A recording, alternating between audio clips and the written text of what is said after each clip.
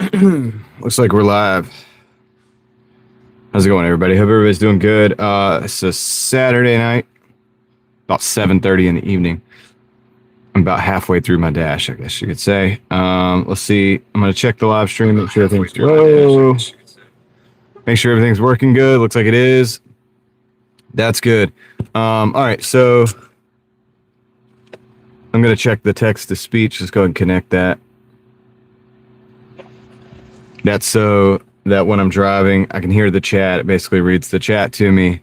And so I can hear you instead of having to read the chat or anything like that. I'm going to have communications auditorially. It's like being on a phone call. It's pretty cool. So let me check that. See if it's good. Let me turn the volume up first.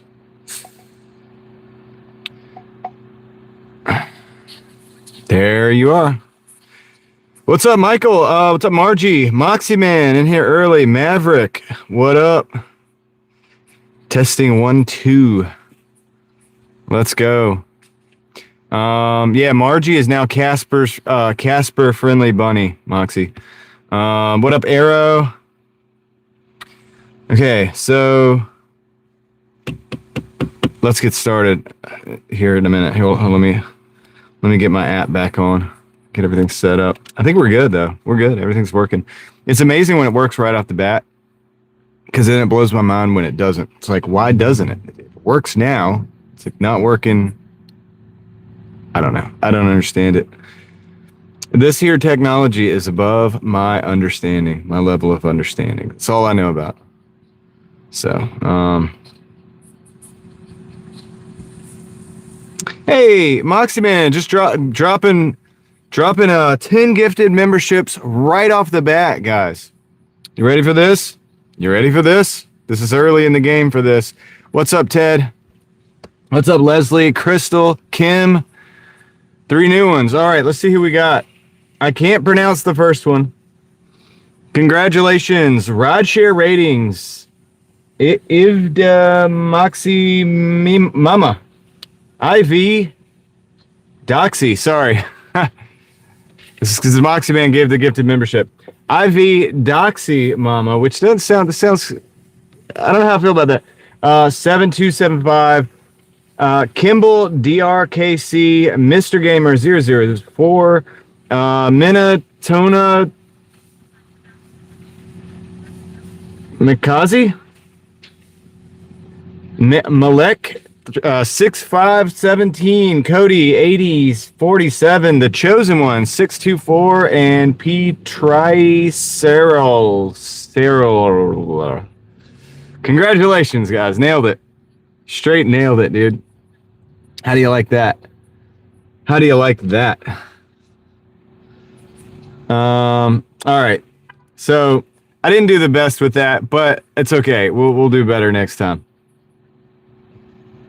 Well, let's see. It was like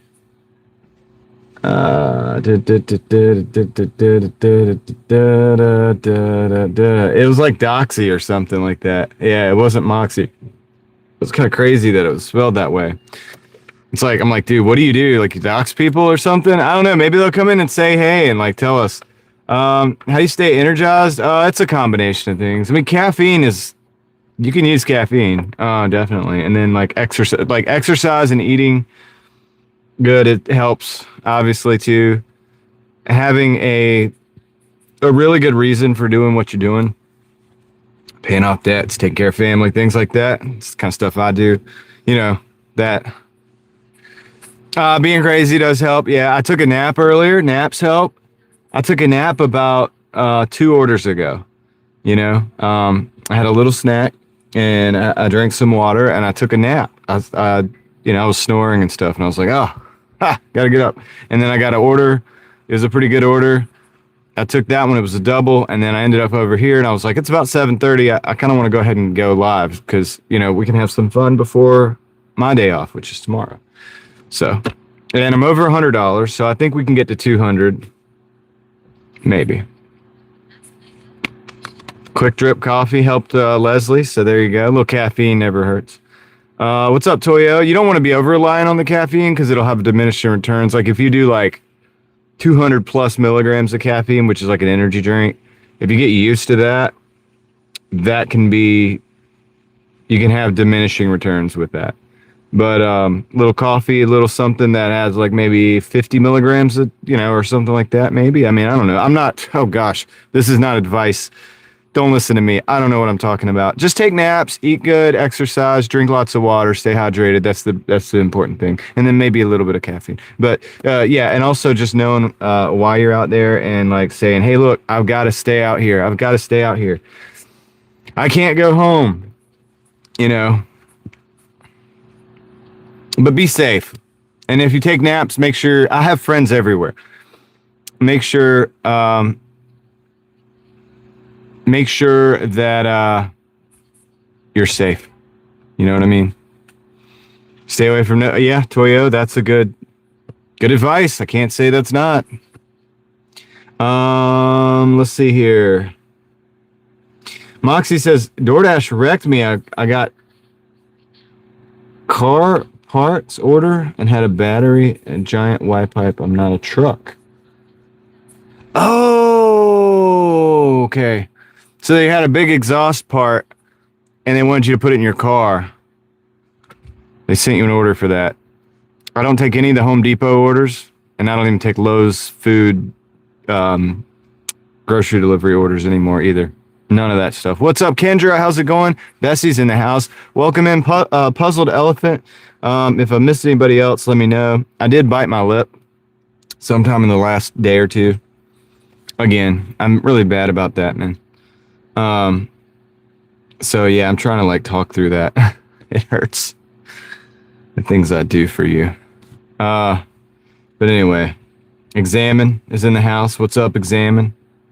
Teal Horse. I think I said hello to Ted. Maverick says he never gets the gifted membership. I don't know what to say, Maverick. Hopefully you'll get one sometime. All right. Let's get into the Doordashing thing, all right? Yeah.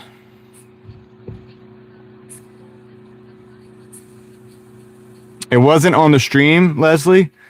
The reason you can't find it is because it was on a Tuesday night during Kendra's stream. So Kendra was live streaming. I had just like hung up my live stream, went over to Kendra's, because back then I would do a stream before her and then go over there. Now I sometimes just don't even do one prior to.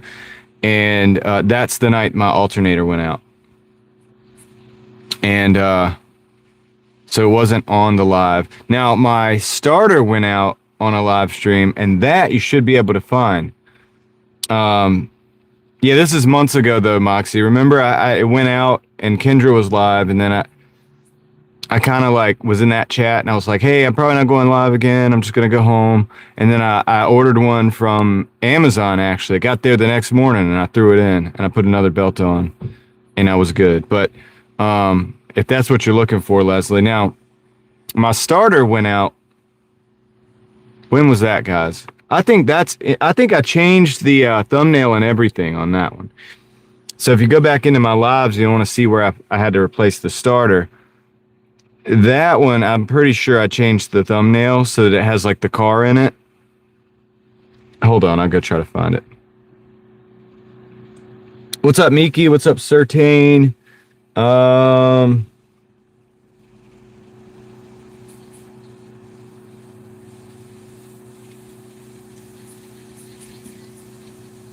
Yeah, and I don't know when that was. It would take me some time to look back in it. Let me go. I'll do a quick look. I'll just do a quick look.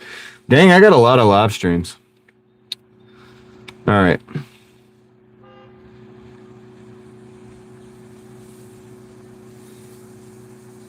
I'll try to find it. I know that I altered the thumbnail so that it could be found.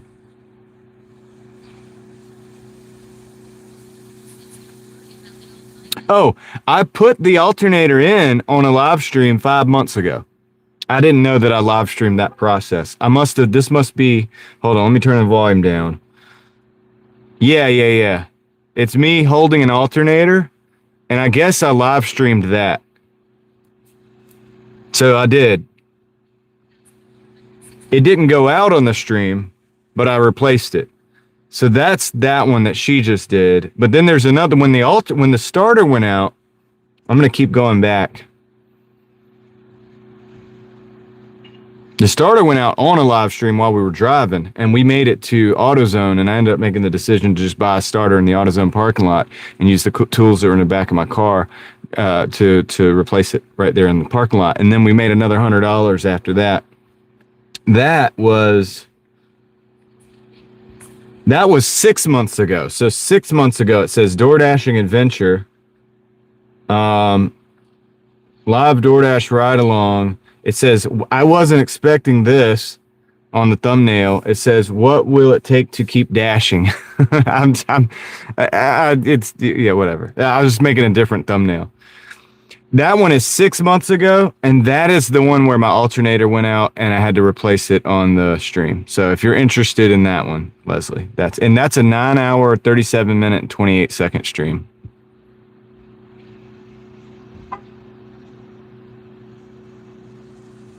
And that stream is why I keep tools in my car. If I hadn't had tools in the car, I had to get the car towed. But I had tools, so I was able to replace the part and keep working.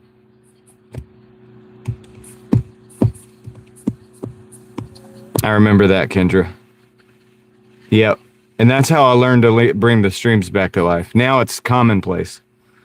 But that was we were learning. And that was good times. Good times.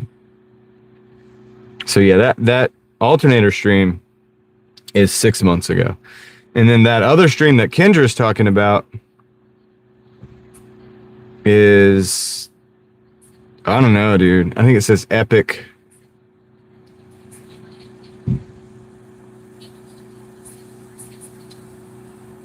Hey, Katie, how's it going? I'm looking through Epic Live. That was 7 months ago. Epic live stream DoorDash ride along. 7 hours and 24 minutes. I think I put Epic in there. I think that's the one. Anyway, just funny. Thank you guys for asking. That's interesting. Kind of brought back some memories. So that's cool. Thank you, Leslie. What's up? Showing love is the way.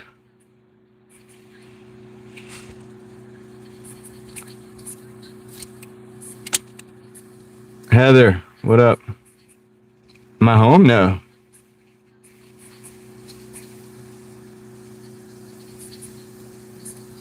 Who were the tools in my car? It was I had about 100. I'm just playing. The tools ride free. That's right. Moxie gets it. What's up, Caleb? You got an Instacart order for licorice cough drops. All right. Oh, no. I'm sorry to hear that, Leslie. Dang. Well, I hope you heal fast from that and get back on your feet.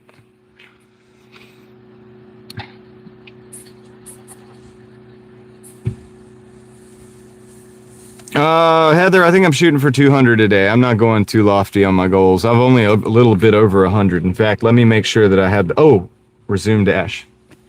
I was 20 seconds off my pause. What's up, Brittany? How's it going? Yeah, hopefully Leslie's okay. I mean, my goodness. Dude, that sucks. I tell you, when you fall and you don't know what's happening. If you're having chest pains, Katie, definitely get that get somebody to check that out. All right, Ellie. Thank you for checking in. We'll see you later. Have fun with your friend, and hello to your friend too, by the way. Big shout out to Ellie's friend.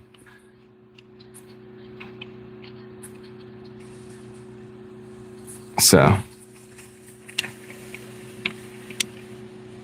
yeah, dude. So hopefully Leslie will recover soon.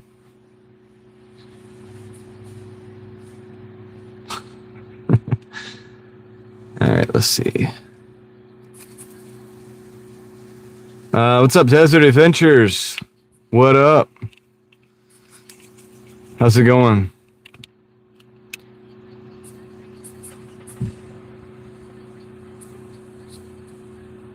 That's good, Heather. It's rare that they don't upsell you. It's a good mechanic, I guess. I'm glad you, but you got that done. But yeah, so tomorrow I won't be, so you'll have to do that all by yourself, Heather. Sorry. Because, you know, it's Sunday. I'll be off. Property insurance. Let's stack those wins. Cloud Seed, what up? I turned the app back on, by the way, too, so maybe we'll get some orders. I'm not really in a good spot, but like in a good place. You got to be careful being on the internet saying, I'm not really in a good place right now. I don't mean it like that. I'm not in a good place to get orders. You know what I mean? $111. Wow. Desert Adventures, do you go at night? Are there stores at night where you are? Because that might be the answer. Go overnight. They took the pause button away. What are you talking about, Moxie? I just used it. I've been on a pause for the last 30 minutes.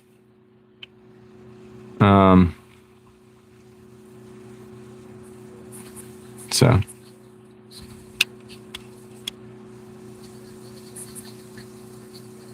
Let's blame it on the piece of paper. I don't.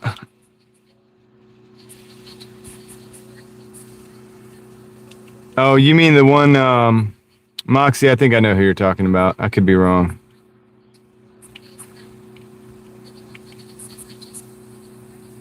They took the pause away from you too, Toya? They didn't do that for me. I have pause right now.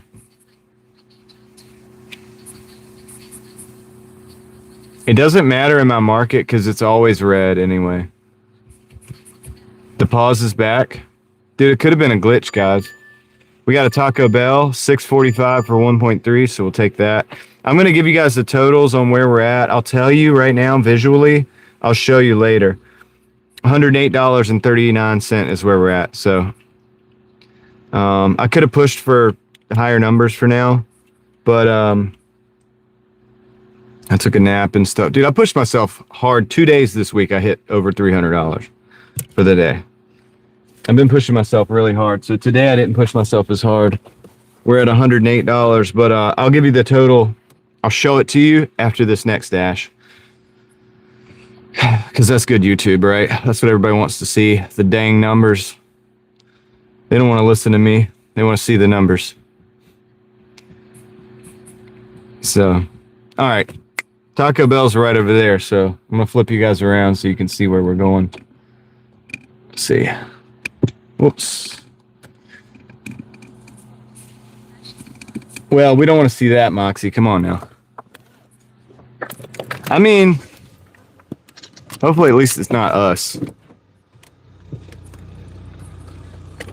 Remember when we got pulled over?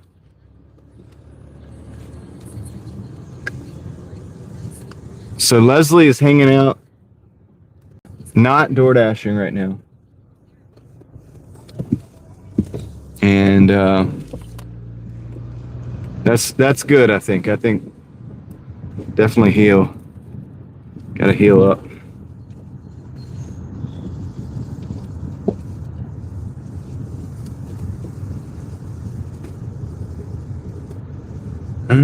Oh yeah, I gotta go this way.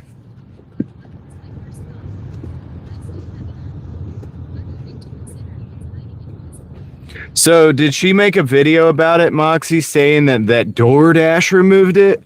Or did she just notice that hers was removed? You want me to order a car from the vending machine?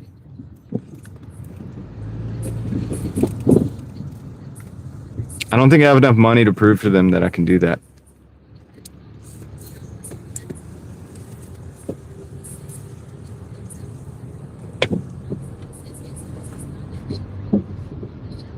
Well, see, that's the thing about these things, man. So I make videos about this. I don't make videos about that anymore. In fact, I don't really make DoorDash videos anymore.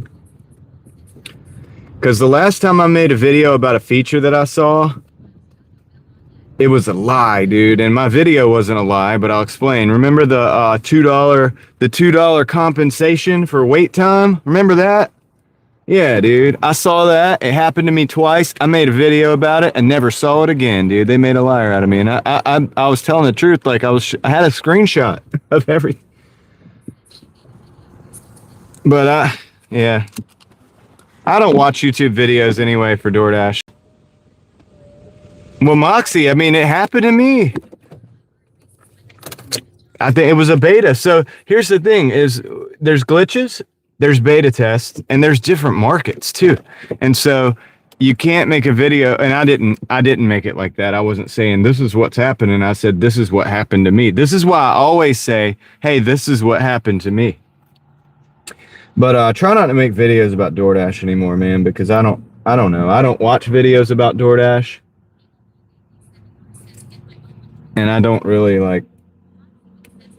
I don't know. I make videos I would want to watch. Like when I go to make videos, I make videos I'd want to watch. Like I make like the tunnel video and stuff like that. Going up into the sun sphere over in Tennessee, and I like that kind of stuff. That's what I would watch, and so that's what I like to make as far as videos go. But we can hang out on DoorDash all day long if you want. All right, let me go get this Taco Bell,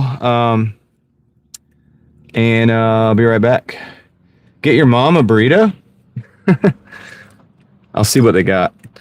All right. Hopefully this thing's ready.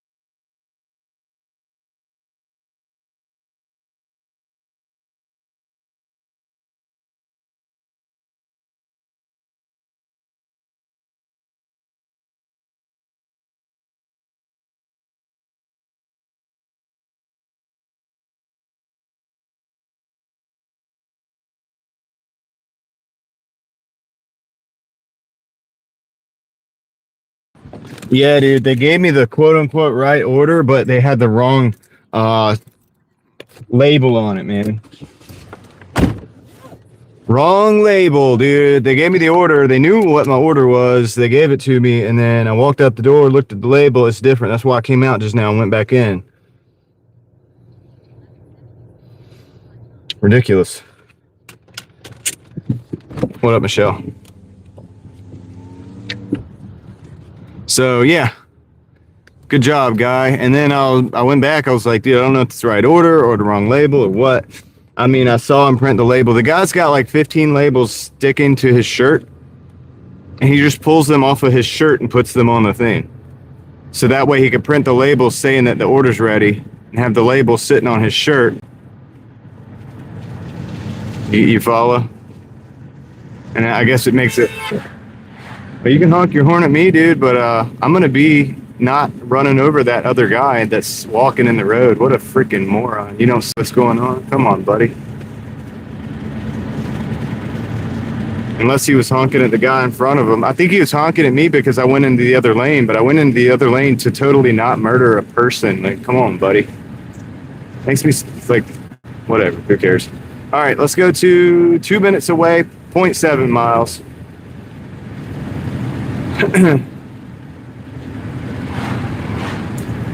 It's like, how dare you save a life?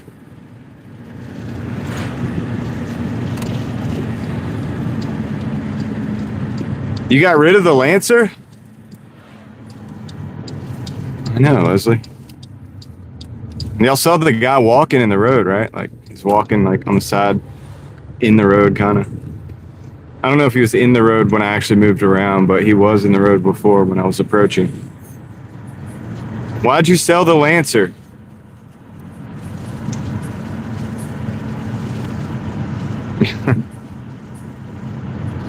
Oh, man. That's right. What's up, Joe Mama?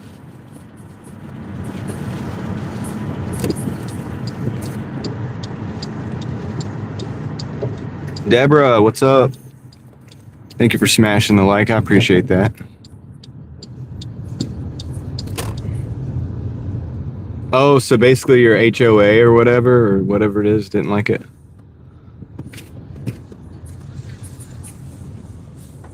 All right, let me drop this off.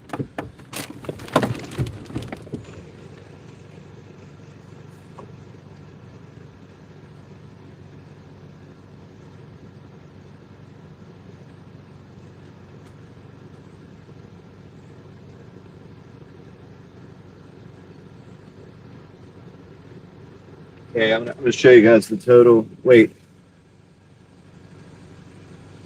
Dang it, it didn't pop up. The thing didn't pop up. I'll show you later. Why didn't it pop up? We're at $114.84 though. Like I can show you the thing. Like I can show you the thing there. It's like, see, 114.84. But I don't know why it didn't show the thing with the hours and stuff. Maybe that'll pop up next time. And we'll get a good look. Yeah. Maybe. All right. I see them coming. I'm going to get out of here before they come.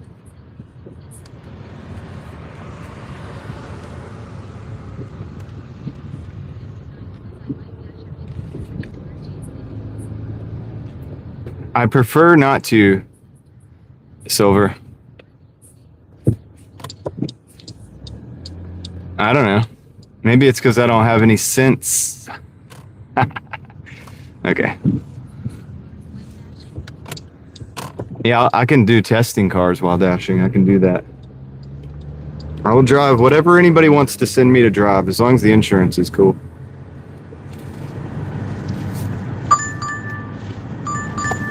All right. I'm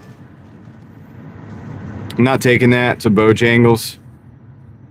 I'm just not taking it. So 430 for 5. Decline. A Yugo? I mean, yeah, I'll even drive a Yugo, but not for very much. I don't want to run the risk. Only for like a 5-hour shift. maybe a 2-hour shift.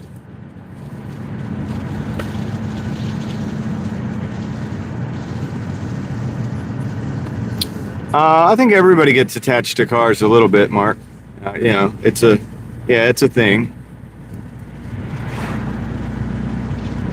So we're gonna head back to Glenwood.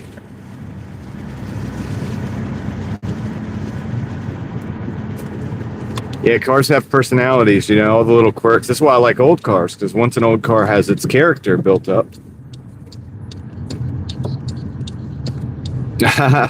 We could trade. He could use the Malibu. I can use the Golf. He's not going to like paying for the gas, and I'm not going to like charging up every 15 miles.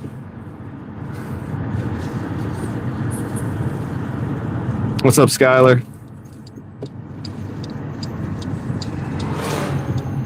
I can't. Oh, here we go. Yeah. Not good. This is not a good order. 777 for 8 miles. McDonald's going way out of the zone, actually. That's a big decline.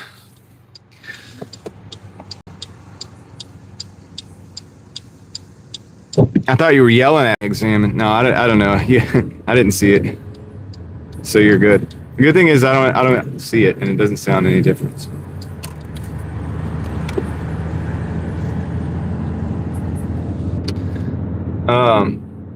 14 years since 0 miles. Wow. And then you had to sell it. Well, I'm not going to say too much to make you sad, Mark, because you've already sold it, right? So, crazy for what? Crazy for feeling so lonely? Crazy for feeling so blue?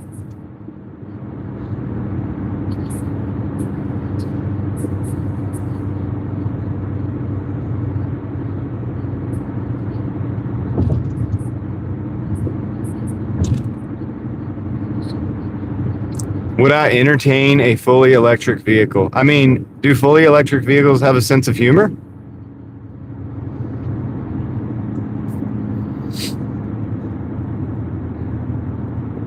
Do you think they would laugh at my jokes?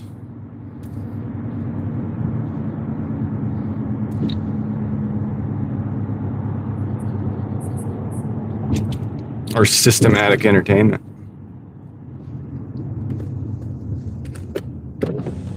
I gotta get some fresh air. Yeah, 300 miles of range. I'm not against electric cars per se. Like, I honestly would do one. I like the look of the Slate truck. I actually do. It's one of the few new cars that I would even ever consider buying.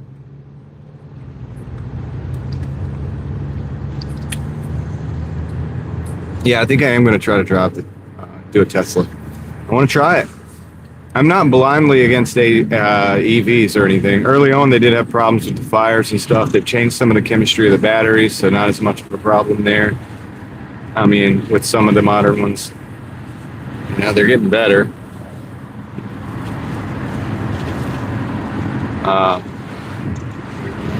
But yeah, I mean, I'm not against it. Look, I want them to be simple, though. I don't want it to be a spy device.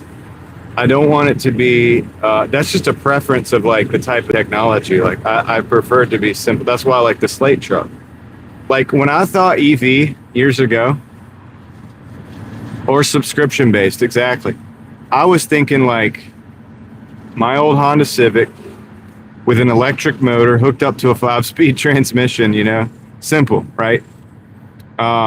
With a variable switch, you know, so that you can, well, actually, in fact, you can run the speed of the electric motor at the same type of rate, and that's what the transmission's for. You know what I mean? To gear it, so you can run it at the same rate. You could technically RPM, and you could technically just gear it out just like a car. To me, that's simple and it's intuitive, and it would be lightweight. You know, then the thing is you have to put the battery pack. You have to figure out battery pack, but the lightweight base vehicle is a good start because, you know, you don't need as much energy, so it should be more efficient. You would get better range. So that's just kind of how I think. I just think like, wow, the tech already exists. All you just needed was the battery pack. So there it is. The software would be very minimal.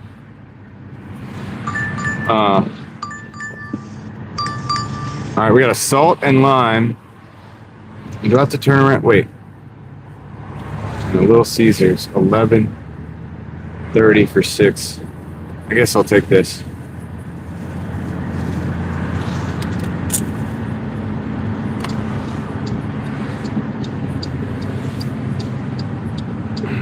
All right, we're gonna take this. It's not the best order in the world, but I'm gonna take it.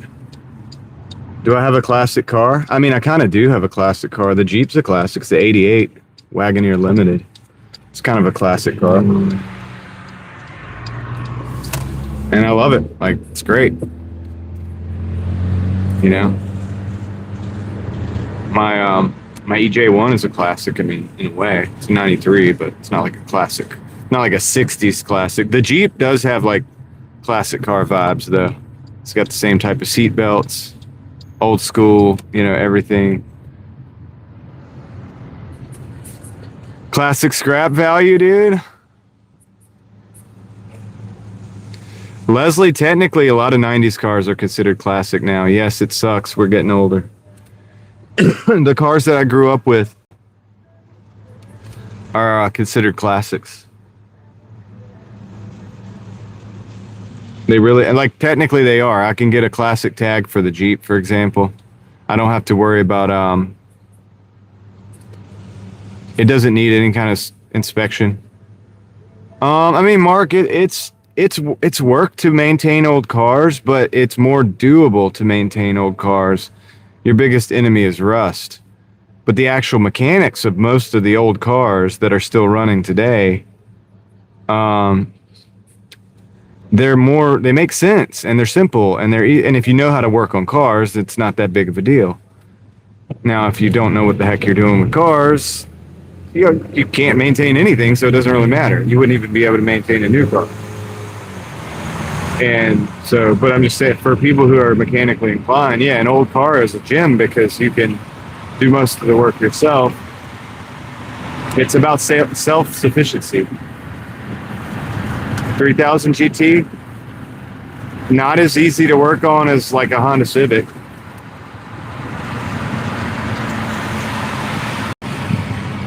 I've driven a 3000 GT, you know.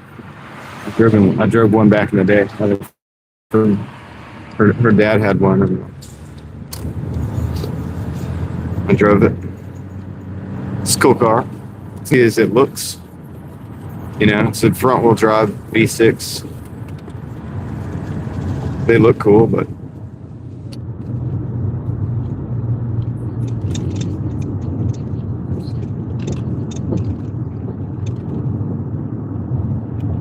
depending on the car, Leslie, they might have been restoring it. Like a frame up restoration. But yeah, old cars are better to maintain, in my opinion. Now, listen, when we talk about electric cars, that's why I think, you know, I like the Slate so far. I don't know what this is going to look like to take the battery pack back in and out. Yeah, everybody wanted the VR4 Toyo. It's a cool car, the VR4. Ooh, that looks muddy. I'm not going to park over there today. Why is it so muddy today? I'll park over here. I got to go to Salt and Lime anyway, which they're both in the same parking lot. Whatever, dude. I'm just going to park here. Yeah, the VR4 was very sought after. Call that the GTO in Japan, I think. Put these things back up. All right, I'm going to go to Salt and Lime. I'm going to pick it up. I'll come back. I'll show you the order, and then I'm going to go to Little Caesars, and we'll check that out.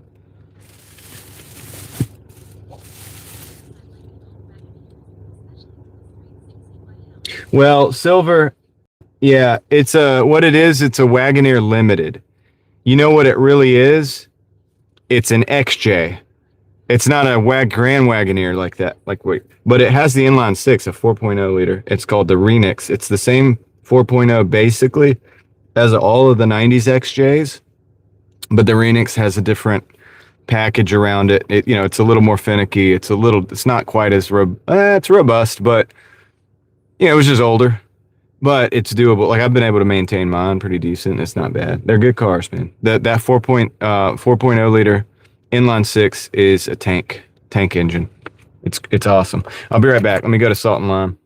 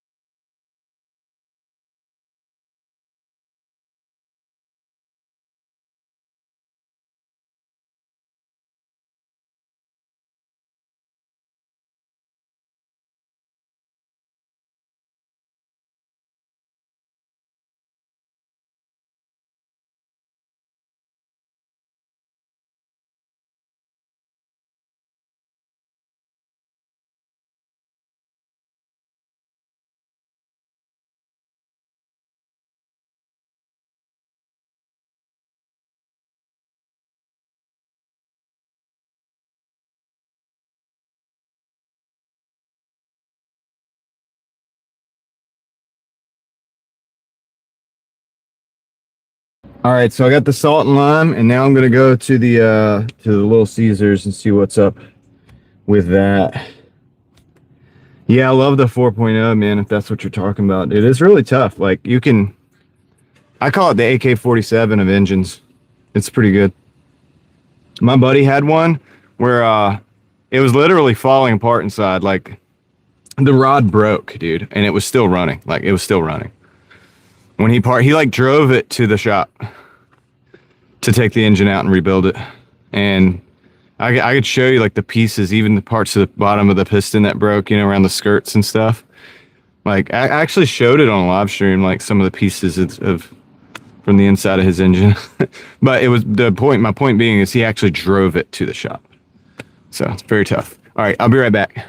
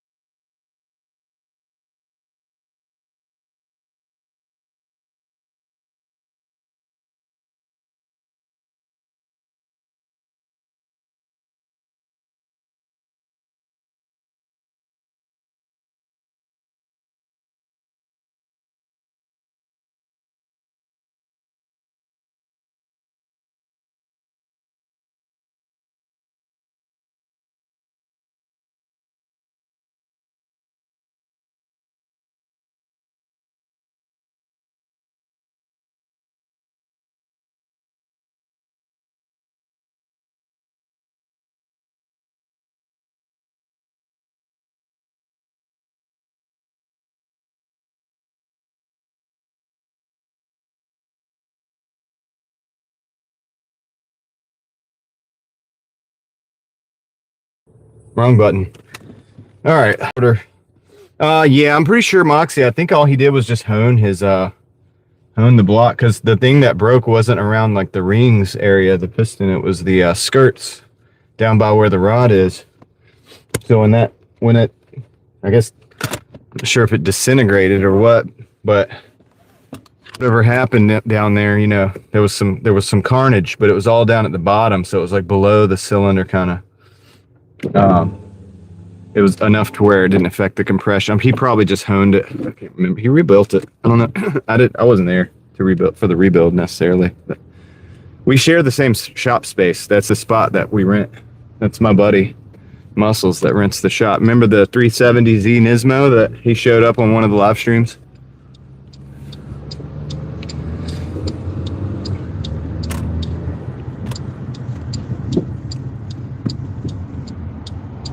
We've built a couple Honda engines together. He's a pretty smart dude when it comes to those things. All right, we're heading out now. We're gonna go deliver. We got 6 minutes, 3 miles. This is not a stellar order, but it's definitely not a trash order, I would say. It's just an order, so we're just moving right along. Chevy Chevette. Yeah.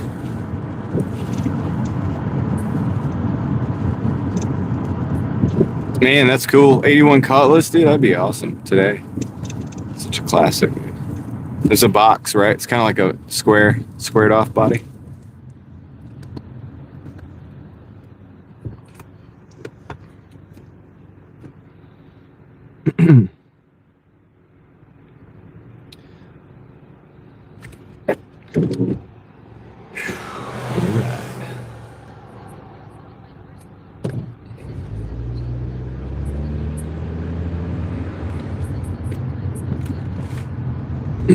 Yeah, I mean, it was to the bottom.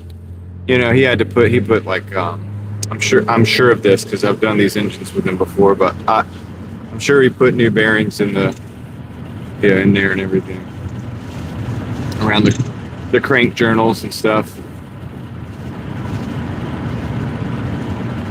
Lubed everything up and then probably honed, not in the same order, but probably also honed he honed the cylinders and then measured out the rings and all that good stuff just to get it right. But yeah, I mean, dude, they're like the AK-47 of engines. Just put them back together and they run. They're great. Engines shouldn't be that tight clearance stuff unless you want like a supercar. Like, you know, if you just need a vehicle to work. Toyota Corona, I do believe I have. That's cool. It was a lemon? That sucks. That's not cool.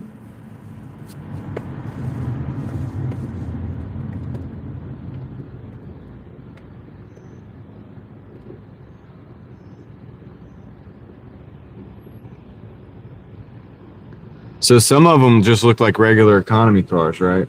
And then it was like should have been a small car if I'm thinking about the right one. Not as cool as like a Datsun 510.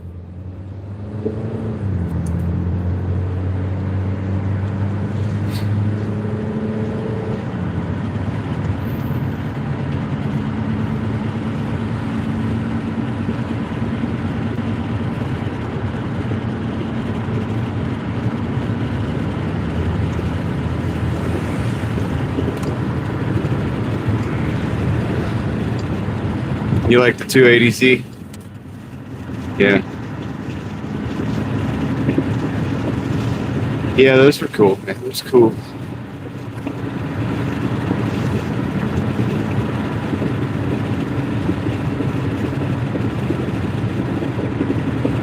It's crazy, the memories.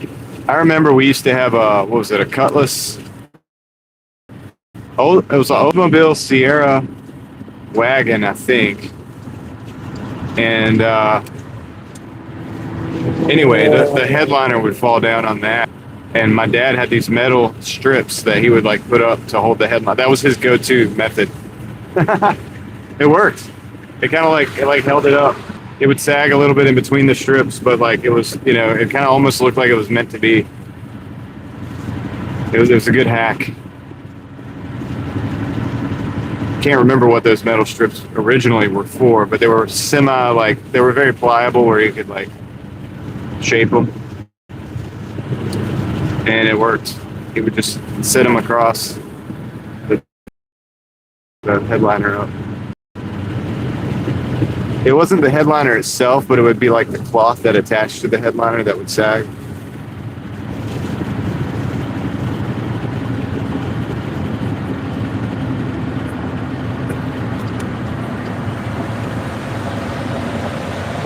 Wait, the Chinese are making the 280Z again, like the original? Are they making a clone of the original? See, okay, I want to know the answer before I go too far along with this, but this is something I hope that it touches on something that I've been kind of talking about, and I would love to see.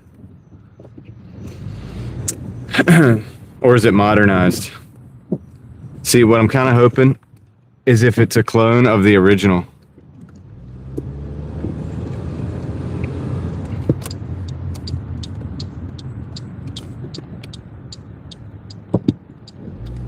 We had such good technology. Listen, certain things, they just work.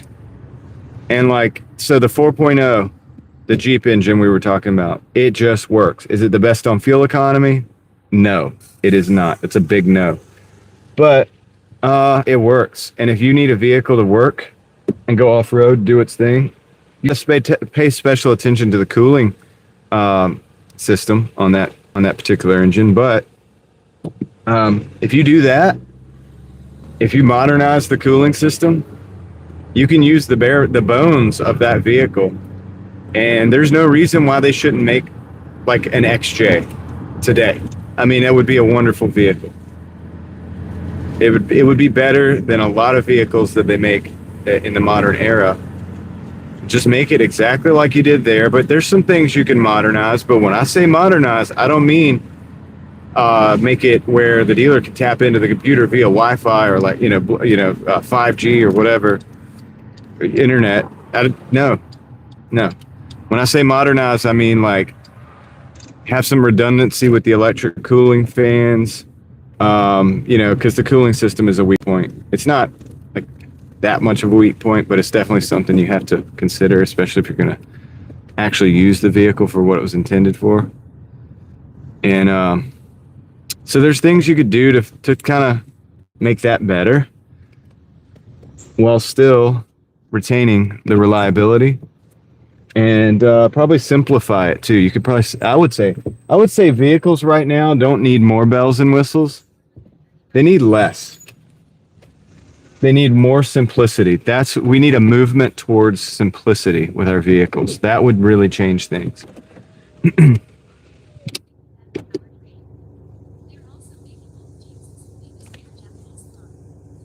Wow, that's cool.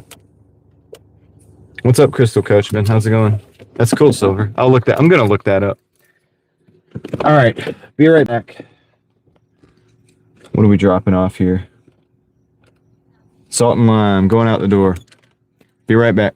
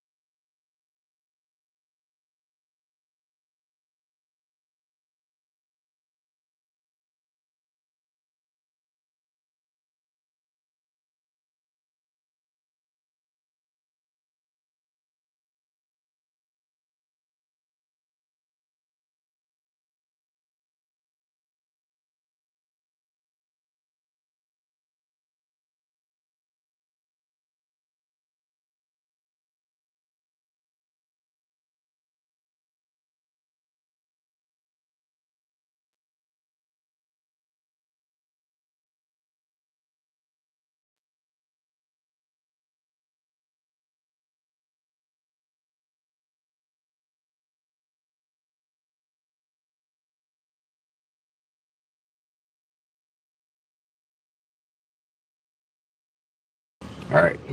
So now we got to go to this hotel, La Quinta. It's very close. Apparently I got to go up to the 3rd floor, unless they're not in the lobby. This does say hand it to me. Sometimes I wait in the lobby. So we'll find out. Brianna, yeah, I know customers expect the text features, but that's also something they've been sold. It's kind of like a lie, you know? Most of the tech is gimmicky. I mean, most of the tech in the cars that for entertainment or to make it cool, most of that stuff, you got that in your cell phone. You can, like, if you really want like a certain entertainment center or a car that talks to you or whatever, I can retrofit. Any vehicle you could take, you could put that stuff in. You could take a 1960s vehicle and put that stuff in it.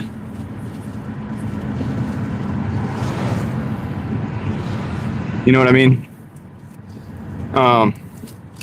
The other tech, like, you know, I guess there are certain safety features, right? Like the lane departure, whatever, lane assist, something. To me, that stuff's dangerous. So the part of your car that, like, if you let go of the wheel and it goes towards the, say it goes towards the yellow line and it bounces you back towards the other side. I drove a car like that not long ago when I rented a vehicle for a trip.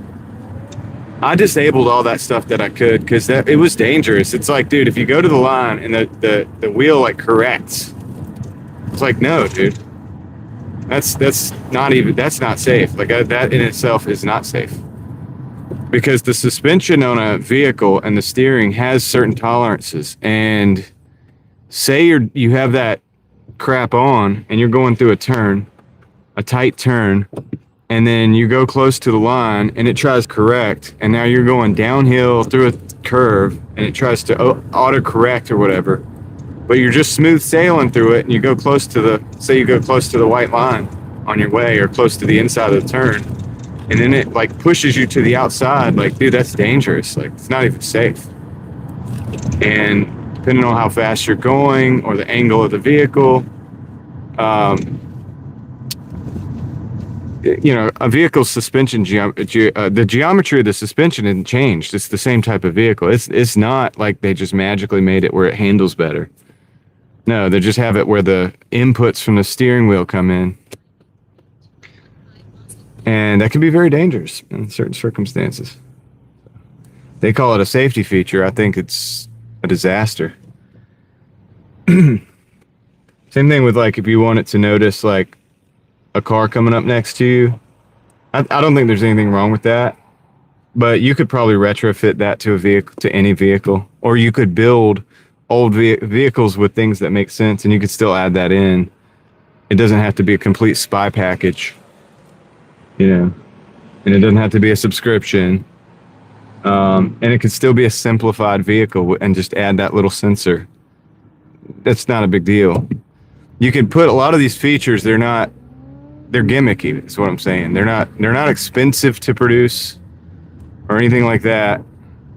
But then they put everything into the screen, and then when the screen breaks, you do lose functionality. So, like, that's just like, why would you? It doesn't make sense unless you want people to come back to the dealership constantly. If that's what you want, then it makes a lot of sense.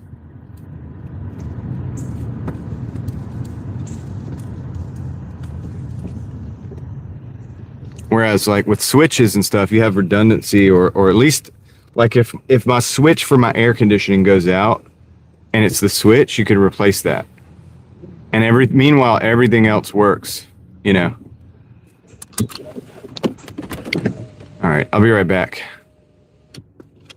But if your screen goes out, you lose the air conditioning, you lose the radio, you lose certain functionality, drivability features.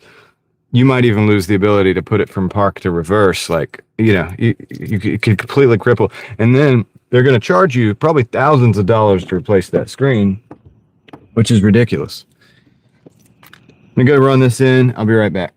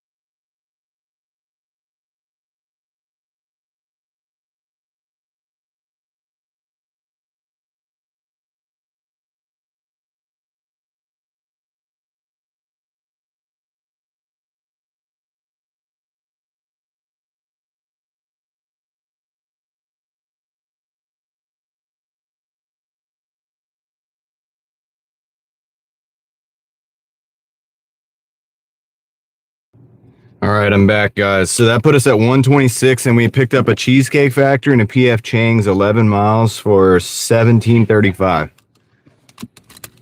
That's where we're at.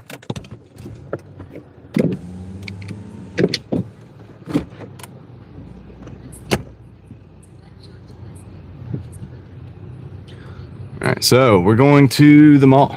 Let's go. Let's go to the PF Chang's.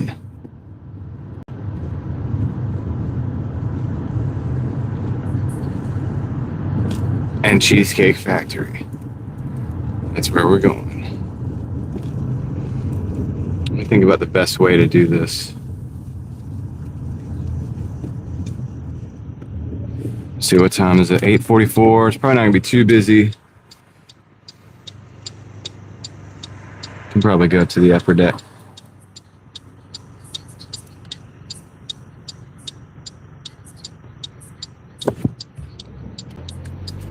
Yeah, nah, in my market, it's okay. It's fine.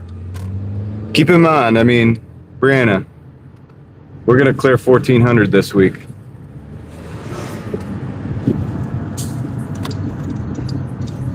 What's up, Sharon? How's it going? There you go, this way.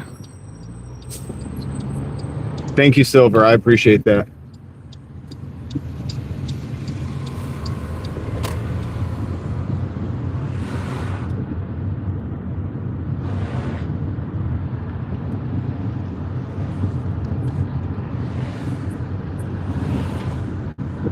Yeah, I'm not trying to say that to like flex or nothing. I'm just saying, like, I know certain orders are good and certain orders are maybe not quite as good and this, that, and the other, but the combination of orders that I take throughout the week get me there.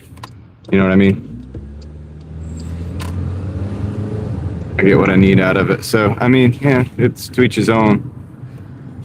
It is a lot of driving. Honestly, things have slowed down today since I took my break earlier, but I ain't worried about nothing. Put the hard work in for the week. Now all we got to do is just kind of like finish it up.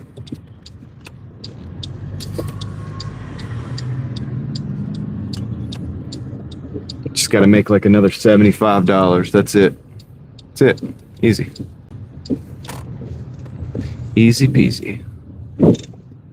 Like sometimes you do have to do a little driving to make it work with the sky. Also depends on your market. Like everybody, you know, you get the idea. Like, so if you have a market that's not all spread out, maybe you can do quicker hitters, shorter runs. But this market is a little more, I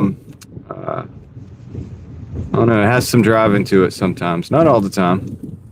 I can keep it short, close in, a lot of times for quite a while. But then at a certain point, you're going to end up having to drive it on some level.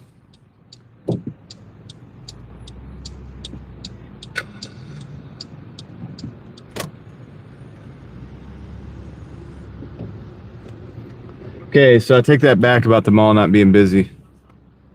It is.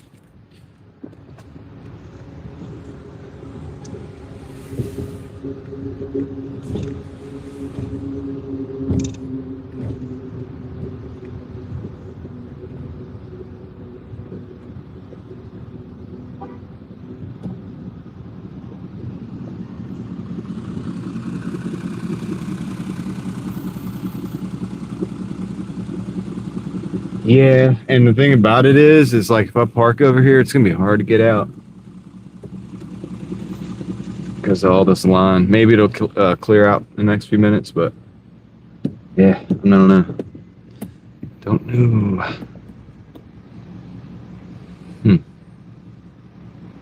So there's cheesecake, and PF Chang's is beyond that a little bit. So what I've got to do, I'm gonna park down here.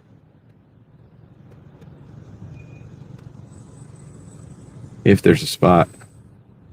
And then walk to PF Chang's and then come back and then walk to cheesecake. I don't know if there is a spot though.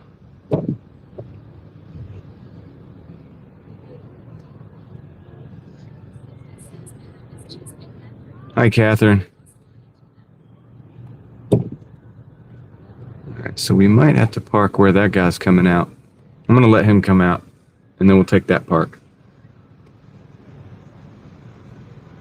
It's good. It's right in between where we want to be. It's a new perspective too for you guys, so you don't have to look at the same old Cheesecake Factory imagery.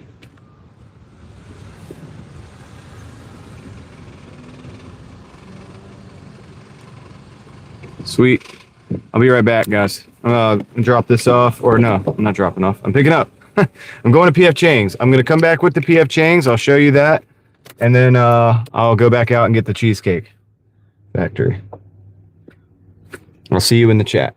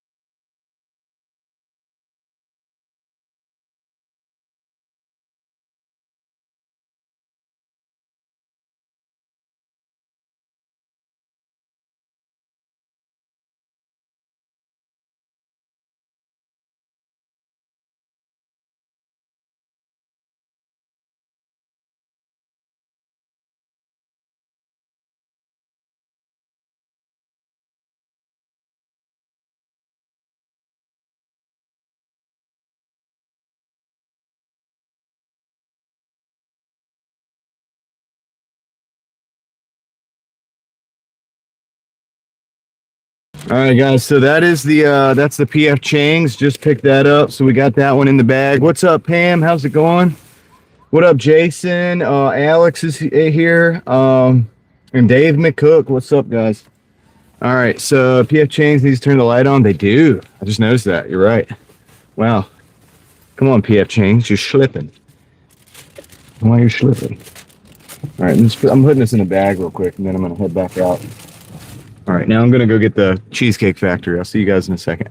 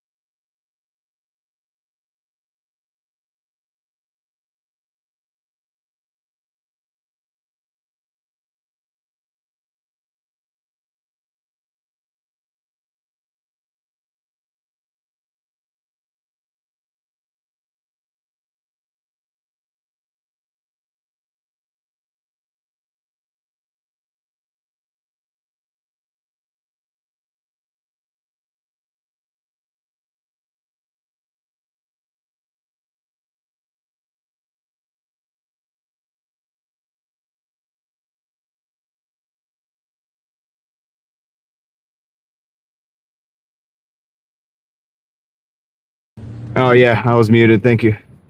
All right. Well, we got the order. I was just thinking we got to get out of this place. It's the last thing we ever do. So it's a good thing you didn't hear that. Anyway, yeah, dude, we got the orders and ready to roll. It is busy here. There's a lot going on. There's kids riding around on e-bike, like dirt bike style. Just kind of, zipping around, zipping around. There's people lost. They're looking for their car. There's people that are in a hurry. There's people that are, I don't know, dude, in a hurry to spend their money, I guess. I don't know. It's what you do at the mall, right? Dave McCook, thank you for the 10, Dave. Appreciate that.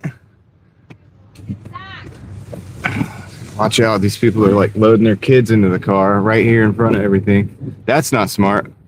Come on, guys. Go somewhere where it's a little safer, man. Thank you, Dave. I appreciate it.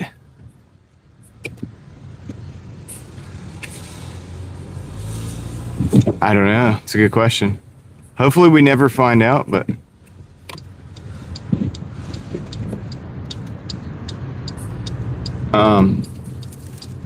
let's get some Hulk smashes in the chat for Dave in my absence, since I'm not able to do that since we got the green lights.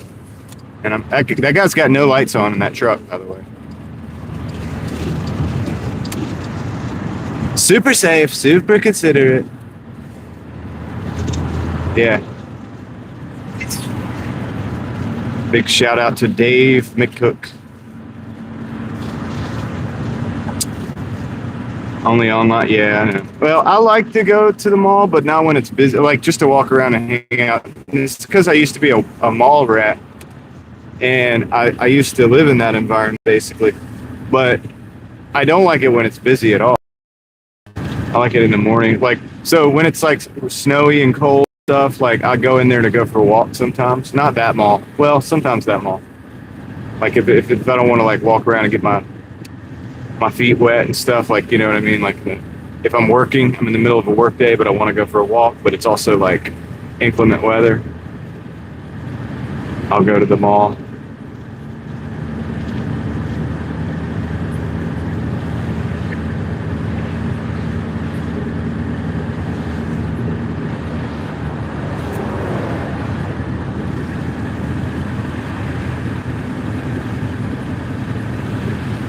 Yeah.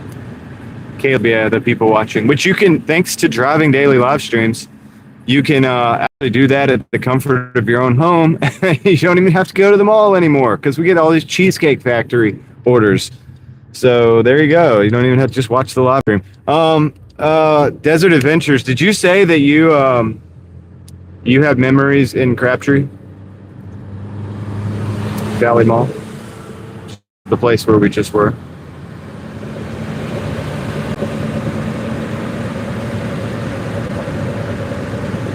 I wonder if you're around my age. I wonder if we've met and didn't know it. Like, not, we would know it, you would know it. But then again, I don't know, I was like different back then too. Well, I was like the same. Well, I was scrawnier. And I mean, I'm kind of scrawny now. I was even more scrawny then. I don't know, it's hard to say. 30, dude, we're about the same age. That's true, Jason. But how would they know? I have delivered to a subscriber before, but I wasn't live. He just recognized me when I got there.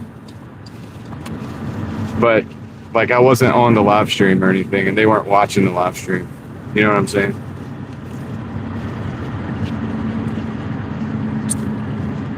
So that doesn't really count. But it was a cool experience because he's a super cool dude. He showed me like he has a business. He showed me like some of the workings of the business. I was like, man, that's awesome. Great connection. But yeah, not like, he wasn't like watching me like deliver the food live. That's like a whole nother level.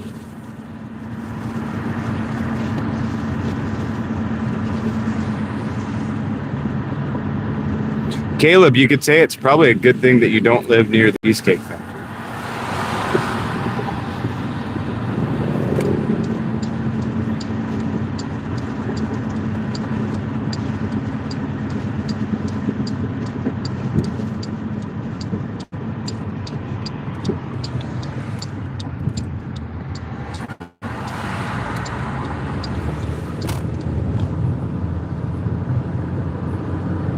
No, I definitely do have repeat addresses that I recognize. Desert Adventures.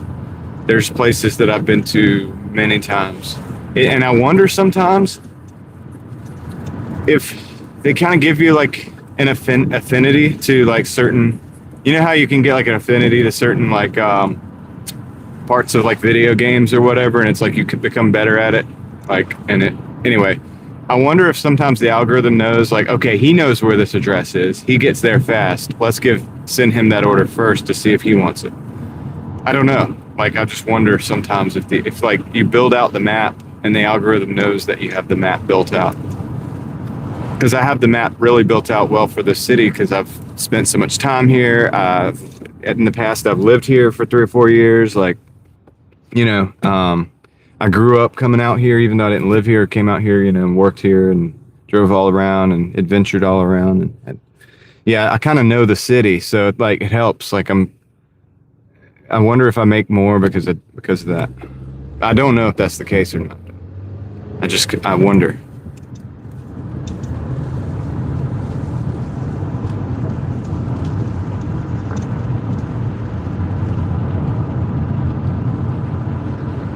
Like, honestly, that would be an effective use of the algorithm, really. If you're like, hey, this person goes to this place quite frequently, so if we give them the order, they'll do it efficiently. You know, and we know that, so let's give him an option.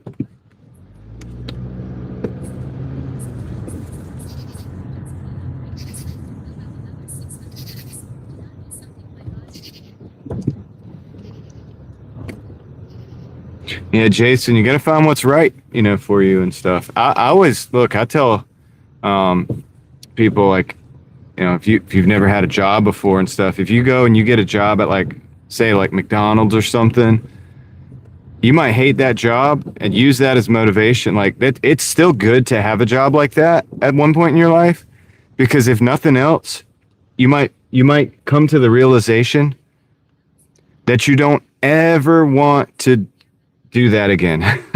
You know, so you'll know that, and that'll motivate you to go do something else.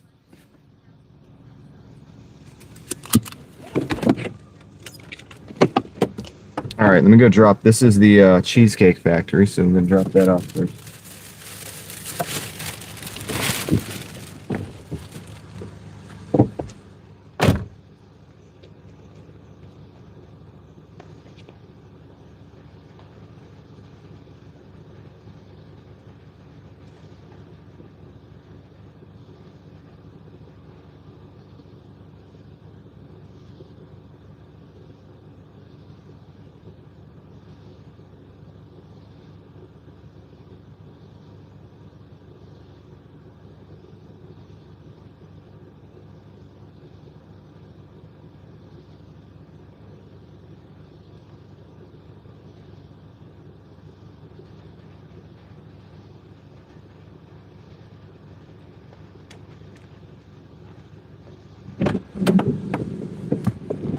Okay.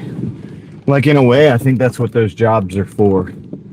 You know, working at McDonald's or Taco Bell. It's like that job that you work, you're like, I don't ever want to do that again. I will go, you know, to school for nursing or become an entrepreneur, or, you know, I'm going to learn how to build houses.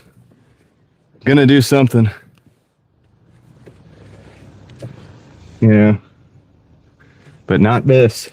I'll do anything but this. All right, let's go. I don't know what that was. I was like, All right. This is where the road trip kind of begins. We got about 6 miles to drive on this next one. This is where the mileage is. That's okay. We're just going to chill till we hit 200. Well, yeah, I guess I'm going to go for 200. The speed bump sucks. You should probably go over it like I'm lowered.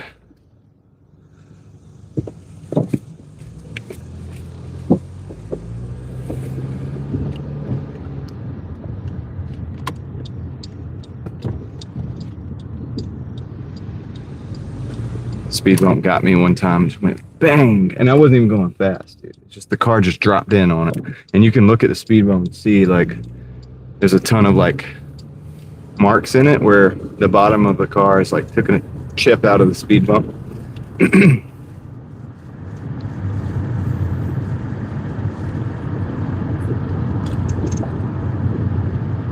Luke.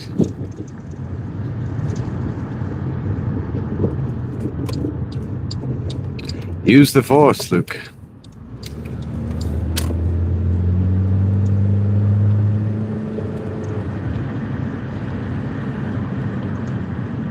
All right, we're 9 minutes out. Looking forward to smooth sailing. Green light. That's what we like right there.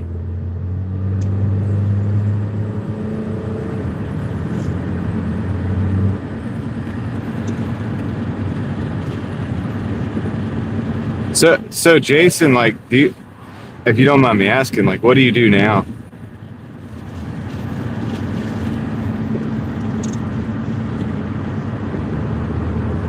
Or are you trying to figure out what's next, kind of thing?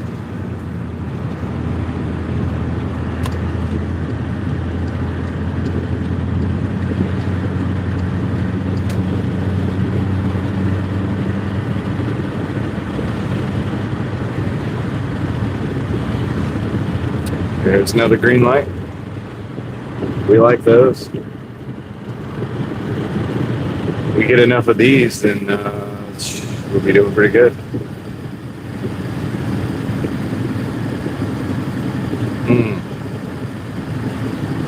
That sucks. Live in a small town, not a lot of stuff going on around here.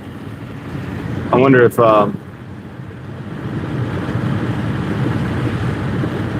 yeah.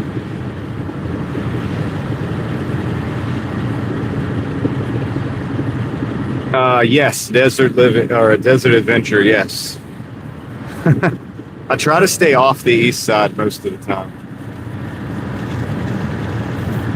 So that's why we're over here on this is like, you know, the western Raleigh, and then I stay in North Raleigh, West Raleigh. I'll even go over to like Falls, but when it starts pulling me over to the east side, I'm not saying I won't go. I do. We could even end up there tonight, but they got to pay. It's going to be because it's like a high paying order or something.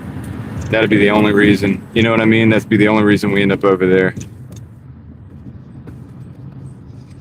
A regular good order, like a 10 for 6 or something, but it's going to the east side.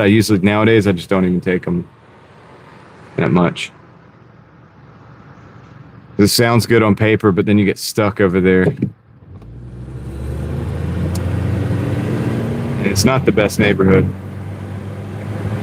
You know, when I was growing up, I don't know if it's just because I was a little bit wild. I didn't think Capitol was that bad. I don't think it is as bad as it. I don't think it was as bad as it is.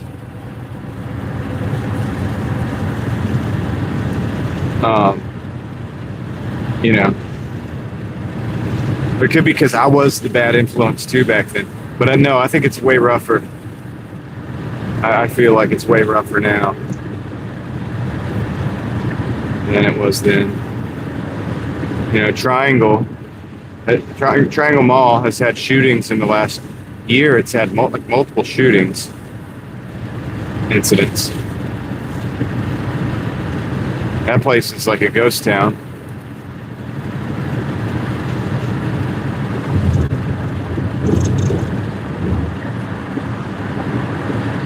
Yeah, you know, you go to the Capitol, go to like street, like car meets and stuff, the street races back then, like at night, and everything closed down. You go up there, hang out. I mean, that's what we did growing up, over by like World Market and all of that stuff. You probably did the same. And, you know, Triangle Town Center. And Yeah, I worked in Triangle Town Center back then. Dude, we probably crossed paths. I mean, we just didn't know it, and you just didn't think about it. The fact that it's me, but yeah, it's like a small world, you know.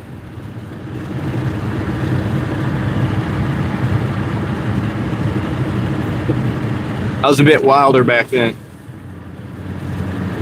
as it should be. Dude, when you're young, it's when you go do wild, crazy stuff.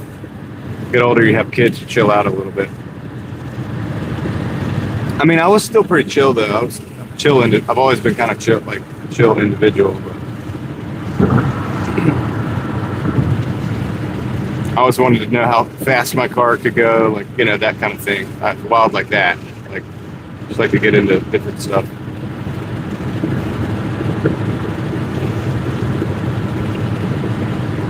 It's EMS.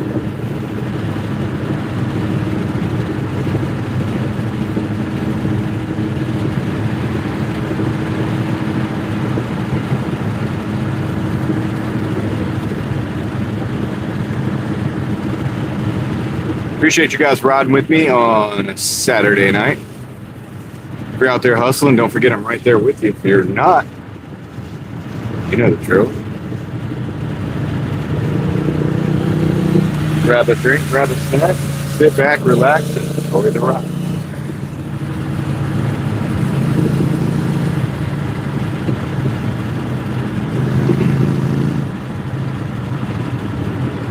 Are you writing a book?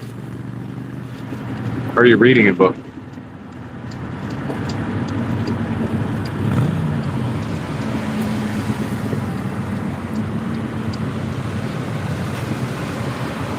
All this talk about where you're from in Raleigh, hanging out. Oh, okay. Oh, Lonesome Dove, that's a good one. Spazzy Light. I was about to say, dude, homie's writing a book about me. Not about me, but like with me in it. You're talking about Capitol Boulevard. Probably 20 years ago. I was all over the place. I'm like, dude, am I in the book? Please. Can you run that by me first? No, I'm just... What's up, Yankee? How's it going?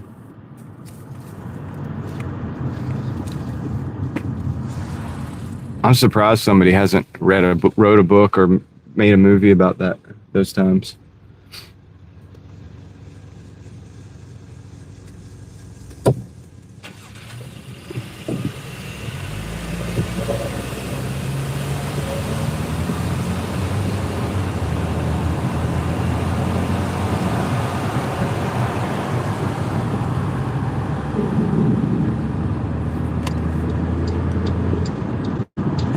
I'm doing all right, Yankee. Yeah, we're slowly getting our numbers up. I'm nowhere near like where I was the last few days, but we're 100 and what were we? 126, I think.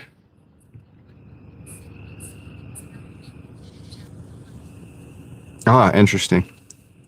Chapel Hill money. I don't know too many families from Chapel Hill, but I don't know. It's always interesting to read stuff about your area. There's a lot of stuff about Durham, the city of Durham, which I did spend a lot of time hanging out in growing up as well, but not as much as Raleigh. But I mean, I'm very familiar with Durham. It's like I wasn't far from either one of those places. So.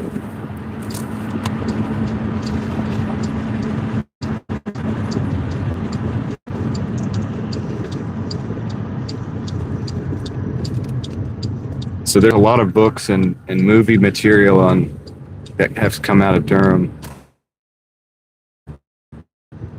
North Carolina. I think one of the most famous movies from Durham is Bull Durham. That's probably one of the most like well-known ones. But there's been documentaries and stuff too about how like how crazy it is sometimes. And it's not terrible. A lot of people that live in Durham will be like, yeah, it's great. And it's like, yeah, it is. It can be. Like, there's parts that are good and everything. But you're tripping if you don't admit, like, that there is some wilder side of it. All right, I'm going to go drop this off. This is the PF Chains.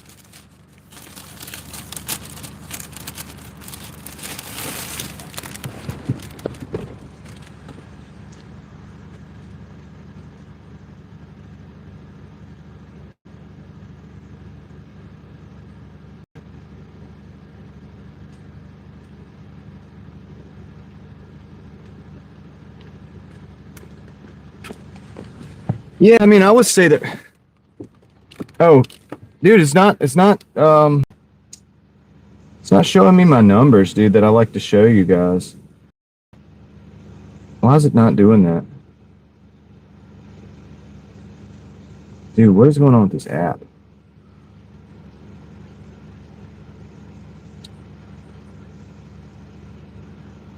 I'm gonna restart the app.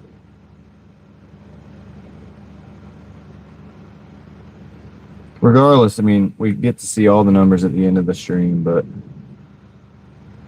maybe that's just because the signal is bad over here. Let me let's get out of here. I have no idea about our total right now. Leslie's probably got it correct though. Yeah, 143.49. That's it. All right, cool. 200 likes and $200. Is that what we should go for? I think it's fair. That just seems like a good sweet spot for us. That's a good successful day if we get 200 likes and $200. But yeah, Alan King. Yeah, Raleigh. I mean, Raleigh is definitely, like I said, I think it was safe for 20 years ago. I felt like it was a lot safer and nicer. You didn't have, and it's interesting because you didn't have things like North Hills was a mall with an underground section. It was a regular mall. It wasn't just like, shopping center, Altered States, Rolex, like all that stuff. Ruth's Chris and all that didn't exist. That it wasn't like that. It didn't have that level of, oh, this is nice, it's upscale. But the whole city as a whole, I'll tell you about that in a minute, but which is across from North Hills, I've started to notice a lot of people hanging out in Midtown that don't look like they live there, but they're just coming in. They come in, they park, and because if you live there, you park in the parking garage. If not, you park in the parking spaces, and the parking spaces are limited, and that's on purpose because it's Midtown, and they don't want a lot of people coming in that don't live there because it's this nice upscale. It's supposed to be upscale, and so they don't want a lot of people coming in and hanging out. But I've noticed in the last few, especially I guess because it's summer, that people are going there and hanging out more that are not people that live there. And I saw this happened. This happens to different places. Like it starts out really nice, and then it starts to get less nice.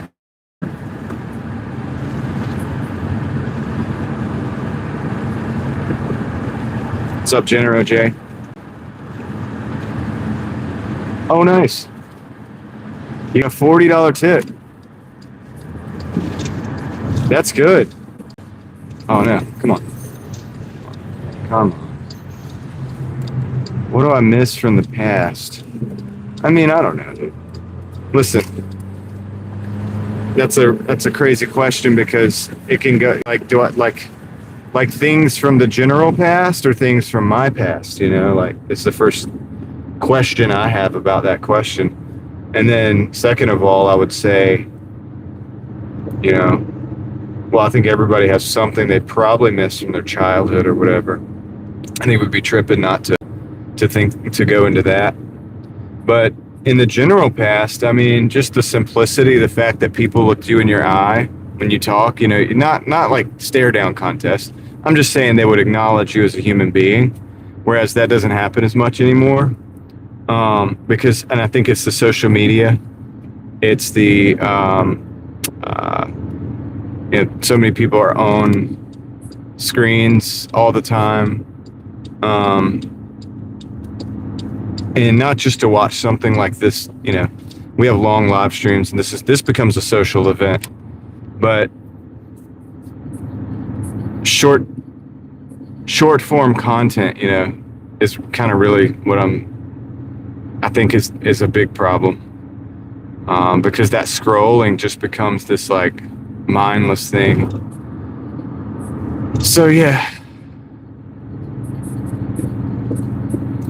Going out and it not costing a lot, that's a good one. And Blockbuster is a good one too. I remember going to Blockbuster, and in fact, we actually for a while we had a mom and pop video store that was in my town growing up. There was a Blockbuster across town.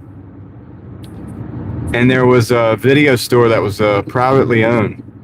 Okay, and the privately owned video store had a lot of like older titles and stuff. It was really cool, and I used to love going through that. And you look at it's funny because you would look at the box art on a video on a VHS it means a lot. It made so much sense that they put time into this box art and the hold on. So good berries. Good berry. I'm not taking that. Anyway, it just meant a lot. You looked at that and then you would read it if you didn't see the movie or you hadn't seen the movie. This was the older title or something and you're young and you didn't see when that movie came out, and so you're looking through the older movies and stuff. And the the pictures on the image on that VHS tape cover matters, right? And then the things that they write on the back matters. All that matters, and it gets you excited for it. And then you get excited. You go home. You're on the way home, and you can't wait to see what's going on in this world of this, whatever this movie is that you're going to watch, right? And then you're going to watch that movie, and you might watch that movie twice. So you really get a connection with the characters in the movie, whatever it is, because you're renting it, and it's the one you have until it's time to return it. And it's just different, man. Even when DVDs came out, I remember we had friends that, you would go over to their house or whatever. I mean, I had a friend that had a whole trailer that you would hang out in. It was just for us to hang out in. And because their family kind of owned the trailer park. And I'm gonna decline this one too. It's a $9 for 16. It's irrelevant. We're gonna decline. But anyway, yeah, you would go in and then whenever people would fall asleep, that the DVD, the home screen would just play over and over again. And you'd wake up and you've been hearing this home screen music from the DVD playing over and over and over again, because it's, you know what I mean? Because if you fell asleep to the DVD, whatever. Anyway, that kind of stuff is just.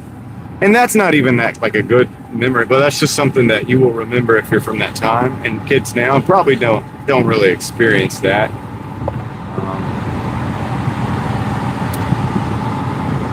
But so that's a DVD thing, the home screen. But yeah, the VHSs, man, I don't know, dude. The boxes were always good back then. The box, the picture they had on the box was supposed to grab you because they know that thing's going to be in a video store. It's going to be on a shelf at Walmart or something where they're going to want you to buy it. Maybe you've heard of it. Maybe you haven't. It wasn't like you didn't have YouTubers talking about the movie every time it came out. You actually got to go and form your own opinion of things. If you went to the movie theater, you would go and form your opinion about it. And, you didn't have, like I said, you didn't have all these YouTubers talking about it. Right now, a movie comes out, you'll have next day, you got 100 videos of the top YouTuber people that talk about movies, and they all have their opinion. You don't even watch the movie anymore. You just watch YouTube reviews of the movie. We just live in that world. It's a pseudo world where you don't even live the experience.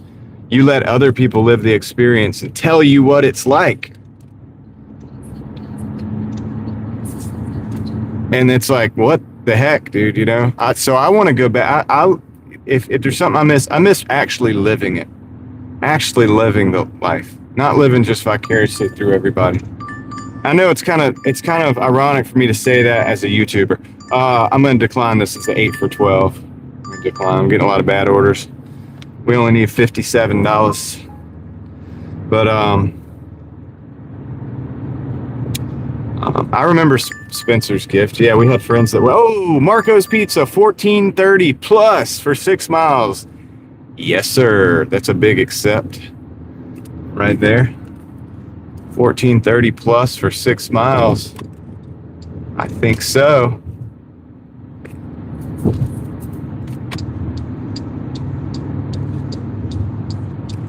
I'm not like a big cherry picker, but all those orders that we just declined were garbage, and it's like if you'd have took any one of those, you'd have missed out on this 1430 plus for 6 miles. Yeah, we're going for Greg. We're going for 200 tonight, and I'm going for the $200, and apparently you guys are going for the 200 likes. I don't ever ask for it, so I let the chat take care of that. But that's what everybody has wanted. So I think we're going 200 for 200.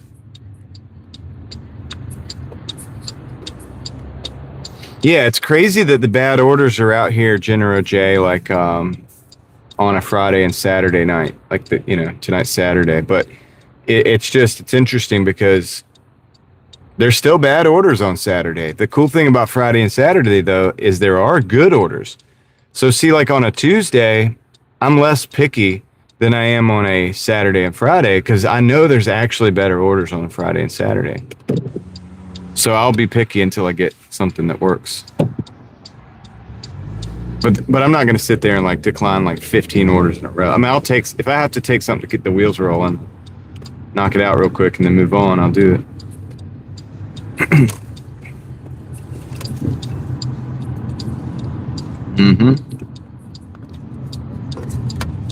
That's right, General J. And it's true. It's actually true.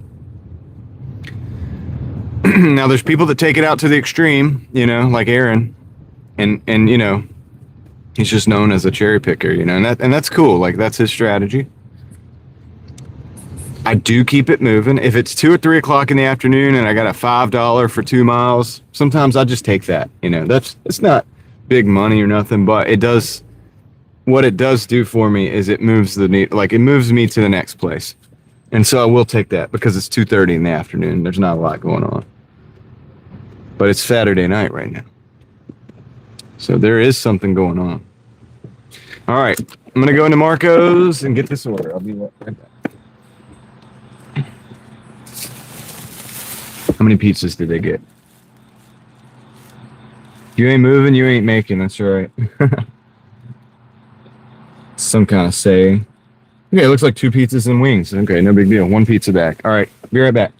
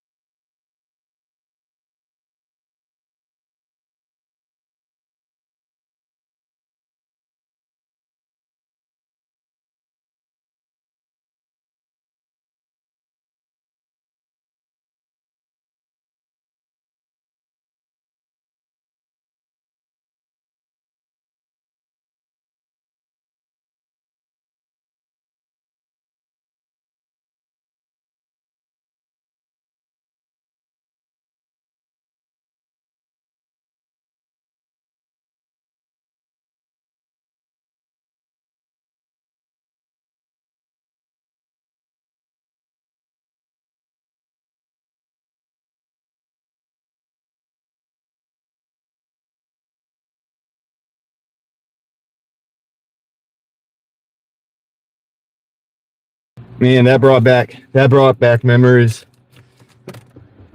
My buddy in there was like folding pizza box. I've become friendly with some of the people here at the Marco's too now. And one of them was in there. He's folding pizza boxes, and I got in a conversation with him because I was like, back in the day, it just brought back memories from when I used to work at pizza shops and stuff. And I know there was one place we used to work. We would have competitions to see who could fold the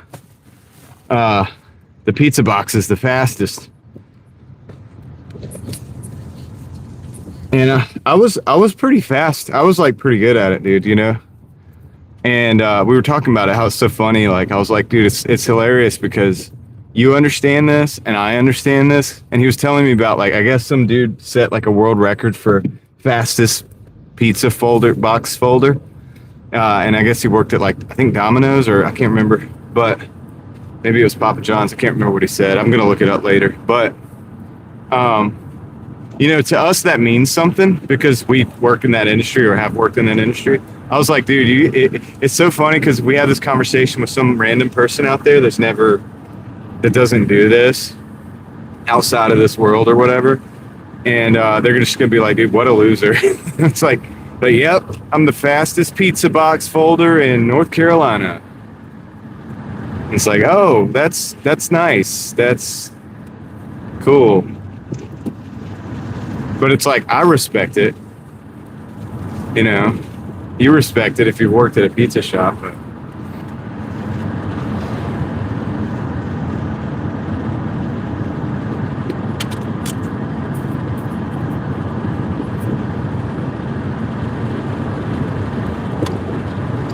dude, I was pretty good at it too. I'm gonna look and see how fast he was because I was pretty fast.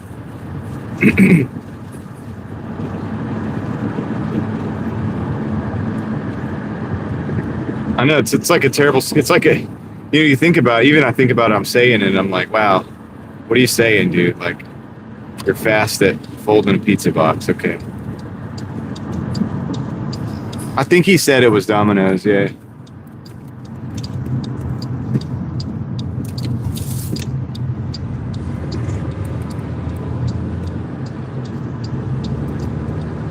But hey, I can't lie, dude. I can't lie and say I'm not good at it. Like, whatever. Like, I am. I've worked at a lot of pizza shops, so.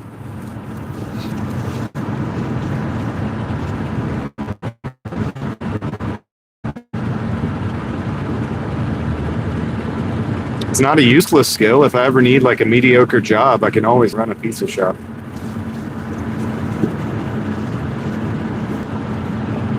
Like, little extra money or something. If the old Doordash doesn't work out. Sounds so crazy, dude. I gotta rethink my life now.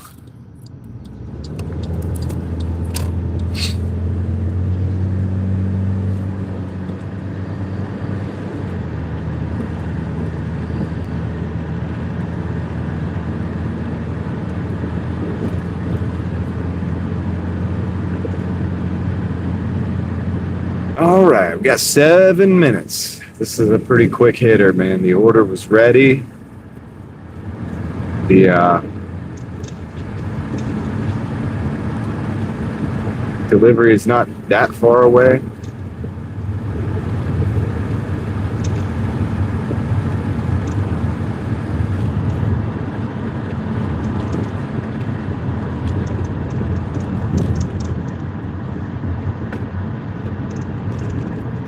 I think I'm going to go down Howard to Creedmoor. I think it's quicker than going down Ray to Strickland.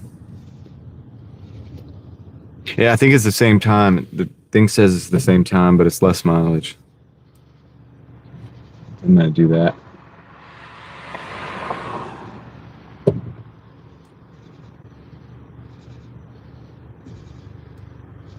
There we go. Here's the light. There you go, Jason. There's your 100 likes before 10 o'clock. We did it.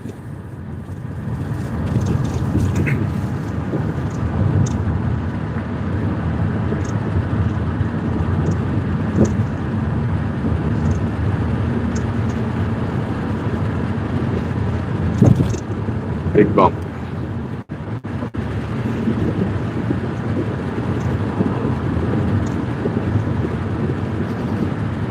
Yeah, I think Raleigh will become famous one day. Like, maybe it'll have like its own. It has its own lore. it's just not well known throughout the world. Not like LA or New York. It's not a big city like that. It's a small town, small city. But it is 500,000 people, so it's not nothing. Honestly, I'd rather it just be quiet like it always has been.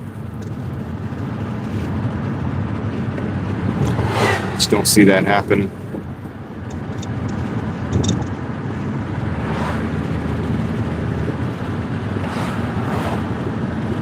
I probably made the most videos about Raleigh without inadvertently, just because I'm dashing here, than anybody else. But they're not really videos about Raleigh. They're videos about Doordash. Or they're not even videos. They're live streams. And I don't put Raleigh in the title or nothing. If I did, I'd get a lot more locals that watch. I do it about every 30th video. I'll do it maybe once a month or so. I might put Raleigh in the title, depending on what's going on.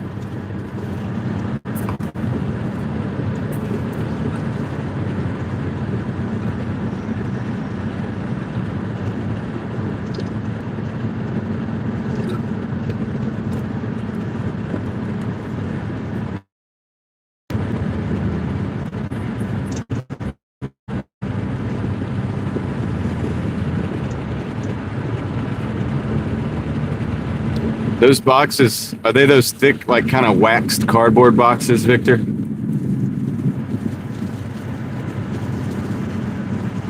For the fruit packing plant?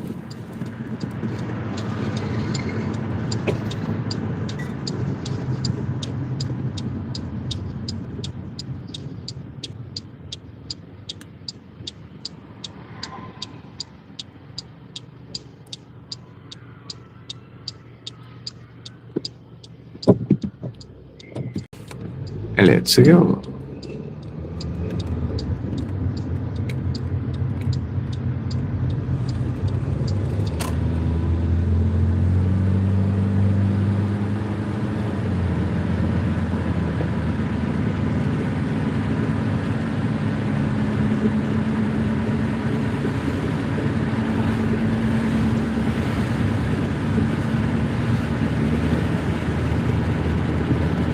Three minutes, 1 mile.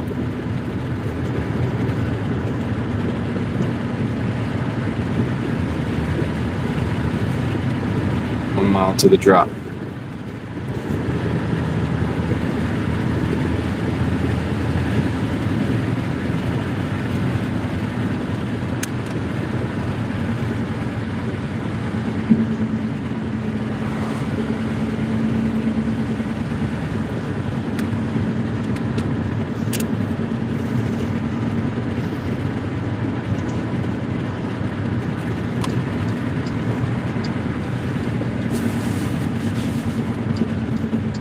Oh yeah, I guess we can do the guessing game. Do you guys want to do the guessing game? If I have enough interest, we'll do it.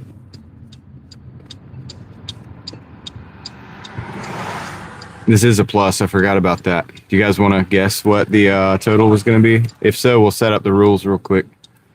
We got to do it quick. Everybody says yes. All right. All right, here's the deal. It's a $14.30 plus. All right. The guessing game rules are as follows. The total number on this is not going to be $14.30. It's going to be more than that, but we don't know how much more than that. It could be $14.40. It could be It could be $20. It could be $25, $30. We don't know. We have no idea. That's the guessing game. As soon as I initiate the guessing, you can begin guessing. Don't guess before that time. The first person that gets it, or the first person that gets it the closest without going over, is the winner. So either you get it correct first, or the first person that goes the closest without going over is the winner. And I'll tell you what. Are you guys ready? Because we are 1 minute out. So let's just say you can go ahead and begin to guess now. You may put your guesses in. 1430 plus. Guess the total starting now. What's up, Samuel?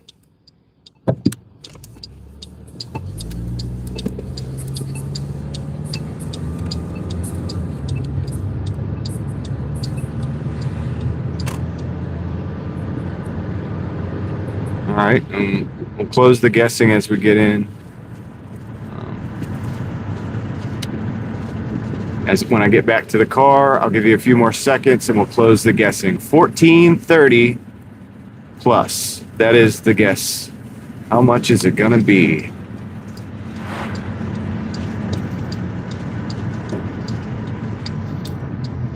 I didn't know if you guys wanted to do it because there's only like 80 people in here, but it'll be fun. Let's see who gets it. With the fewer people here, you get a better chance of actually getting it right or of winning. So that's one way of looking at it.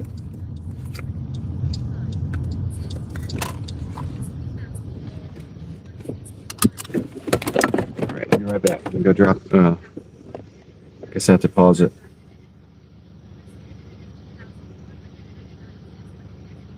Okay, 1449 just in case. 1439, or 143.49 just in case it doesn't give me the screen. After 143.49 is our total right now.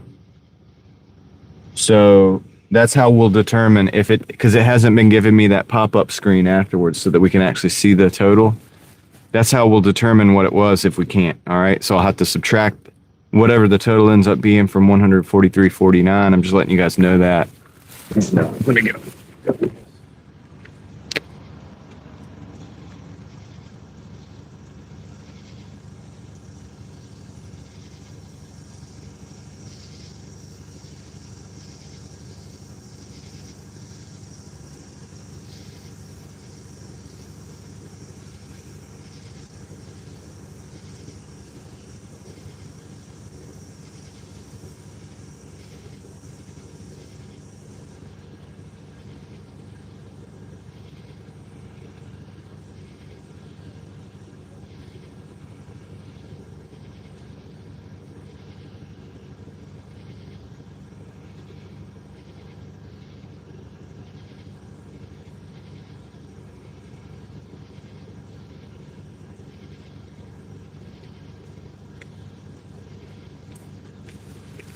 Okay, it did show it. It did show it. So I'll show you guys in just a minute.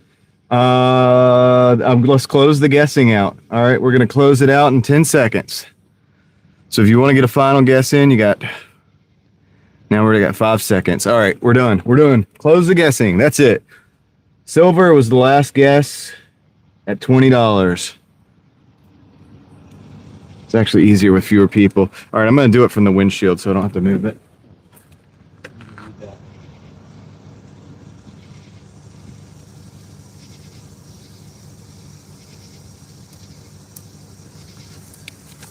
$17.55. Did you see that? $17.55 was that offer.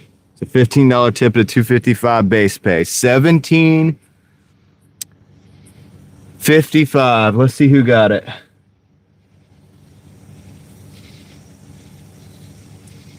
Correct me if I'm wrong. I think user AA2S. User AA2S is the winner. Congratulations, user AA2S. You won the guessing game. You get a round of applause. This is a round of applause from me and from everybody else in the chat. Good job. Congratulations. Thank you, everybody else, for participating. Better luck next time. All right. Oh, I got to turn the app back on. Let me do that.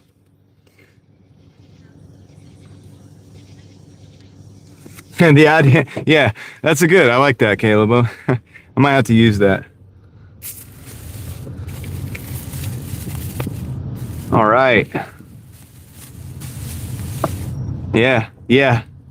Eva was close, 17. Eva was on it too. Very close. Good guesses, guys. Good guesses. All right, so we're at $161.04. We need $39 somewhere. Let's see if we can go find $39 by the end of the night.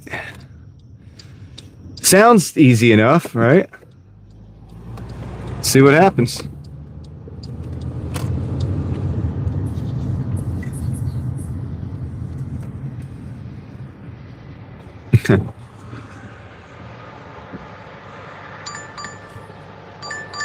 This is not it. This is 770 for 12, and it's 2. Mo. All right, I'll call you Mo. Decline. I don't want that. It's a terrible order. Man, that Jeep had some aggressive tires, dude. You could hear that thing coming. It was just like coming down the road. It was loud. I mean, you could probably hear it. I don't have to do the sound effect. It was a bad sound effect, too. It was way off. Way off. Yeah, that offer was bad. For 2 orders, too. It wasn't even just 1 order. All right, we got a McDonald's. $4.30 for 4. It's really not bad because it's right next to the McDonald's, but I really think we can do better than that. I'm gonna decline. It's Saturday night, man. I had to think about it. Of course, now sitting here. Oh, does anybody? What did the time say? How much time? We're still getting orders. We should be good. I shouldn't have to. We're getting close to having to do another dash. We're also not close to any of the restaurants. There's nothing in this parking lot. Actually, I'm not going to sit here. I'm going to move. Going to move back over towards like Glenwood area. See if we get something there.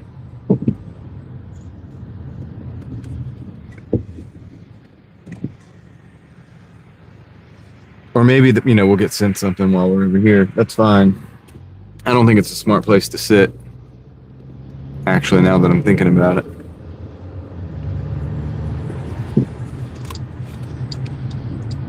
$39 can't be too hard.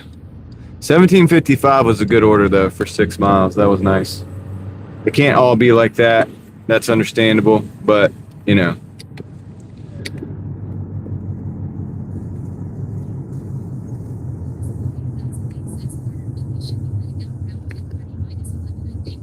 Yeah, that's terrible, Caleb, for drive-through orders.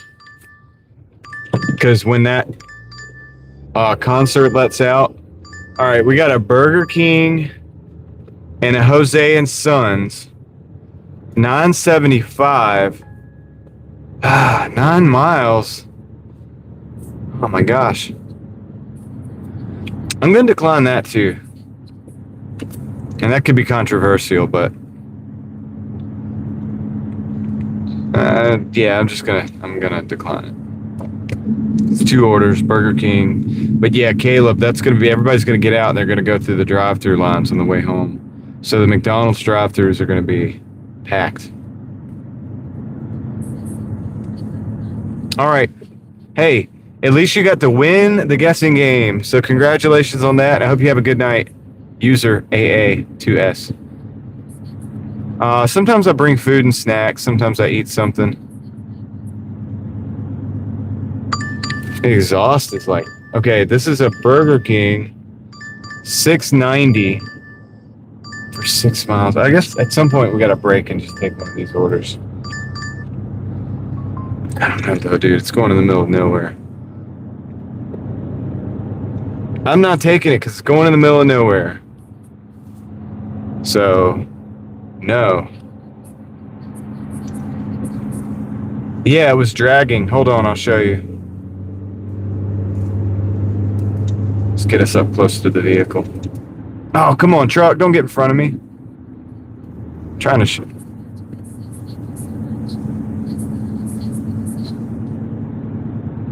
Yeah, it was going up north into the woods, Leslie. There ain't nothing out there. So we'd have to drive all the way back.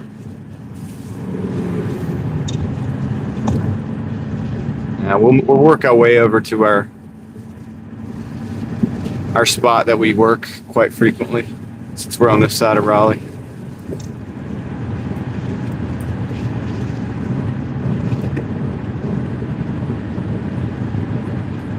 Oh, you saw it. Okay. Yeah, I was going to try to catch up, but I'm not going to drive reckless to do it.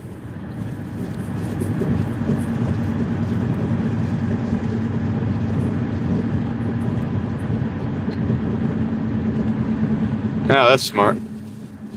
Yeah, water's good to have with you. I do have 2 water containers that I bring with me. Mo, and various different types of snacks. What's up, Jay Easy? What's going on? I don't know why I'm saying it like that. Jay Easy. It's like a game show. It's because I got the game show voice going now. Yeah, I know. I got you. I got you, Luke. I understand. I understand.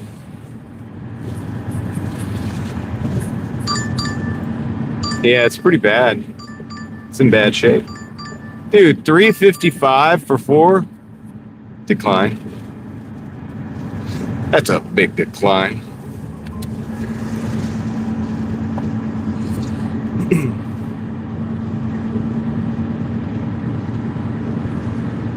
I am working. How about you? How about that? Cash me outside. Hey, look, dude, it is dragging so low. If it goes any lower, let's see. I don't. Gosh, dude, Indian restaurant, $4 for 10 miles. They keep getting worse. No Quest, because I'm just doing Doordash J Easy, so they don't really do quests necessarily. Or are you talking about side quest? Because that's different. Dude, this is another not good one. Decline.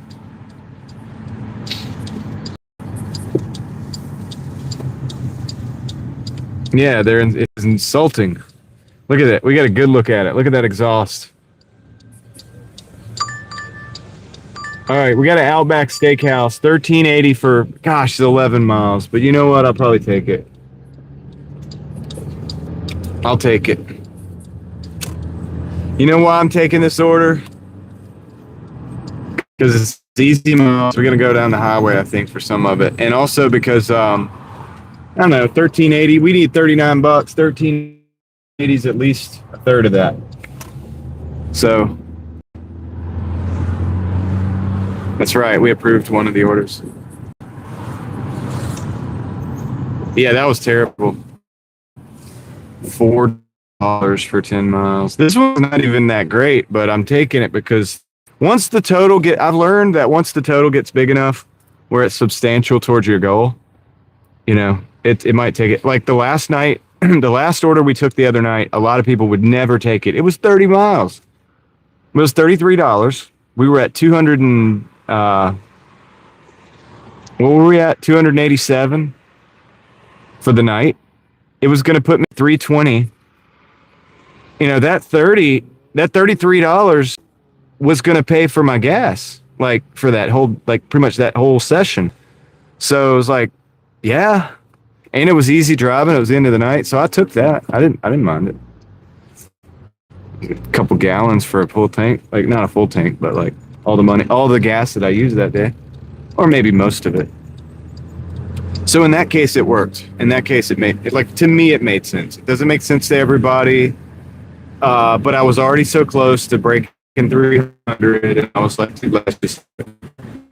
If I'm in the middle of it and I get that order with traffic, I'm not taking it. No, I think if everybody declines the order, they add a little something to the base pay. So like say everybody declines that 4 for 10. Also think about it. It's not 4 for 10 for everybody because I've got to drive to the store. So it might be 4 for 8 for somebody else. But say they add the base pay. Say it's $250 base pay and a $150 tip. Maybe they add a little bit to the base pay and make it a $4 base pay. So now it's a $5.50. Now for somebody that's closer to the store, that's a $5.50 for 8. If somebody's playing in the game mindset where they're like worried about losing platinum or something like that, and they're watching their acceptance rating like a hawk, and they're like, oh no, I don't want to go below something, whatever, and they're playing the game mindset, they might take that 5 for 8. They forgot the fact that it's Saturday evening. You know, they're not even thinking about that. They're worried about their stats. Oh, yes. Desert Adventures. That's exactly what happened to that order because the last one, I didn't tell you guys, that last one was like $10 for like 12 or 13 miles. It had that exact order, 4 for 10, was in that order. They combined that one with another one. That's exactly what they did with it. So if somebody was closer to that, that would have been a $10 for 10 miles because it was two orders because the other order covered the difference. And that might make sense for somebody if they're going that direction.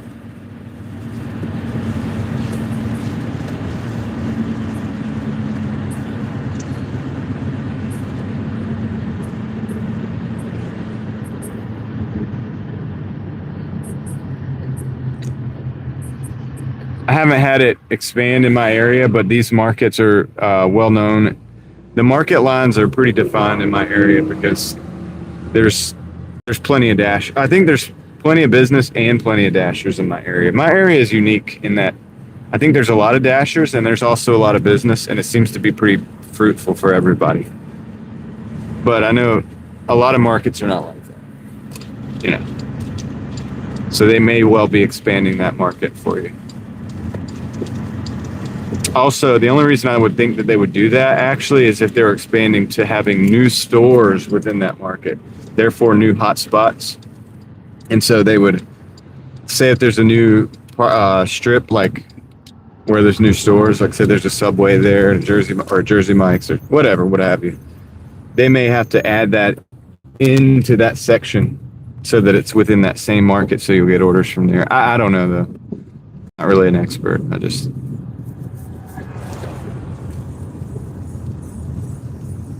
All right, let's see if the homies are working, or if it's anybody we know,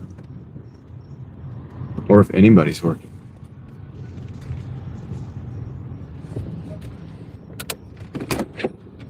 Arrive at store. We might have to wait for this one.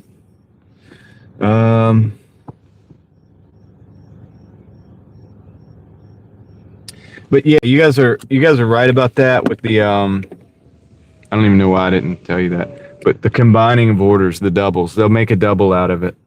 And honestly, that's pretty effective because some of the doubles are, appealing. I mean, if it's like $15 for 10 miles, a lot of people will take that. So, yeah, I don't know. They're here though. So.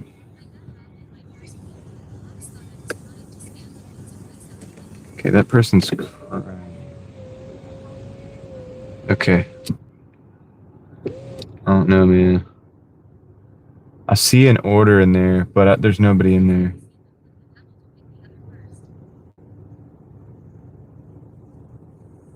I probably shouldn't tell you guys this, but you can take the double now. If you already know that one order is crappy in the double, and it's a substantial difference, and there's one that you know that you don't want to take, you can take the double, and this is risky because if they don't let you unassign it, it won't work.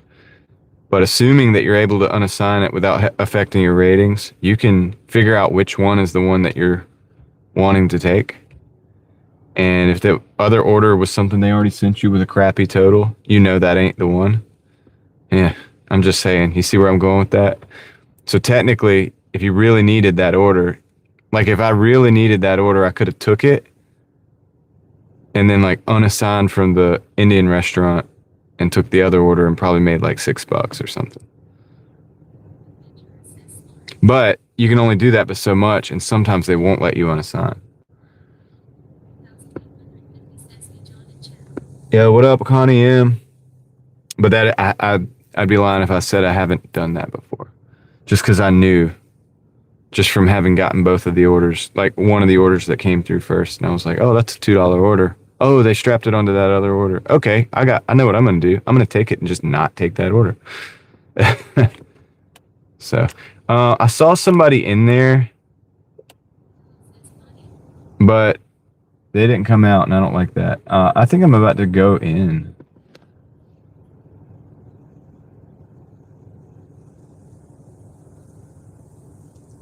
Yeah, I think I'm gonna go in and get their attention. Maybe. I'll be right back. I'll be right back.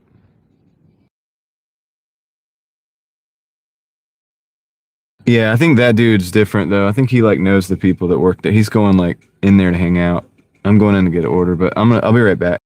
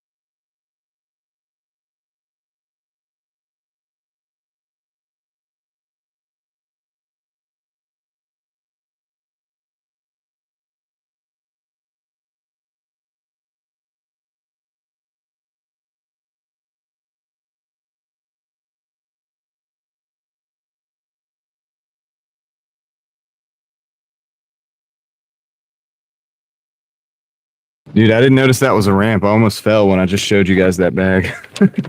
Oops. Anyway, we got it. It only had just come up. It wasn't like sitting in there waiting or nothing. They only have the one guy working this side right now. And he came up with the bags when he came out, so.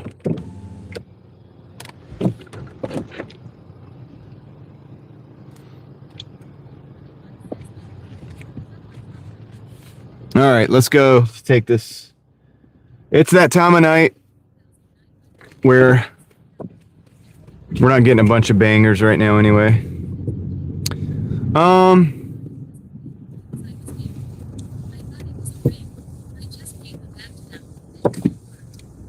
You thought that's kind of funny in a way, because it's kind of like sad. It's like, that's how pathetic that robbery was. Like, it was like it's like, dude, I didn't even think they were robbed. It's like, I thought it was a prank. That's so terrible on their part. Luke, you like, there's a combination of taking a picture of the receipt, and sometimes they have the scan feature where you can just scan it and it looks for the name. As soon as it locks it in, it'll approve it, which I kind of like the scan feature. I guess it's like AI or something, I don't know, but it does work pretty good. You just scan over the receipt, it finds the name and it locks it in for you, and you're good to go. And I guess that's how they approve that you have if there's no receipt, you have to take a picture of the whole order. So there's still a few restaurants that don't have receipts. They're mostly like mom and pop restaurants. Oddly, Starbucks actually doesn't either. I would imagine it's because they want to like save the paper or something. I don't know why they do that, but they don't have receipts. Starbucks doesn't. They have the stuff on the cups, I think, but then the cups go in a bag and the bag gets sealed, so you don't have a receipt. A lot of times they'll just write the name on the bag.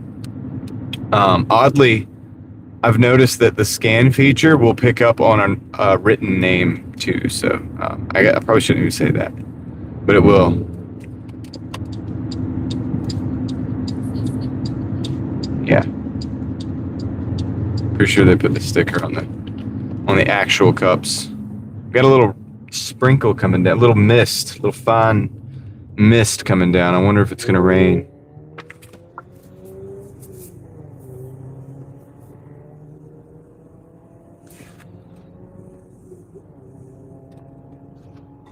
Put my window down a little bit. Some fresh air, dude. All right, we got a little journey on this one. Going over towards Briar Creek.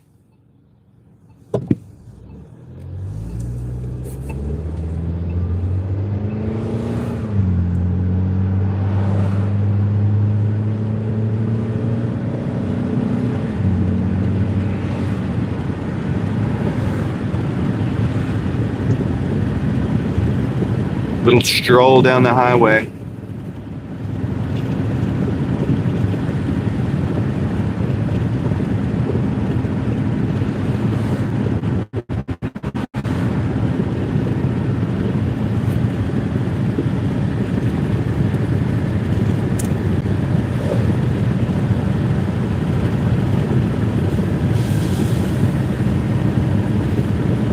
We're possibly about to find out in a minute, Crystal.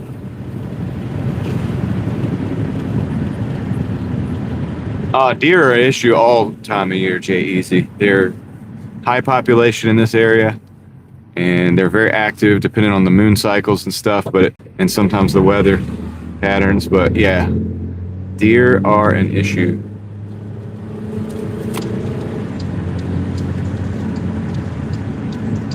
So we're always looking out, ducking and dodging.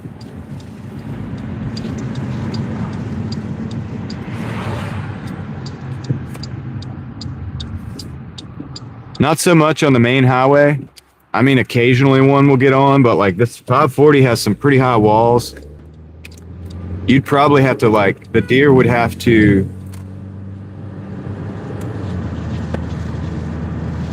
literally jump the walls, which is probably not going to happen, or get up on the on-ramps.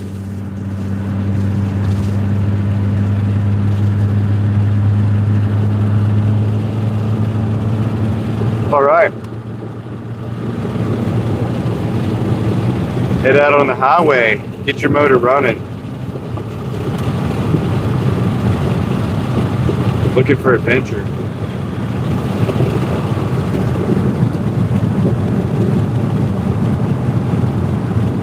I think I said that route backwards, but whatever. You know what I'm talking about.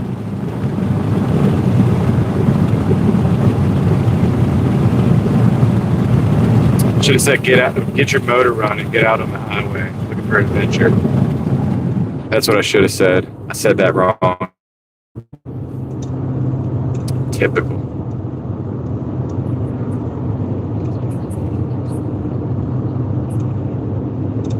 Typically.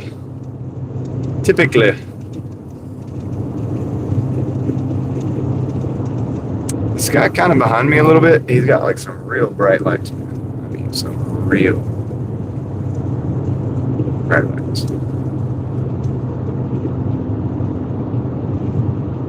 Why are they so bright? You can see them on the car next to me.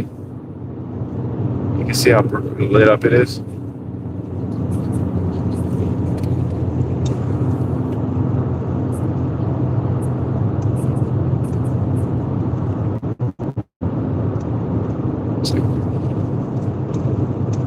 Whenever there's a shadow of your car, the person behind you has bright lights.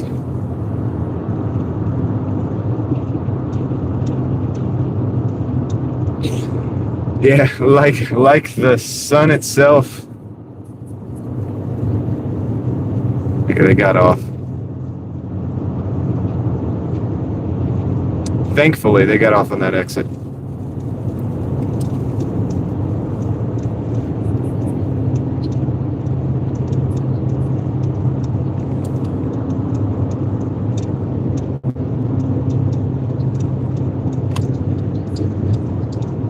Thank you, Cynthia.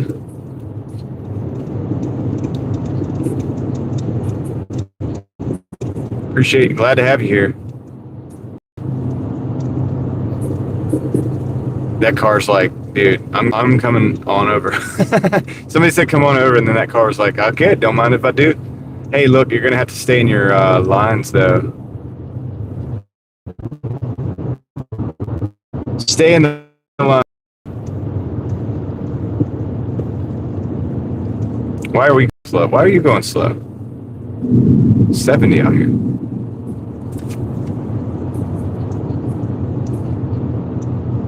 I know, they'll always get right behind you too. It's like, oh, please pass me. And they're like, no, I'm good.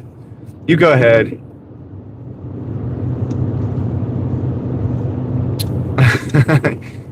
You can go in front. It's okay. I'm like, no, I insist. Please pass. And they're like, nah, it's okay.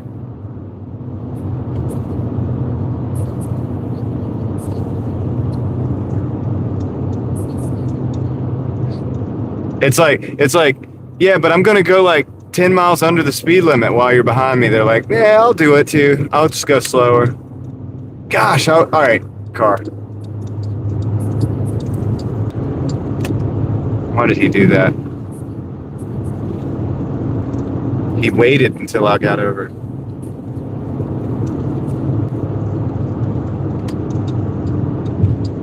Yeah, I'll just stay back here. I like being behind you and driving really close to your bumper with my bright lights on. It's fun for me. How about you? You having a good time?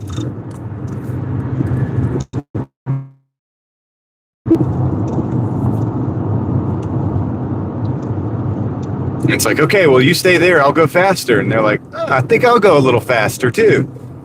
Hey, you want to go about 5 or 6 over the speed limit, 10 over the speed limit? All right, let's do that. I'll do that too.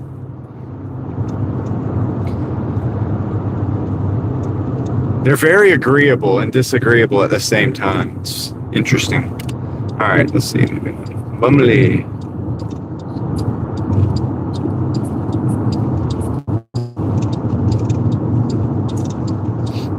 I don't have a time machine right now, Heather.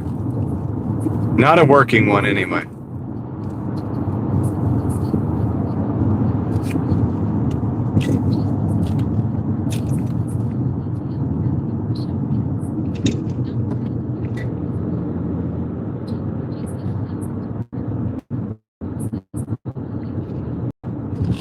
Oh, I should go straight here. This is great.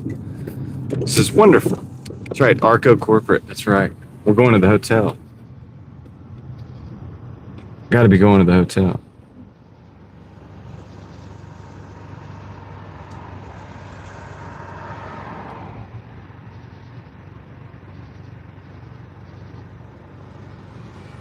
Oh, no, this is not. This is the apartments. Okay. All right. Um, okay. All right. I got it.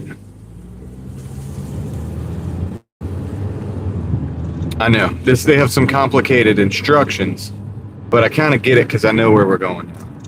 All right. This isn't bad. I got to go inside a building. I got to key in a code on the pad to get there. It's one of those. Oh, one of those.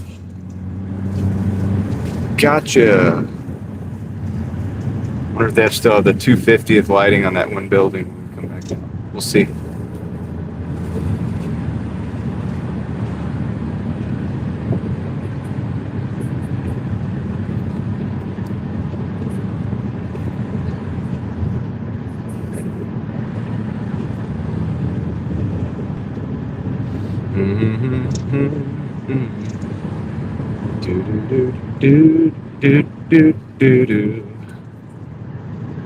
Ah, they don't. They changed the lighting. Boring. That's okay though. It is my turn, isn't it? Thank you. Four-way stop sign. All right, I know where we're going. I'm actually gonna go early. They wanted me to go between the buildings, but I know, so I don't have to go between the buildings. I'm going this way. Let's hope this works. Hey, we're on camera. Look at that.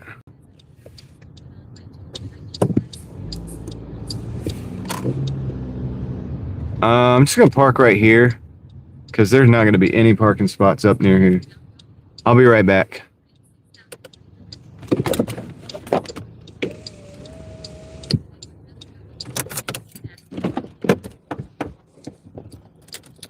Put on the old flashers. That'll save me. That'll save me from getting a ticket.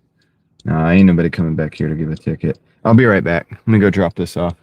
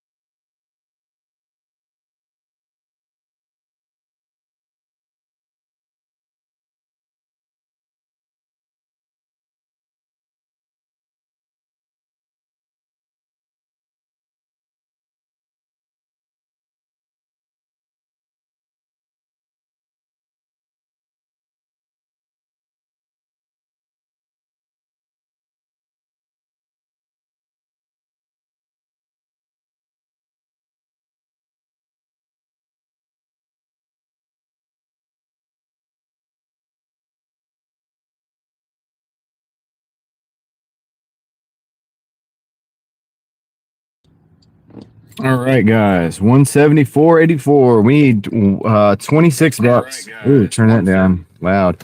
We need 26 bucks, guys. Guys. Was it Don was talking about saying guys last night? Now that I'm conscious of it, I realize that happens a lot. All right. All right, let's go. Let's go.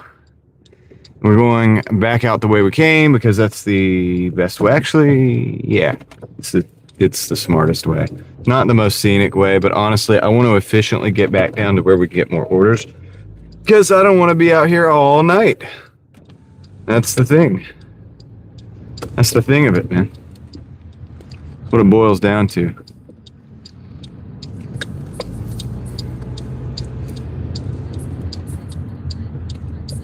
There's the airport lights over there. You can see them against the sky.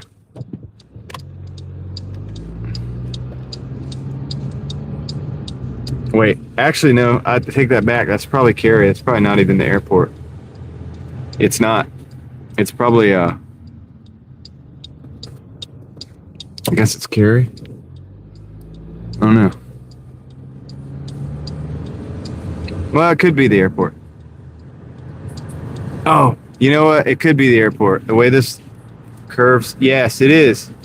It is the airport because it's to our left right now. And we're going to take a left and we're going to go right past it.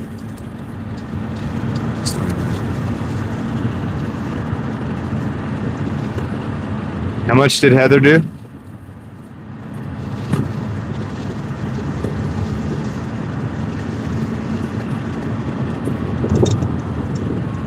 Yeah, you got to report on taxes, yeah. But you get some benefits. Yeah, we're not going to the airport sheets. But yeah, I was actually correct. It is the airport lights. I don't know what I was thinking, man. I guess my directions. I was right at first. My instinct was correct because the lights, as you can see, are over to our left, and we're about to drive right across the landing strip.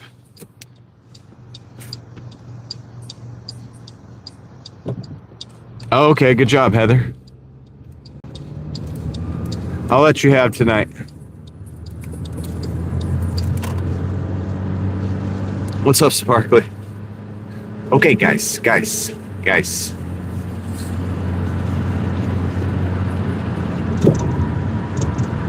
Let's not start that again.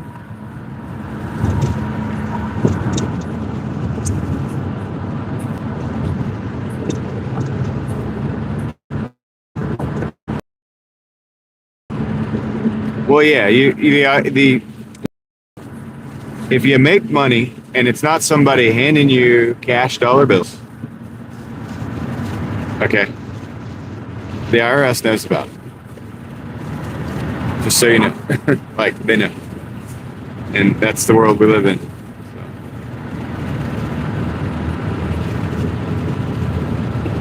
So somebody.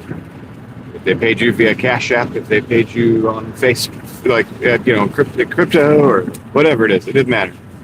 They're gonna know about it. Now, whether that's a taxable event is a different, that's not my forte. But I don't know that it matters to me. I didn't do the no tax on tips last year on my taxes, and it shouldn't matter to DoorDashers. We don't need no taps on tips. That's good for waitresses and waiters and bartenders and stuff. I love the color of those lights, by the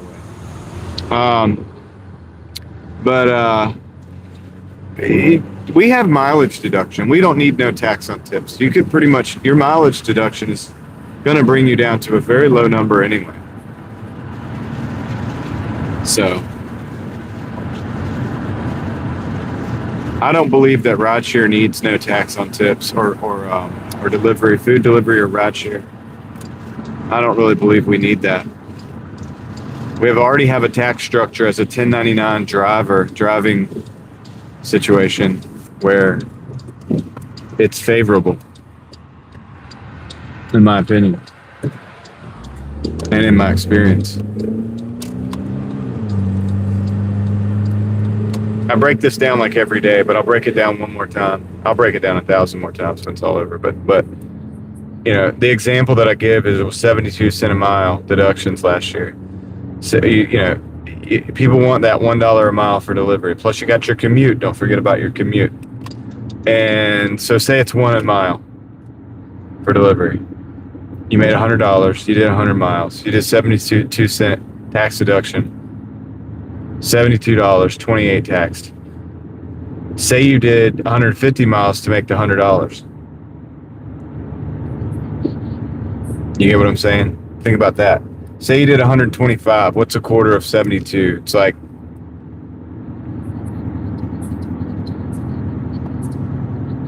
I'm not sure how. Are you, Leslie?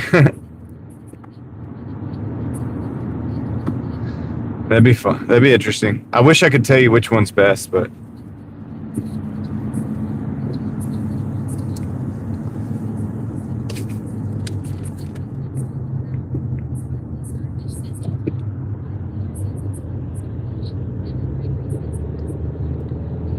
well, yeah. So the best thing, like if you're a tradesperson, if you learn welding and stuff, it's good to know like another thing. Like say you're like a car person and you know welding and you know cars, right? You can leverage that skill of welding in such a way because you know cars that you can weld up frames, or you can weld in floor pans, or you can do exhaust. Like you can do a great number of things with the double knowledge that you have, and make yourself very valuable just as an individual. You have to get your maybe get a welding trailer put together or something, but you could do really, really well. So I feel like, well, I don't know. Listen, I know welders that do really, really well. So I don't know, Bryce. I mean, I'm not sure. The welders I know do really, really well. I don't know a single welder that's broke right now. So whether you're doing some kind of industrial construction or fabrication, like in a fab shop, or like automotive fab for a custom shop or a speed shop or a repair, like welding is in good demand. Even if you just do like exhausts all day, if you're really good at what you do, I feel like there's always going to be the money there. But you got to be willing to get into these other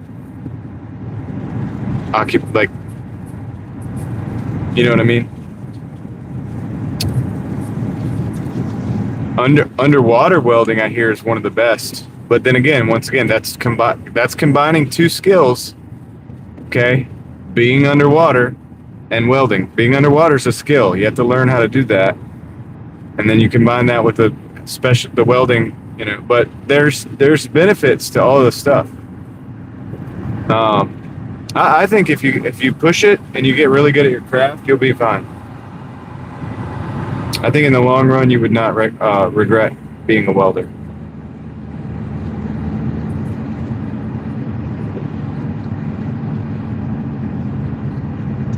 Okay. Well, I'm just saying, I'm telling you right now, for example, I would love to have floor pans put into my Jeep, right? I got an 88 Jeep. It's got rusty floor pans in the back, all right? Now I can buy floor pans on Amazon, even, literally. I can get them on Amazon, a couple $100. Not a big deal. But I can't weld them in because I suck at welding. I can weld, but I suck at it, all right? So I'm going to need a welder. I'm going to need somebody who knows how to do automotive welding, seam welding, so that they could put those things in so that I don't get a big problem later on. You get what I'm saying? And that's going to be big money. It's the reason I haven't had that done yet.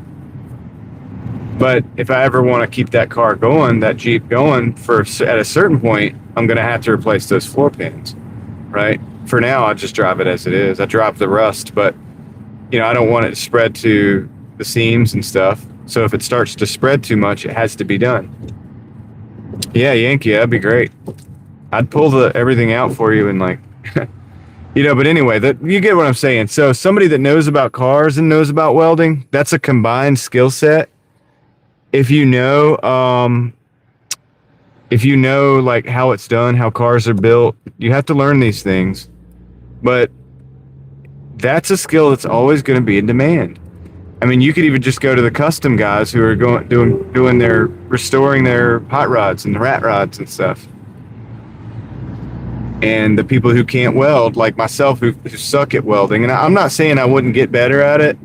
I just need to. Actually, I was thinking about taking some welding courses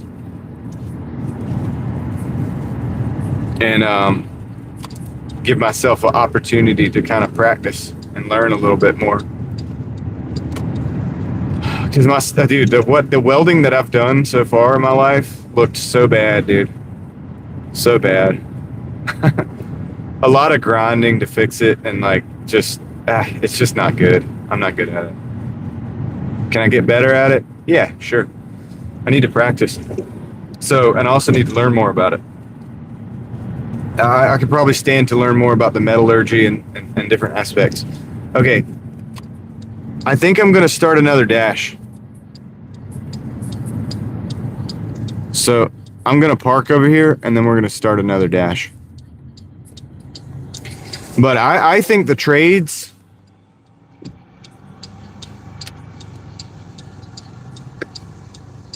Yeah, and Yankee, a lot of it is like some people have a knack for it too, just like anything, So like for me, I don't necessarily have a knack for it. So I have to work twice as hard, Listen, I've also only ever used like the cheap like Harbor Freight welder. That might have something to do with it too. But I also just don't have a lot of practice. I think at the end of the day, it's like practice. And that would do me some good. But I'm of the mind, like, so it's funny, like, you're the first person who said that you're a welder and you're not doing well. That's the first person that I've heard that knows how to weld that I would like you have a money. I had a guy that like lived near me when I was living in Raleigh, actually. He was one of my neighbors. He was a cool dude. He was a welder. This guy, dude, he did so well, man. I can't remember if he even had an hourly rate, but it was so high. He could do a lot of stuff, but you could never get him to do anything because he was so busy. He was always booked. But I think he did the underwater welding too. He was just really good at it, man. That guy's rich somewhere now. He's wealthy. If he's still alive, he is super wealthy right now. I guarantee it. He was a smart dude. He was motivated. I have no doubt in my mind. I'm not going to say his name, but that this individual, and I haven't talked to him in years, probably 10 years. I have no doubt in my mind he's doing really well right now, unless he got into like drugs or something like that. Even if he did, he's probably still doing really. I mean, I'm just telling you, like, I think that the trades are going to be the new. You know how it used to be the nouveau riche, were the people that came up that were musicians and entertainers, and there was YouTubers and stuff. I think the trades are going to be that. All right, I'm going to end this dash because we need to do that. I think it's time to do that. It's kind of throttling me. So here's that.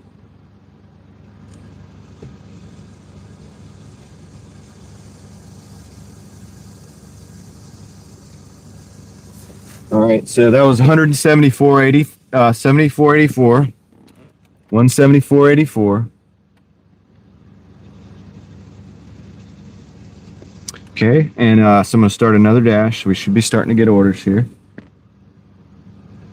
Yeah, that's true, David. The thing is I got to find nowadays is time. Between YouTube and Doordash, it's like I don't have as much time as I used to have to mess around. We used to mess around in the shop. That's the welding that I did do. What little I've done is just mess around in the shop. And all right, we got a mod pizza 480 for 4.1. I'm going to decline that one. See what happens. We're at 51% acceptance rate, by the way, so we're doing all right. HVAC, yeah, the HVAC guys are the rich people of tomorrow. You're not going to know it. They're going to look like regular dudes, but they're going to have a bunch of money. I'm just telling you guys. All right, we got a 955 for 9.4. I'm going to decline that. It's a double.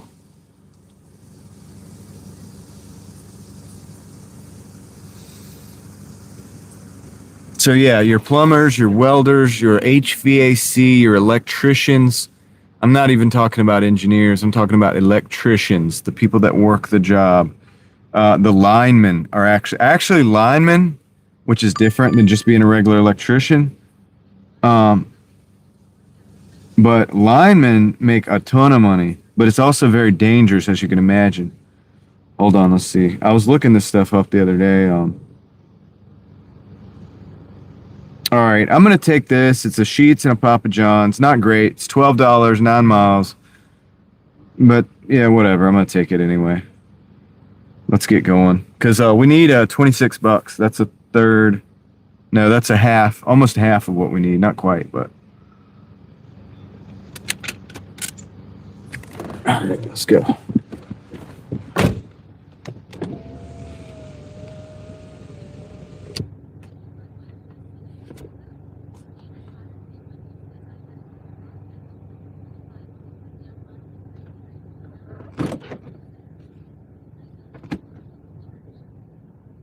That's cool, David. Oh, I gotta get that leaf out from in front of the camera there. Hold on a second. It's bugging me. All right. Let's go. All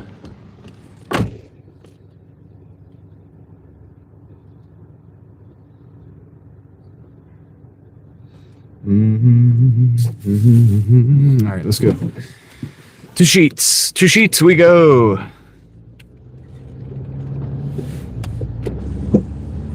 Hi-ho. Hi-ho. It's off to Sheetz we go. And we got a Papa John's and the Nerf Turf.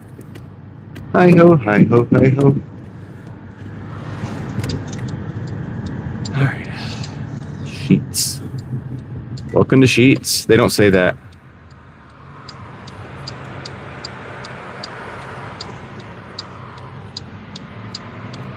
I had to use force on the leaf, Victor.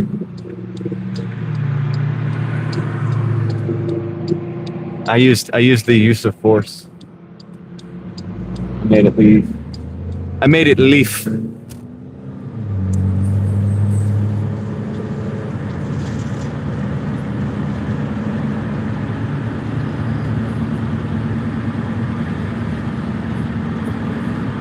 Sheetz.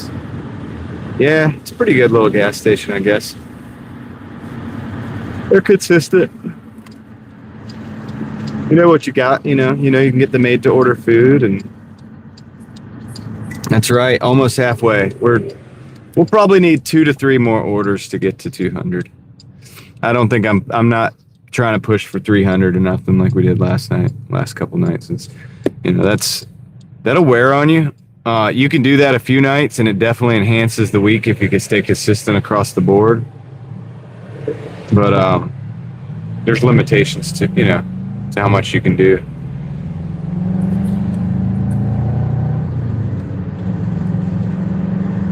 I want to maintain my health so I can keep going for a long time. It's like I'm not just looking to make all the money in 1 week or whatever. If I needed to, I guess I could. But then I would probably have to take like 2 days off to recover instead of just doing it consistently with the 1 day off. So I don't know, man. It's kind of tough. It's like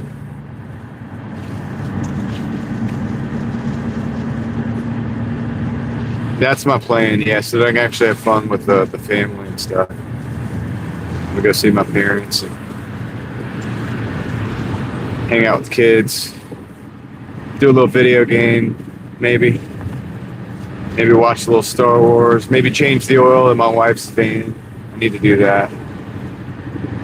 I don't consider that work. That's like not that bad because I can, that I could share that with. At least my oldest daughter's old enough, and she's interested in that kind of stuff. So it's like, all right, here's what we're gonna do. We're gonna lift this up. We're gonna put it on these jack stands. So that can be cool.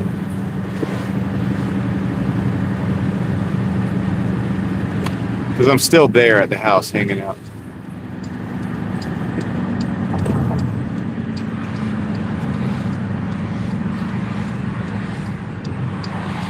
Thinking about taking my oldest daughter. She's in Star Wars, right? I'm thinking about taking her to go maybe like, everybody's into building these lightsaber hilts now, at like Home Depot. I think they even have a section for it. I don't want to do that necessarily because everybody's doing that. But I might make like, I was thinking about making some lightsaber hilts with her.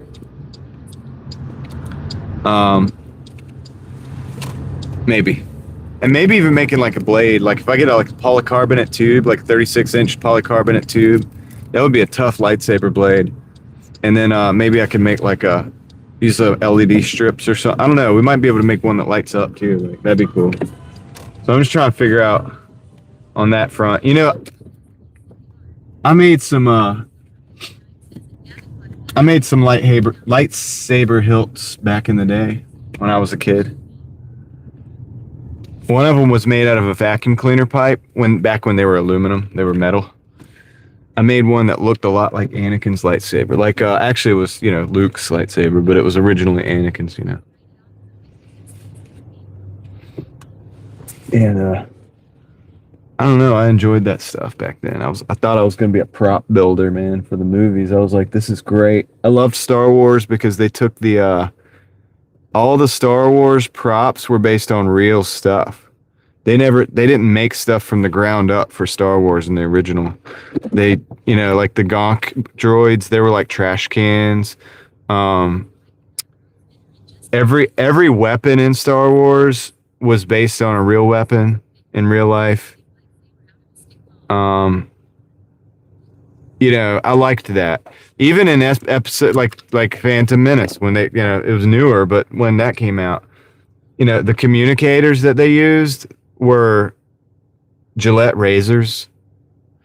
Like the pistols that the Royal Guard had for on Naboo, the Naboo Guard, that would those were air pistols, like competition air pistols. So everything was kind of based. I liked that they borrowed all this stuff from stuff that already existed, and I think there's something really cool about that. But anyway, I'll be right back. Let me go grab the sheet sorter.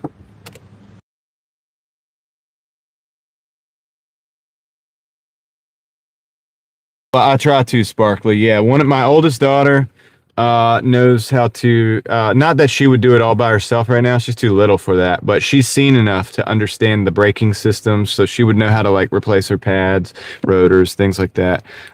She understands that you got to use the C clamp and gently depress the rotor and all that or the caliper to make room for the new pads and stuff. And she understands kind of how it works because she has hung out with me while I've done that. So yeah, in a way. But are they going to want to do that? Yeah, I don't know. Are they going to be able to recognize if a man knows what he's doing with the cars? Yes, they will be able to recognize that, and they will know, is this dude just a wimp, or is he a legit man? All right, I'll be right back. Let me go pick this up.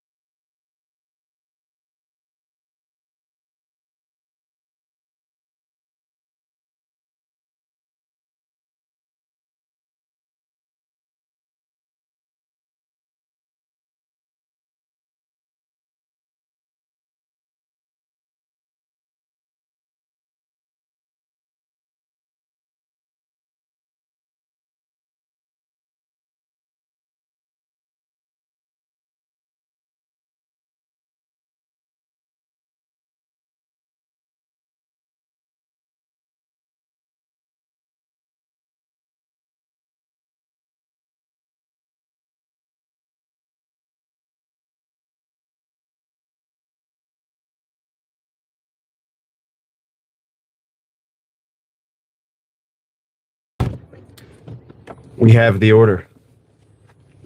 Let's go to Papa's.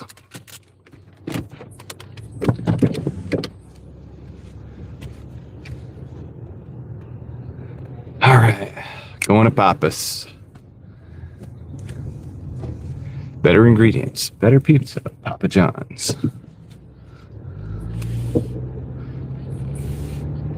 Do do do do do do do do do do do do do do do. Yeah, it wasn't bad. It was behind the counter. I just had to get their attention.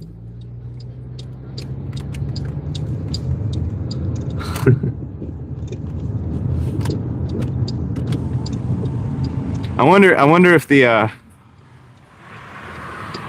the managers at the Papa John's Pizza sits there all day going, hey, come to Papa, come to Papa.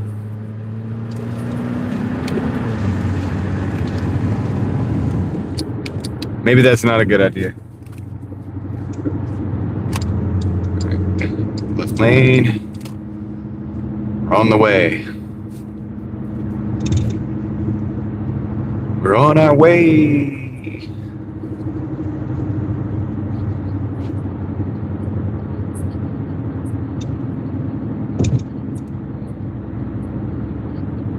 Welcome back, Ellie.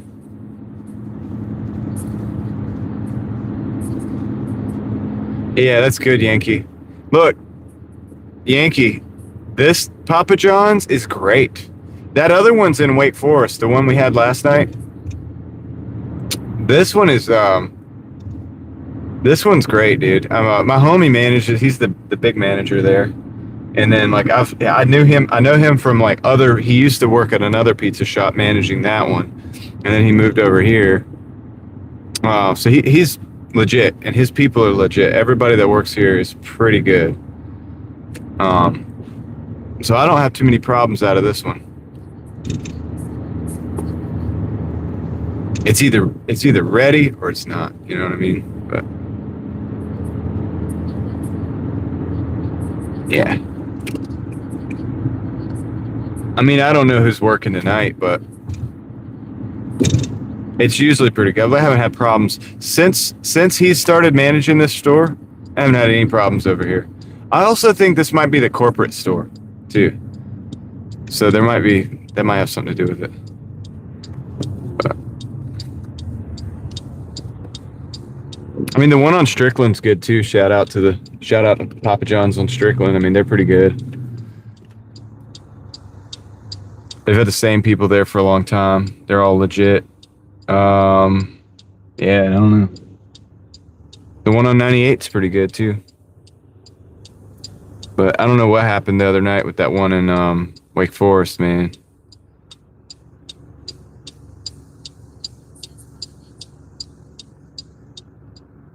I don't know what happened, man.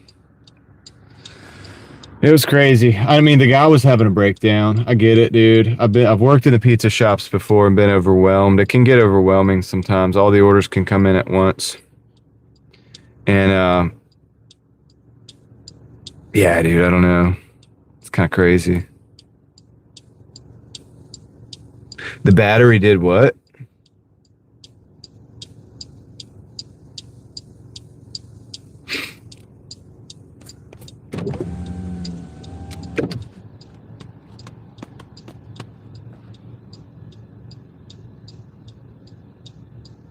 Come on, let's go. Let's get moving. Come on. Why are you going so slow?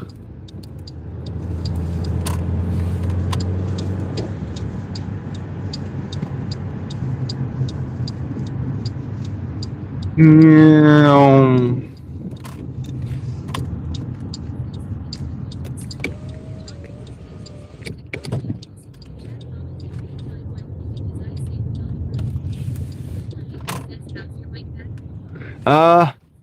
Yeah, the mic's good. We're at 3 hours. We're into 3 hours into the stream, so we got a couple hours. We might not even need to change mics tonight. I don't know. I don't know how long I'll be on here. We'll see.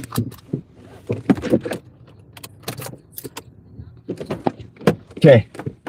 Be right back, guys.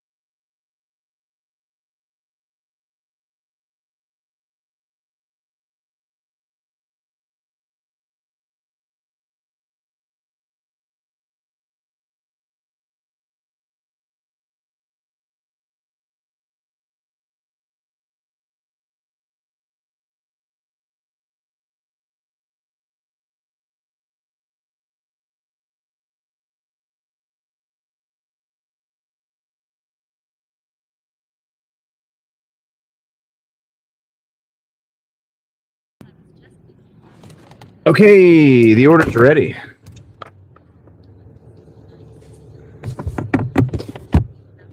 Wait, what are we talking about? How does Ellie really feel? Oh, the mics. Just switch the timing to 5 hours and a half, Ellie. We'll be okay. You know the quality always goes down on things over time. Like the next time you buy it, it's lower quality. All right, let's get out of here. Let's get out of here. Oh, I gotta turn that light on.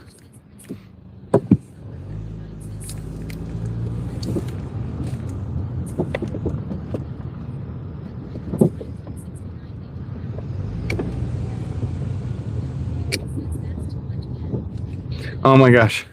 Too much math. It has to be the even hour. Hey, slow it down there, Nissan Rogue. I think it's a Rogue, whatever it is. It's a Nissan. That's all I know. All right. We're going. We're going.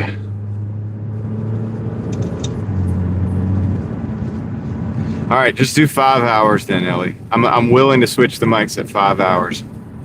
That gives me 10 hours of live streaming, and plus, once I put the mic back into the case, it starts automatically charging. So if we did 10 hours and then we had to switch the mics twice, we would still be good to go because there'd be enough juice left in the mic.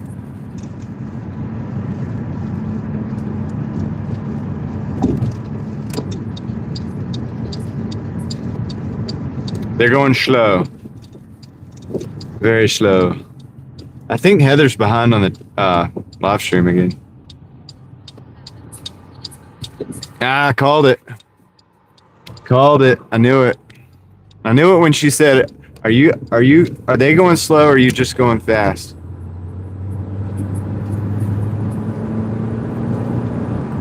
All right, Ellie. Now, look, 5 hours is a pretty reasonable number. Are we going to have problems? I can't even keep a straight face, even though you guys aren't looking at my face. All right, are we going to have problems? Switch it to 5. Switch it to 5 or you're fired.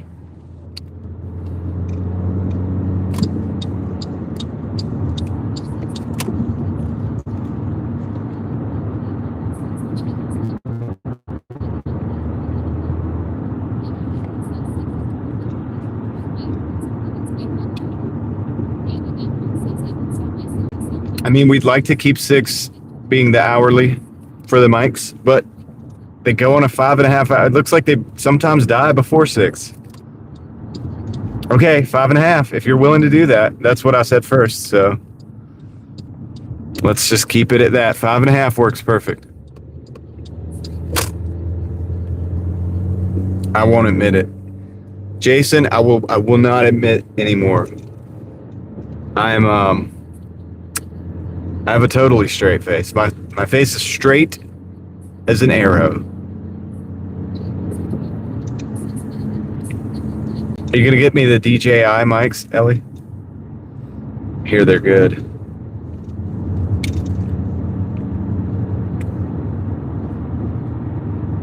I don't know what the battery life's like on those though.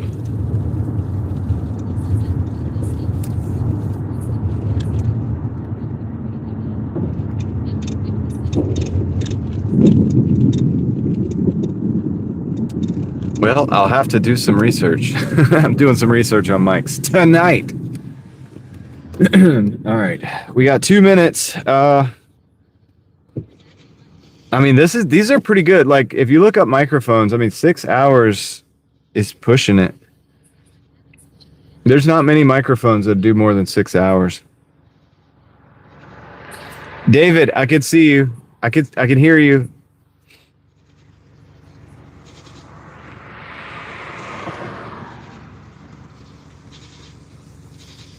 I can hear you, David. You're not hidden. How are you doing tonight?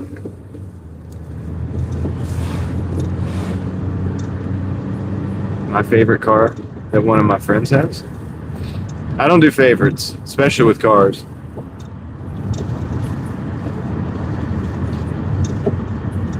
I mean, we were talking about my buddy Muscles earlier. He's got a 370Z Nismo. It's not like a high dollar, like, whatever, but it's a pretty cool little car. I've driven it. I like it.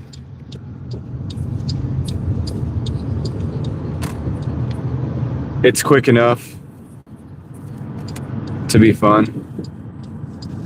And it's nice enough, but it's also old school enough.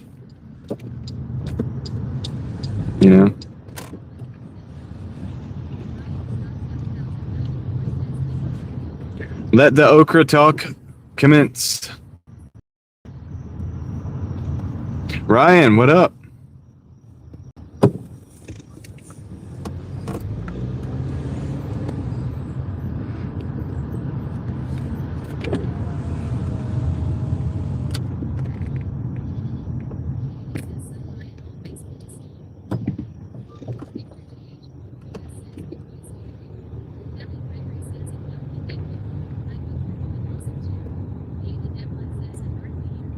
I mean, it depends on who we call it friends too, because I have some acquaintances from car shows, and I would say they're kind of like friendly. I mean, I don't want to claim, I don't want to say friends, because then they would be like, well, you're not like the type of people that I knew for 40 years, but they're older individuals, and I'm very friendly with these people, and they're cool, and we have a good relationship. But like, I know some people that've got some like classic cars that'll just blow, they're just insane. And I see them frequently when I go film the car shows and stuff, and hang out at car shows. But some of those cars are amazing. Just like absolutely insane. All right, let me, but I haven't driven those cars, so I really don't count that. I pretty much say you have to have ridden in it or driven it if we're talking about something like that. So that's why I keep it to that criteria.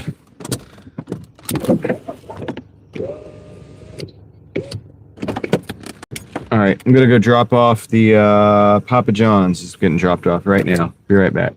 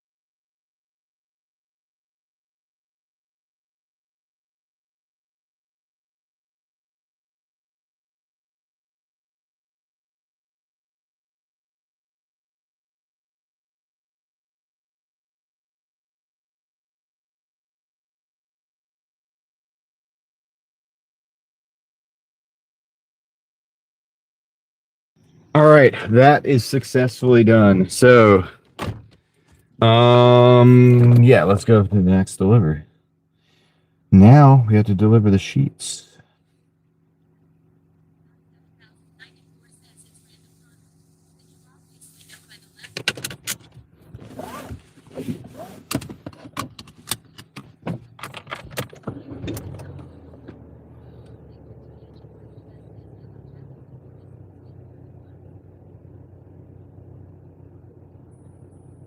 Hey, Connor, this one's for you, dude. He's not going to get it. Watch this. Watch this, dude. Oh, looks like Living Large with L Crew received a gifted membership. Congratulations, Ren. All right. It wasn't Connor. Sorry, Connor. You didn't get it. Again. Wah, wah, wah, wah.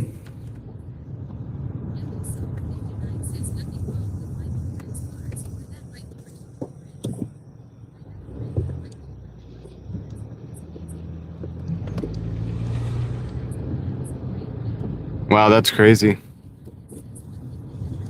I know a family that has that amount of cars. I did. I tried.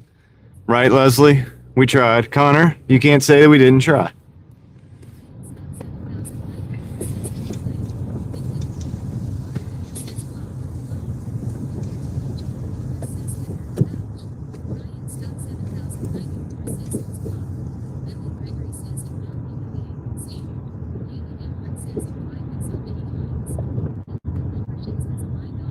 It does, David. Hey, that's okay. Uh, Ren, the person who got that gifted membership has known this channel way longer than Connor, so it works out. Actually, that person has known this channel for years, I think. Living large with El Crew. So that's a good one.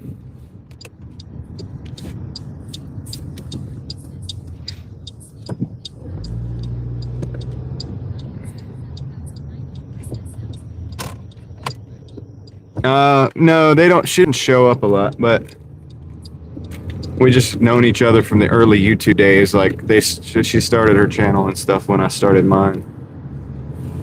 So, I mean, we've grown up side by side, I guess, like, you know, in the YouTube world. Totally unrelated channels.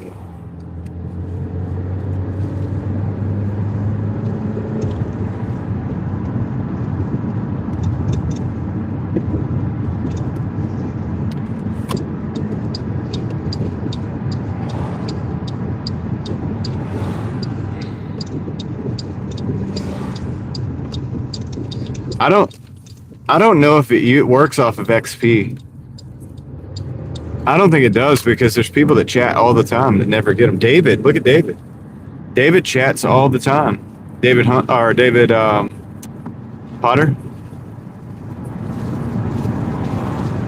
No, I don't know, guys. I really don't, because like David Potter chats all the time. Shouldn't he have XP?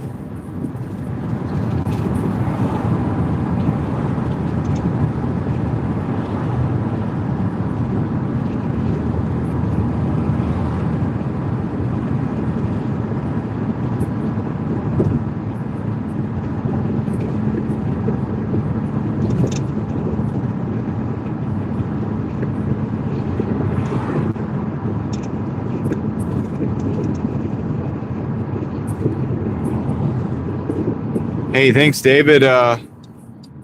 David Hunt just gave a gifted membership. I'll stop at this light real quick. It's a red light. Young Moose Files got the membership. Congratulations, Young Moose Files. Thank you, David.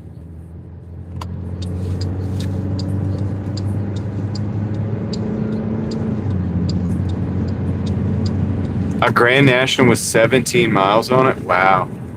I wouldn't even want to. I don't even think I'd want that car, because I'd be scared to like do anything with it. I'd be scared something would fall on it when I like walk by. That's cool though. That's really dope.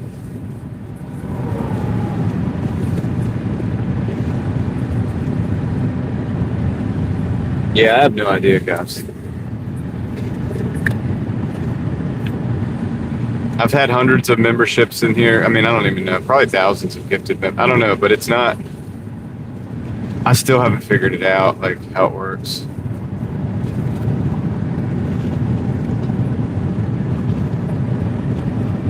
David thinks I would drift the brand new Grand National with 17 miles on it. David, I'd be scared too. The car's way too valuable. But you are right. I like old beat up cars for that reason, because I'd rather have something up that I can just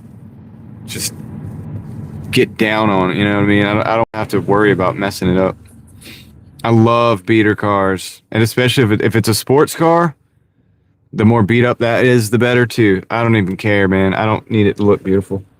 Luke, thank you for the gifted membership. Looks like Midnight Metaphor. What a cool name. Midnight Metaphor got it. Heather, shout out Heather, got the gifted membership for Hunter Borer. Hunter Borer. So awesome. Congratulations. Thank you guys. I appreciate that.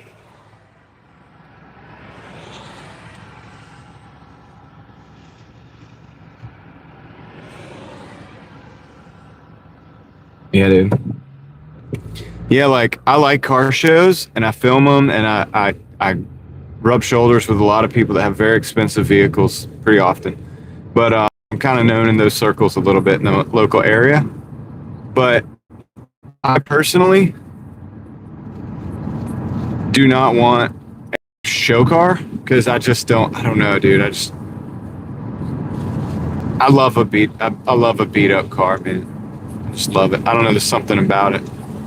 Luke, thank you for the gifted membership. I'll check that out real quick, see who got it. Wait, that's multiple memberships.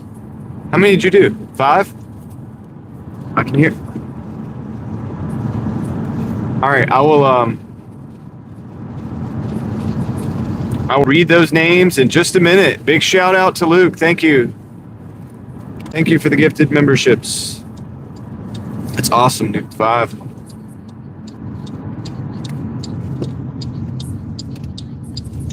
Let's see.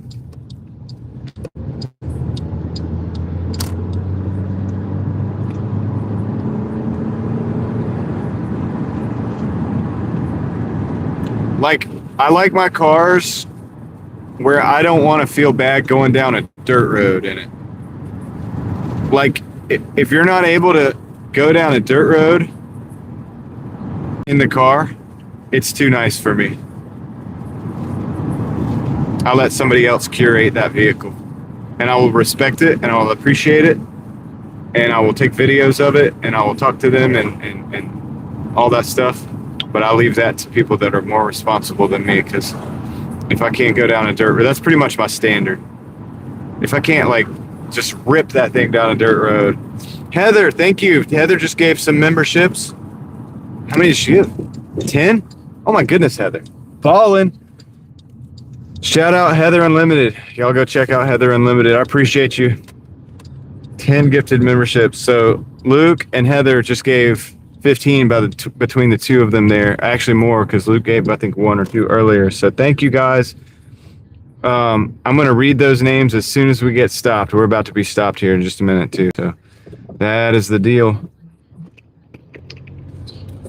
Man, you guys are rocking it out today. Thank you.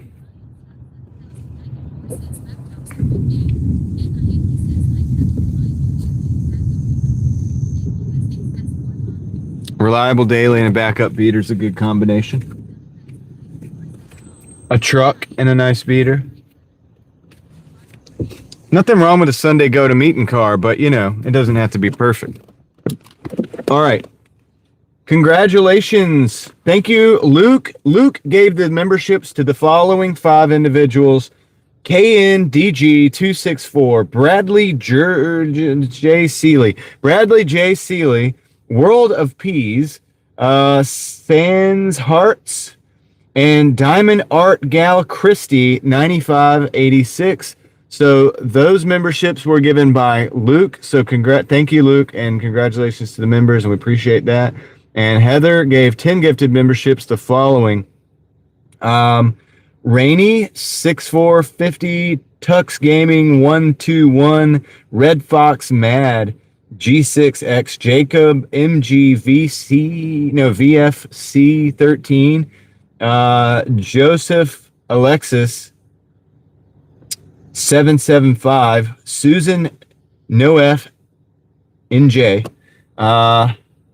Vitali 392, Handicap Traveler, that's a good one, Tiffany J 89, and David the Dasher. All right, congratulations, guys. Heather and Luke and everybody really who's given memberships. I think David gave a membership. So yeah, guys, thank you. And if I missed anybody, let me know. I'll be right back.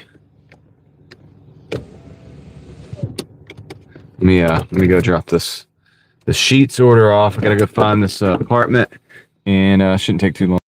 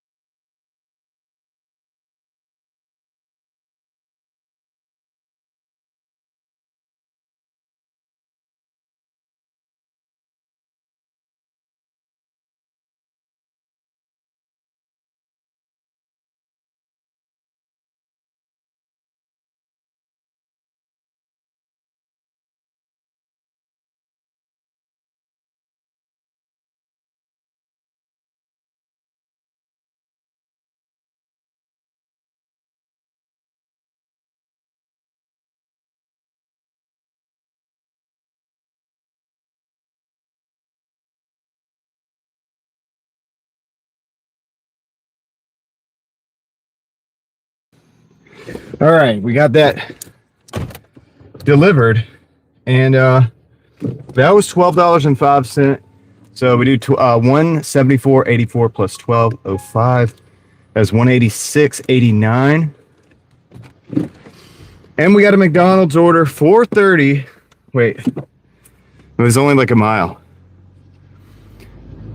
If the drive-through line is very busy and packed, I'm gonna try to weasel out of this. If it's a quick hitter, then that's good. So we'll just see how it goes. If it's somewhere in between, I'll just play it by ear. All right. Well, we're pretty close.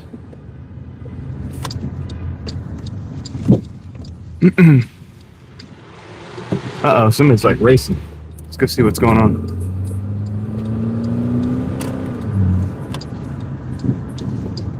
Oh, okay, finagling.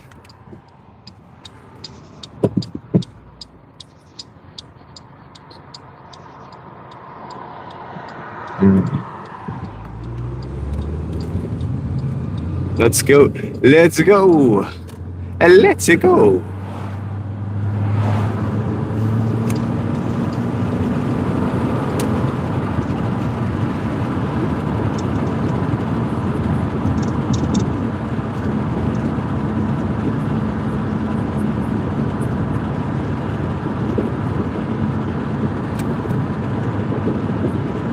Right on, Heather. Hopefully you got a good deal.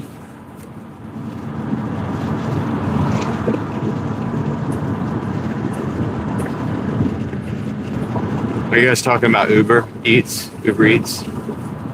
Uber Eats? I still can't get on Uber Eats because my car is a 2008. They won't let me put anything in under 2011.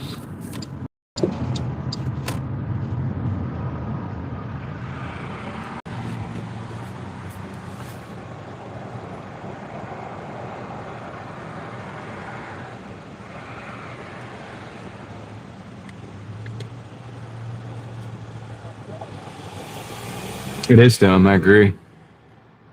Because food delivery, it's not like ride share.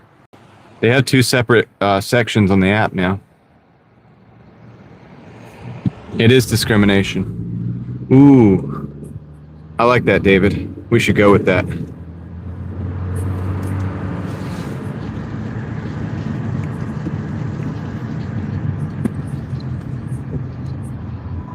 It is separated now, and they still won't let me do it. I tried. And I'm not the kind of person to like put another car in. You know, my wife's car would work, but like I could probably, you know, I'm not the kind of person to put another car, you know what I'm saying? Kind of game the system. I could probably game the system and get in, but I don't know. It's just weird, man. It's like, why, dude? If we're just delivering food, why do I have to have a new car?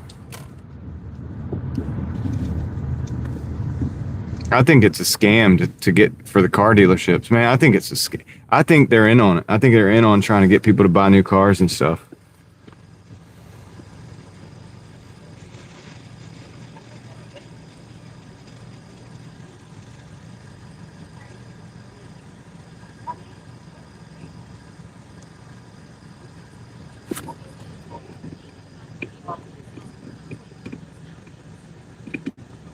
Yeah, I mean, it doesn't make any sense. It's like a work car should be the oldest reliable car you can have, the cheapest reliable car. It doesn't make any sense. It's like, we're going to make you spend more money to make this little bit of money.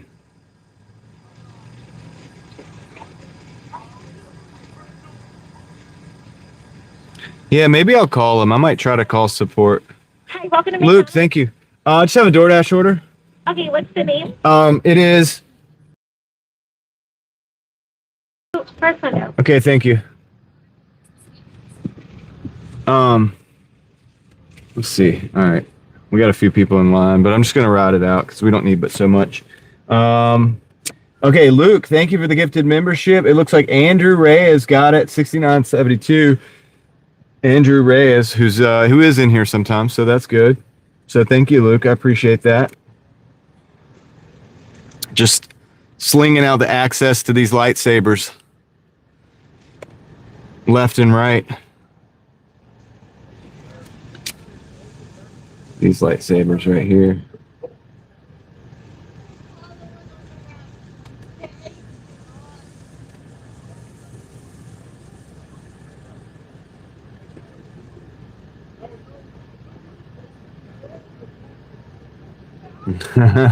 Connor. Ah, dude, yeah, I might not should have took this order. But it's okay. Maybe this line will move pretty quick. I'm not going to sweat it. We're only on the last, like, say, 3 or 4 orders max. I mean, after this, we'll be over 190. So we'll only need 1 or 2 more orders.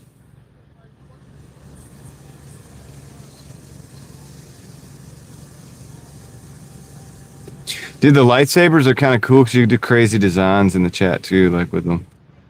That's a byproduct. I never thought about that ahead of time, but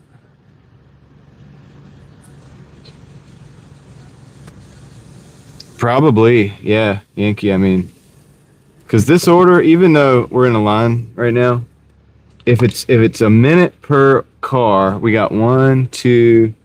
Well, there's 1, 2, 3, 4, 5 cars, so that could be 5 to 10 minutes, 2 minutes. Okay, 1 car just went, so we're down to 4. 1, 2, 3, 4 cars in front of us, so that could be 4 minutes, 4 to 8 minutes to between 1 and 2 minutes per car. I mean, it's not great, but whatever.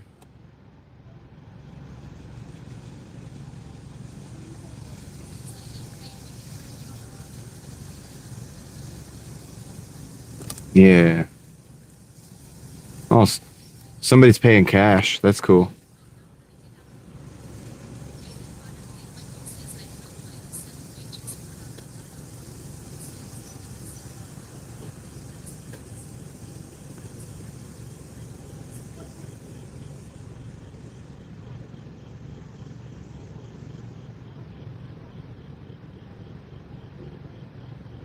Yeah, David, you're talking about like the depreciation when you drove off. Yeah, but the cool thing about back then was buying a new car, you might get a good one still. And I'm sure there's gonna be some good ones now, but I think there's gonna be. Look, this is more for my other channel, but it's also this channel because it's Driving Daily, which Driving Daily is not just a DoorDash name. It's a car name. too. Like this was a car channel for a while. This channel doesn't know what it is, but I think there's going to be, if they keep up with all this extra tech and the spy tech, especially watching how people feel about the flock cameras, which makes me feel good inside. I'm glad to see so many people angry about the flock cameras. Actually, you know, like I know it's a bad thing that we have this going on with the flock cameras, but it's the good thing about it is that it allows you to see like, okay, wow, more people than I thought got angry about it when it was brought to their attention. So that's good. That's a good sign. But if they keep going with the spy tech in the cars and people are made aware of that, just like the flock cameras, and they react the same way, two things will happen. Fewer people will buy new cars. There will be, hopefully, and I'm praying for this, that people will stop buying the new cars that when the spy tech comes in, to avoid the spy tech, and demand that they build cars without it, which actually it's going to be, I think, the law that they have to, so they're going to have to change the law, or the car sales are just going to get crushed. If the car sales get crushed, the dealers will go back to the lawmakers, the lobbyists for the car manufacturers go back to the lawmakers, and they'll make them reverse it. And people will have to demand a simpler vehicle. And if it hurts them in the wallet, they'll have to reverse it. And you want to see who controls the laws and stuff? It's the money. It's you'll watch this. If you hurt anyway, you get what I'm saying, right? Hopefully. And then the other thing that'll pop up from that is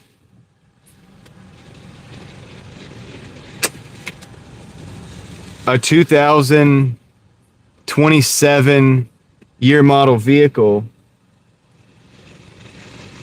that's right, David, gets bought. Well, they run the lawmaker. I mean, anyway, a 2027 model vehicle gets stripped down to the bare bones, right? Gets stripped down to the bare bones and is given a 2010 engine and transmission and the wiring from a 2010 model vehicle. Okay? I'm telling you, there's going to be like a market for that. Retrofitting. Not retrofitting to bring into the future, but to bring back into the past, where the technology, to detect the vehicle. Okay, there will be a entire, it might be underground. They're going to have to make it illegal if they want to stop it, because people like me are never going to be cool with the spy tech stuff. So when we get that vehicle, as long as we're legally allowed to, the first thing we're going to do is remove it. I just got the order for, and even maybe otherwise. Thank you. Good night. You too. Do you guys understand what I'm saying? So there's going to be a whole move. And also the fact that, you have to go to the dealership it's like, okay, you got a truck that has all this tech on it. And you want to, it's a new vehicle and it's got all this tech and the tail light goes out and it's going to be $1,500 or $1,500 for the tail light. All right. We're going to take that truck. We're going to put the old wiring, to take that CAN bus out. We're going to take and put the old wiring in there. We're going to put some switches in there. We're going to make a custom setup specifically for every vehicle that comes out, where we could put switches in from a 2002 model.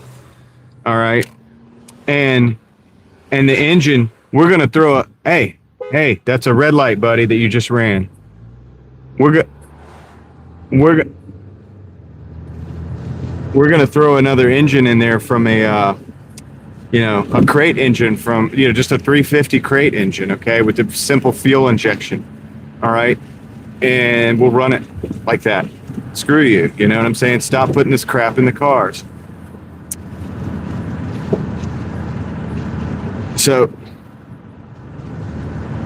So yeah, and also there's people on the software side, and I think Rustic said something about that.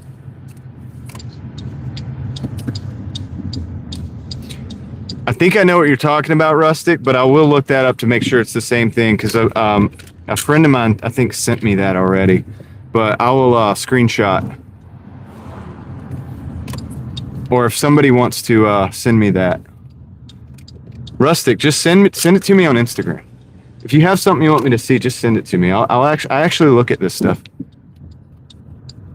But yeah, so, you know, I might be looking at it in a more rudimentary way where I'm saying, okay, let's take this brand new truck, strip everything down, put switches and stuff in here, take the wiring harness, completely rip it out. Forget that, just completely rip it out. Put a standard OBD2 system from like 2001 in there. Get a crate engine. And put that in there, and with a basic fuel injection and a basic engine management system. And yeah, dude, and just completely rip all that garbage out. And yeah, you'll have a new vehicle. Technically, it'll be a 2027. You'll have a vehicle that's quote unquote up to date, but it will be reliable. You could put air conditioning in it. They had air conditioning in the 90s, Ryan. Yeah, you just get an air conditioning compressor, a 350. It'll match right up to it. They have an air conditioning compressor that go right onto a 350. No problem. Yep. Easy peasy, man. I'll be right back.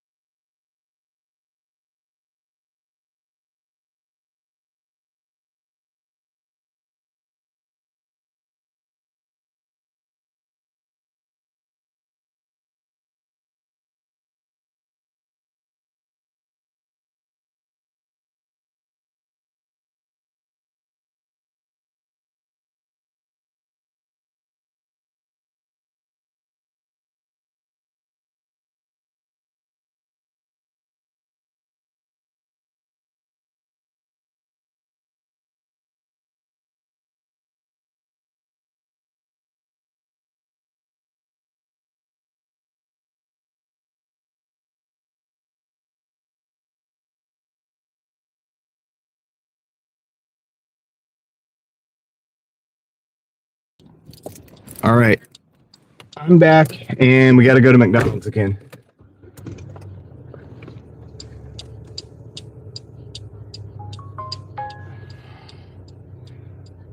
Yeah. I'm going to catch up on what you guys were saying for a second.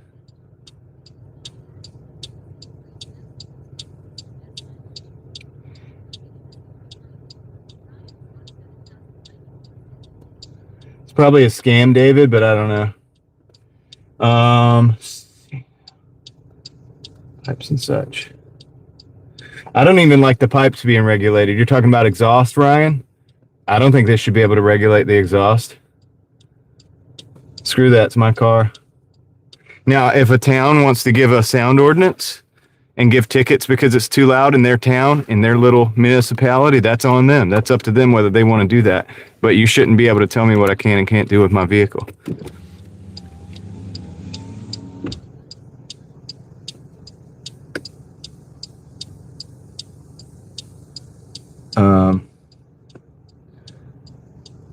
You know what I'm saying?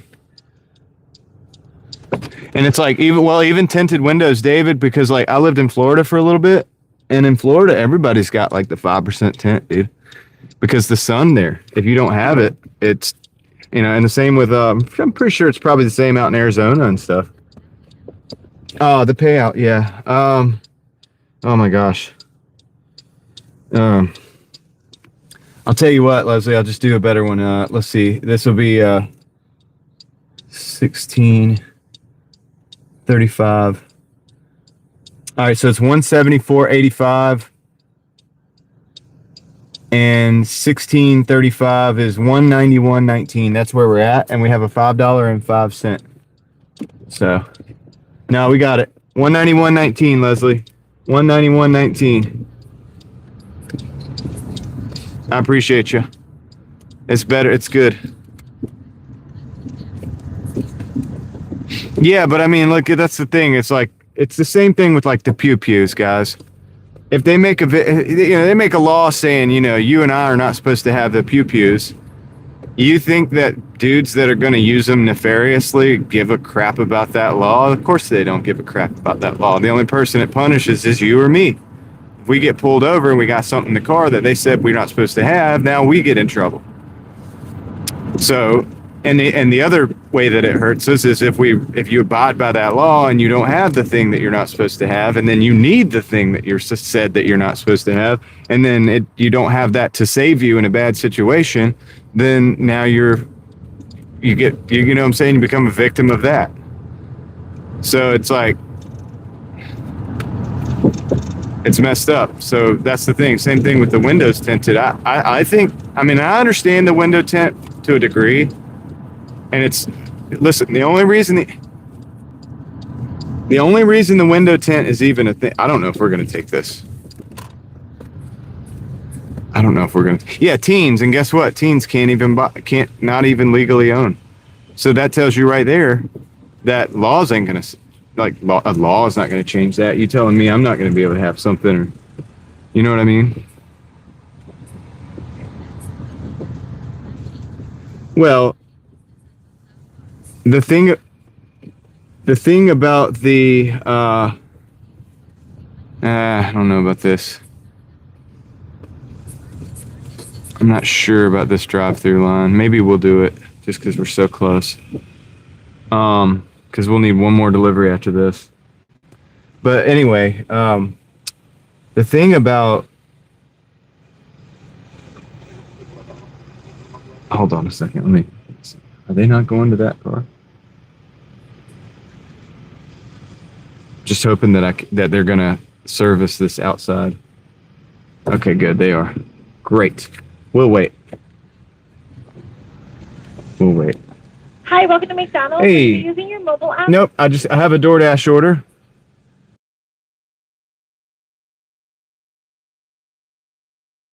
Yeah. Okay, thank you. Sweet, we're in. This isn't too bad. 145 likes, appreciate that. So yeah, I don't know, same thing with the cars. Oh yeah, the window tint, that's what I was going to say. The window tint, the only reason for the window tint is the police officer's safety. It's the only reason you would need that, is so that somebody doesn't, or I guess you could imagine somebody rolling up on you and then like rolling the window down and doing like a drive-by or something. It's really the only reason it matters. Other than that, or I guess you could say visibility. If it's too dark of a tint, visibility outside the car at night. So But that's the only real reason. And I don't know, man. I think that you should be able to tint the windows too. I'm a freedom guy. Listen, I'm going to pretty much like, probably on most of these issues, I'm going to, well, not even probably, I'm typically just going to go for more freedom. Yeah, if you get real low in the tent, you need visibility. Which, I mean, that's like I get that because it's a safety thing. I kind of get that. You know, just like you would need a horn or you need your blinkers to work.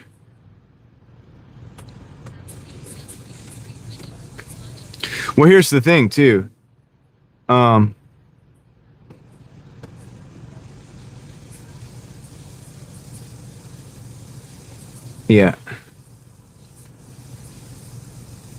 No, I agree. Yeah. What's my job? What do you mean, unless that's my job? I'm confused about that.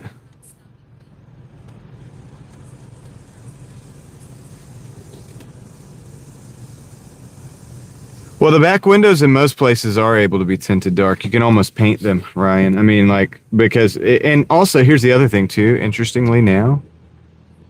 Oh, law enforcement? No, I totally understand. Listen, I get where the law enforcement's coming from. I get it. We have another problem in this country, though, where the actual real crimes don't get prosecuted enough to where people don't do them. So, in other words, like, okay, here's the thing. It's like, so there should be a law that you can't go out and like take a pew and just go, you know, on a rampage. Well, there is a law on that. I mean, it's obviously illegal to do that. So here we go again, where it's like, there's that personal responsibility. It's like, okay, if you want to paint your windows black and you have low visibility and you back into a car, then that's going to cost you, man. I mean, like, dude, that's your fault. Like, that's a problem. So it's like responsibility is important. Freedom requires you to have responsibility, deep personal responsibility.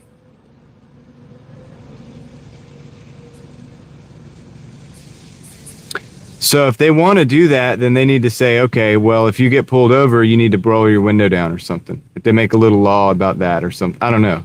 It's another law, though, which I don't like, but you get what I'm saying. I totally understand. Listen, I understand from the point of view of the law enforcement, but here's the problem. That goes far, too. That goes a long way, too.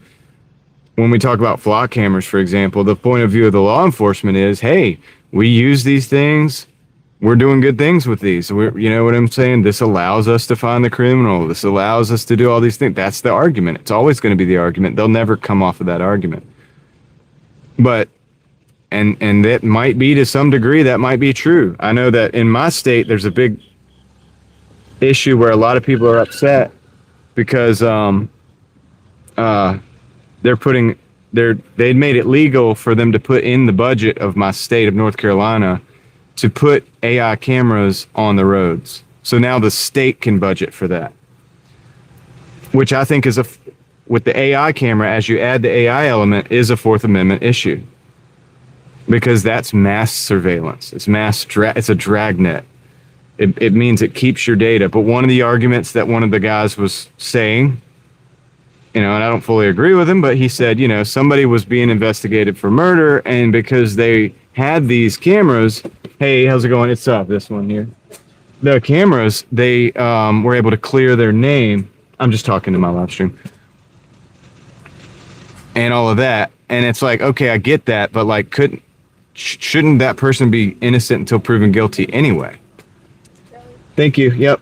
The burden of proof is on you to make somebody, have a good one, is to prove somebody guilty, not the burden of proof on them to prove themselves innocent. That's where we're all mixed up and messed up.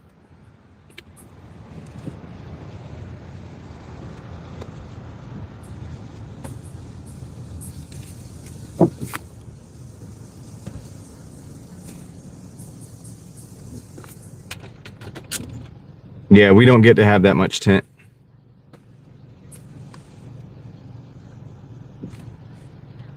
Well, yeah, that person suffers, Cerberus. the thing about it is, this is the deal, is like, yes, that person suffers or whatever. A lot of this stuff happens. The deal is, it's like, you can't stop bad things from happening with a law. You know, it's the same thing about saying, like, okay, there should be a law against somebody like, okay, we can't have these people shooting people because we need a law against the guns. Well, there's already a law against people shooting people. That's illegal. That's already illegal. You know? So that's the problem where it comes in. It's already a infraction to back out and back into somebody. That is already an issue. So regardless, and this is my argument on that, I'm not arguing against you or anything. I'm saying, yes, truly, the victim suffers for it. But, that idiot's going to do that anyway. If you're stupid enough to tint your car in the places that you need to use to see, then you're that type of guy. You're going to do that stupid crap anyway. And you're going to screw up eventually. And somebody's going to pay for that consequence. Unfortunately, that's just how it goes. So I'm a big fan of, like, let's just, like, take most of the regulations away and let people take responsibility for the actions that they take, forcing them to not be morons. If you're only doing it because, see, like, I don't need you to tell me how to be safe. I need to use my common sense to be safe. A law won't make me have common sense, you see? So if we use the law to replace common sense, which seems to be what they're trying to do, they're trying to say, hey, look, this is a common sense issue. It's like, well, sometimes it's just a criminal issue. Sometimes it's like some dude has a problem and he wants to go hurt people. A law is not going to stop that. You know, a regulation's not going to stop that. That's right, Ryan. I mean, they will. It's actually true, you know. It's proven. Listen, I'll give you a prime example, and I use this example often because it's an obvious example. How many people you know that smoked weed back when it was illegal everywhere? Because for me, it was almost a lot of people that I knew back in the day. It was like almost everybody. Okay, let's just be real about that. Well, that wasn't legal. There was a law against that, yet almost everybody you knew did it. So that right there tells you that the law isn't going to stop somebody necessarily from doing that, but also what it should tell you is the law can't keep you safe either from being a victim of it. The most things that you should do is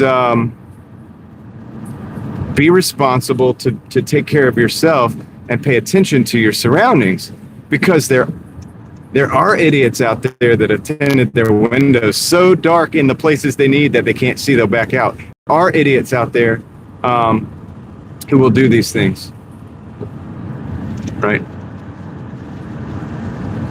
Well, sparkly, it is legal in a lot of places. If we're talking about like cannabis or whatever. And I'd use that as an example because even if it is still not legal in a lot of places, you're absolutely right. But I use that as an example because at one point in time, it was not legal anywhere.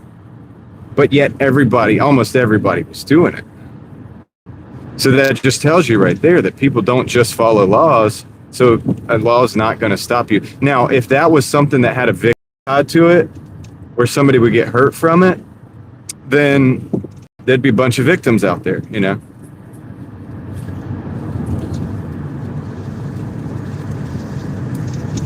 So I just use that as an example because it's like, it's going to run rampant. So you go and make firearms illegal for people to own.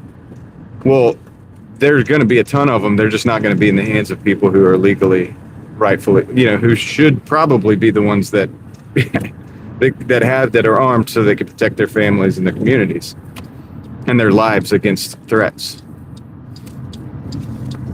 Right. So it'll be just like all like people with bad intentions.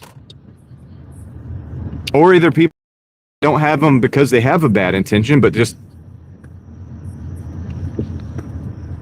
No, I agree with you, Sparkly, on that. I agree with you on that a little bit. I don't think it's something you know, especially the strong stuff that they have now. I don't think you should be doing that in driving necessarily.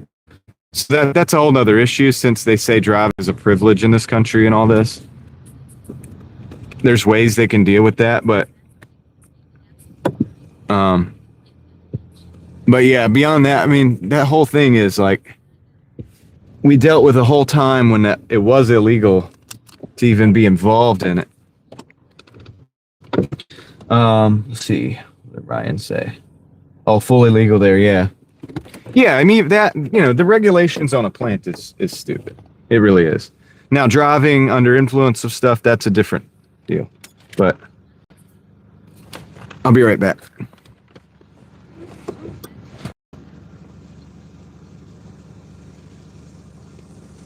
I'll be right back.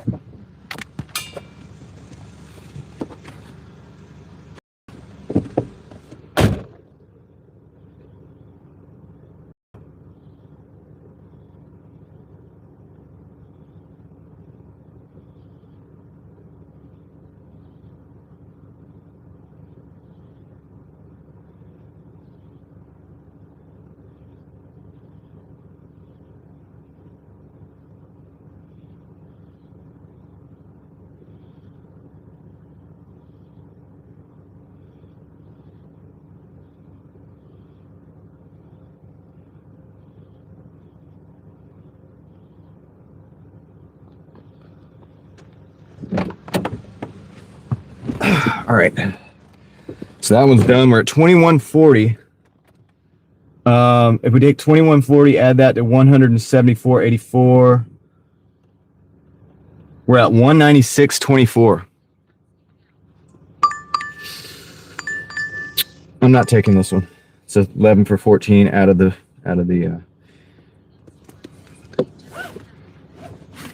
Did it happen again, Freezy? It happens a lot. I told you it does. Whenever I show up, the lights they go out. You know, listen, and the prohibition stuff was okay. We got a Papa John's 870. It's 8 miles going down 70 Glenwood. I'm gonna take this because that's back in our area, and also it beats 200, so it gets us above our goal for the night. But yeah, yeah, a lot of it also, and it's a deep rabbit hole, but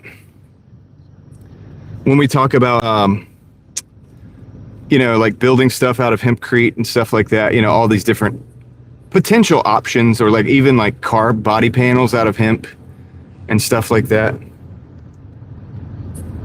Well, Freezy, it's okay. I try not to let it bother me on the lights going out. We've already established on the stream that lights may sometimes go out when I go under them. I don't know why, but it's happened to me since I was in my teens, so I try not to let it bother me.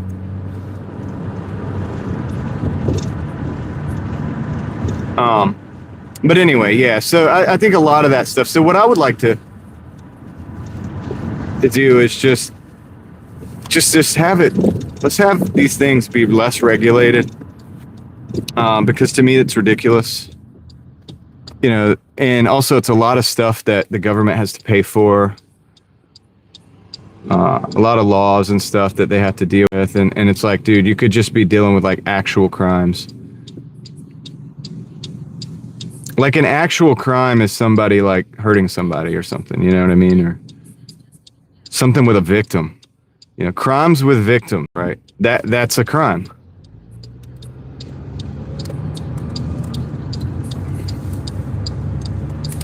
Samuel, take care. All right. All right.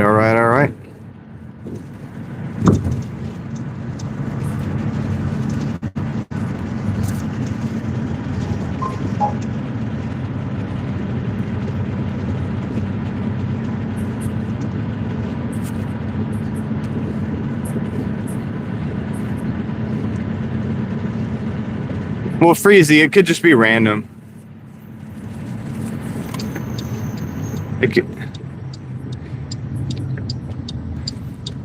It could be random.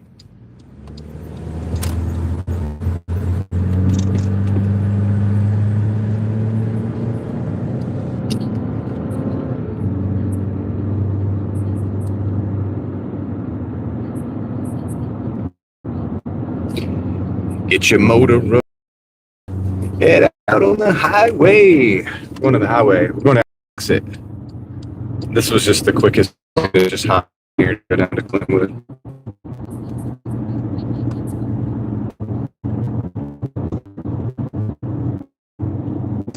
So, yeah, dude. What were we even talking about? Oh, this started with cars.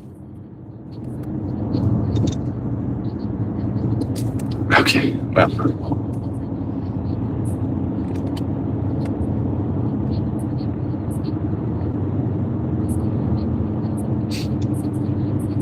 Well, that's not randoms that I was talking about, Yankee, but yeah, I understand what you're saying. It is kind of weird that they don't get to, dude, like if anybody was ever to be tested, are you talking about tests, right? Yankee?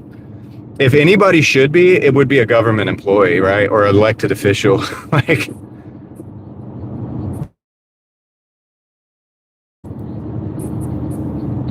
so I agree with that. Ryan, it's because the lights go off when I go under them sometimes on the stream, and Freezy's freaking out about it.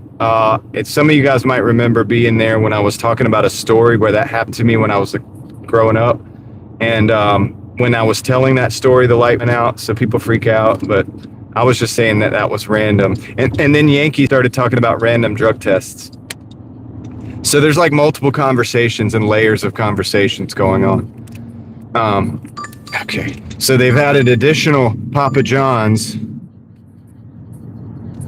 and that's going to be an extra $7.43 for a few extra miles. I'm going to add that too. Let's take them both. Let's take them both. But yeah, I agree. I mean, listen, if they're going to drug test people or regular people at a job, which makes sense. Honestly, dude, if you're operating certain machinery and stuff, it does make sense in some circumstances. If you're a pilot, like, you know what I'm saying, you're flying a plane full of people, you know, they probably don't want you tripping balls when you're doing that or something. You know what I'm saying? I kind of get that. Listen, but with the politicians, it's like, you know, it's funny because they don't. You're right. They don't. They're exempt from all that. And they have a pretty important job, technically speaking. I mean, it's like you're kind of running policy for the world, you know, that we live in. So.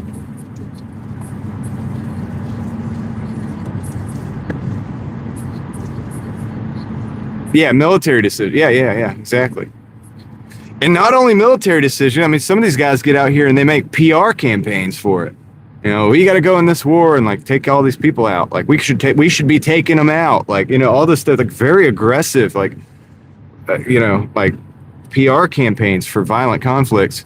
And it's like, you're doing that. And guess what? Because you do that, and that promotes like actual people being in those actual regions and actually being in, you know, physical conflict as a result of the decisions that you make. Yeah, dude. You probably shouldn't be, you should probably be like at the same, what do you call it? Level of, you just said it. The military has random drug tests. So yeah, they should probably have whatever the military has if they're going to be doing that kind of stuff. Which they do.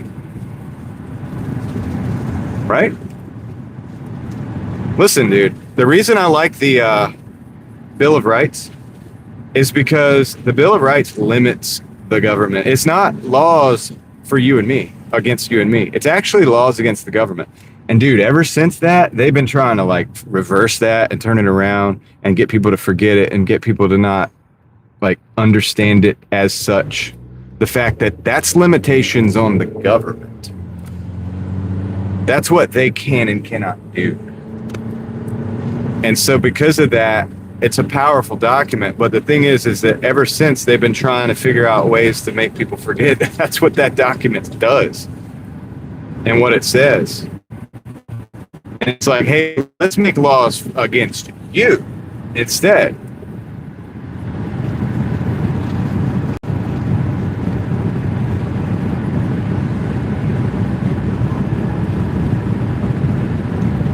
I mean, I hope so, Yankee. I really do. I've seen this kind of thing before. I haven't seen much results of it other than we just keep losing freedom. But I mean, I hope you're right. I like to be optimistic sometimes about the. I mean, I would love to be optimistic. I have to be what I consider to be realistic. I mean, I feel, you know, that's why I'm skeptical about I guess skeptical in some way. What's up, Joe?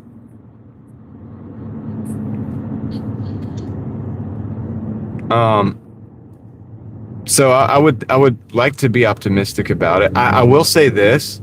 I've noticed that a lot of Gen Z is like skeptical about all the AI rhetoric. They're skeptical about the wars, which is good. I mean, I was the same way when I was young. Of course, I wasn't gung ho about no war. I mean, I thought it was, you know, ridiculous. That I don't want to get too deep in the weeds, but it's like something happens from somebody like something happens and it's like to blame from people in one side of the world, and then you go to a whole nother country. Obviously that was planned, right? So we know that, right? And we can realize that if we just use our common sense. But it's kept happening. It's continued to happen. And I don't know, man. Joe, I'm with you on that.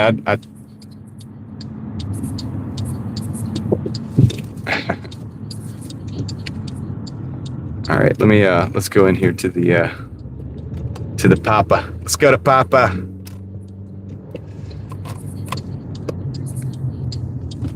We're supposed to be having fun. We got some serious conversation already, but that's okay. It's not that late in the night, but it is because we're about to hit $200. So I guess, yeah, that's what it is. That's what it is. I'm gonna drop the car right here.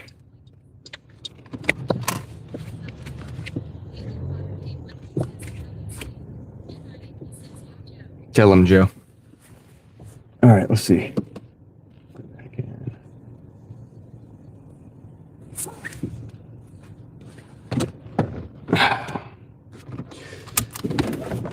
Well, yeah, they also committed a bunch of war crimes with that stuff, Eva. Ryan, we're gonna go to about 215 after this delivery, because we have two, remember? So we'll be close. We'll be close. He said let them throw the first stone if they're okay. I'll let Joe deal with this. Oh, I've got to get gas. Oh my goodness, let me turn the car off. 250? I don't know about that. But yeah, Joe's right. That was not the point of that. That wasn't the point of that thing that you're talking about. All right, so let me go grab these orders. There's two of them. Check in with the homies. I'll be right back. Well, that's true. He wasn't a weakling. Yankee, he wasn't a weakling, so there's that. We can definitely talk about that for sure. I'll be right back.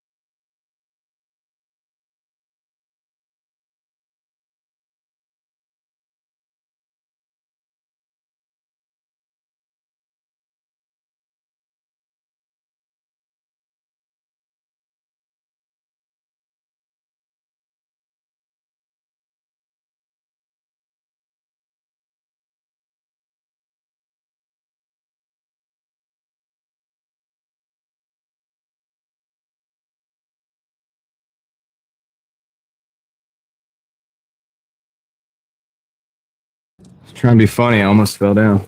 All right, let's go.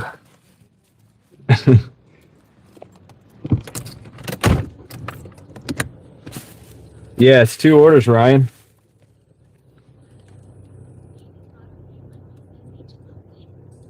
All right, let's go. The first one's 6 minutes away, 3 miles down the road. Let's go.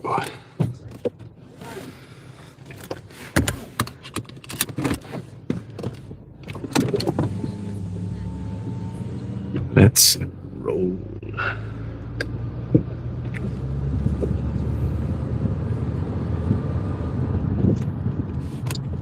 All right.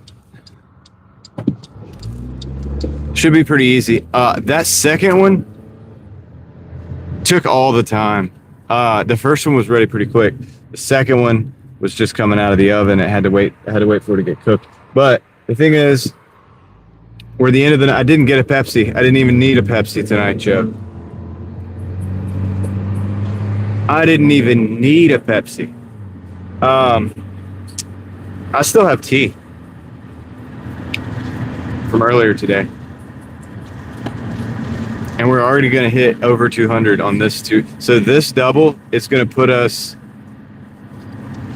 I don't even know how much, but definitely over 200. The first one, I think the first one's going to beat 2, and then the second one's extra. So we're doing pretty good. Doing pretty good, I should say. And got a day off tomorrow, so that's nice.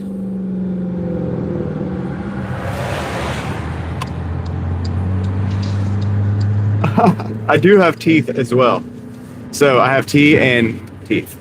Thank the Lord.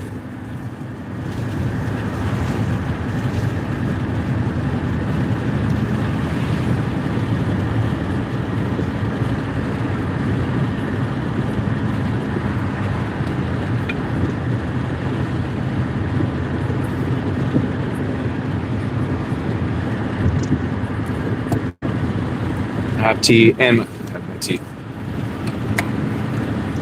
For now. 3 minutes, 2.1 miles, and closing. 212. Sounds good. See if we can make this green light. Come on, green light, just stay green a little bit longer. We need to keep you green. Nice, we did it. Let's see if the next one will turn green for us before we get there. That'd be beautiful. That would be something that we would like to see.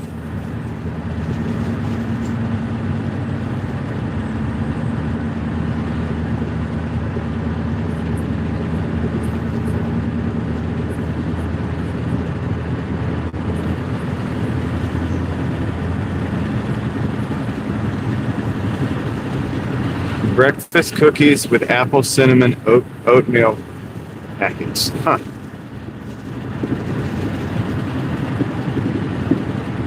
I don't know if you could do that. Maybe. I'm sure you probably could. Probably had to add a bunch of other ingredients. You just make it like you would with regular oatmeal. Probably tastes pretty dang good. Don't you think? Don't you guys think? Who in here other than David bakes?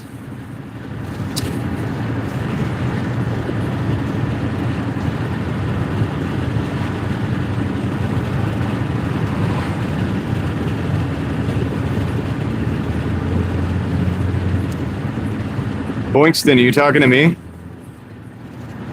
I invest on a regular basis. I have investments that come out of my account, or money that goes out of my account directly into investments, and I even have DCA investments that come out every single day into certain pretty boring assets. And I try to continue to add to that as time goes on.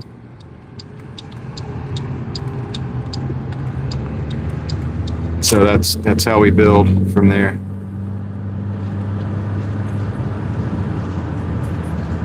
Yeah, I hope you're having a good night. Look at that moon, guys.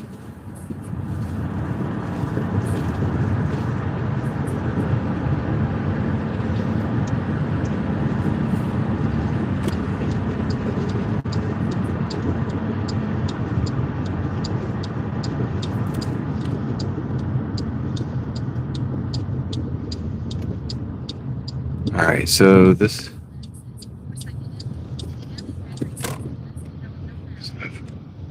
Yeah, I think I have to park here. Probably just park here for this one.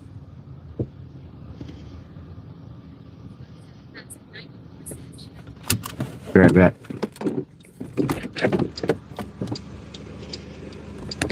Which one is it? Which one is it? Cool. Perfecto. Gotta hand it to the customer, but they have a gate. Be right back.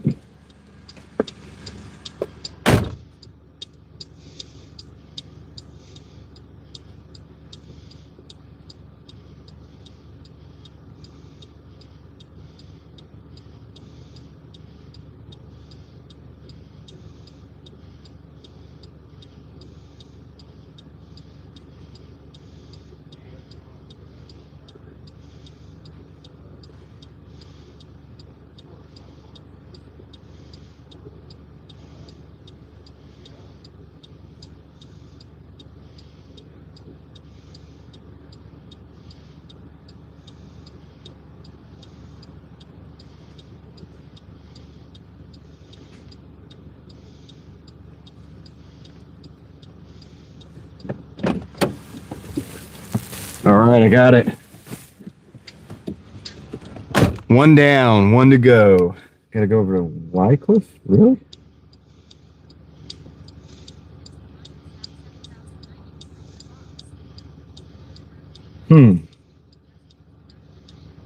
Okay, that's cool.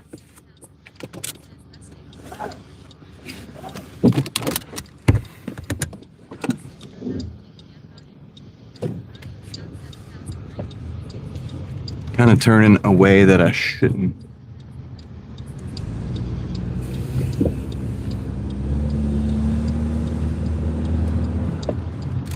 We got to get on out.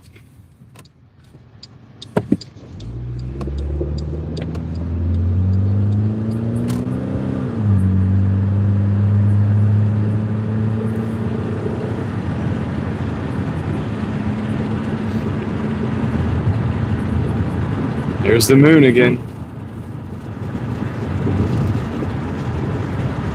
Lighten up that night, lighten up the sky.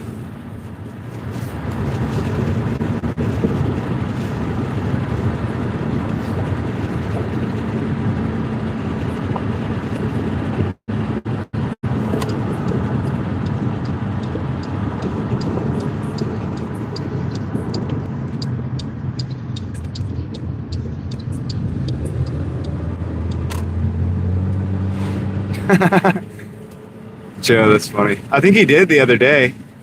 I think David actually did the other day. He said something about making brownies. I was like, oh, so you got your head right or whatever. And he was like, yeah, I didn't put the other stuff in there.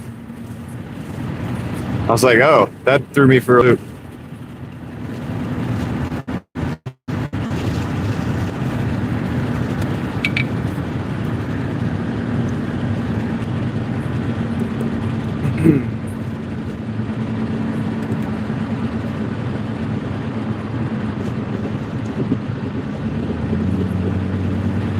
Yeah, forgot the herb.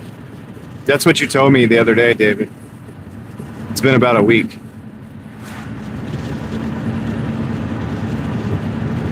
I remembered that. I was like, whoa, really?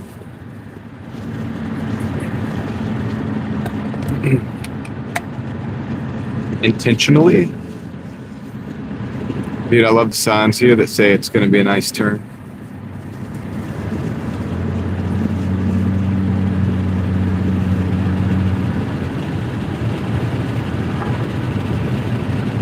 Thank you guys for the 155 likes.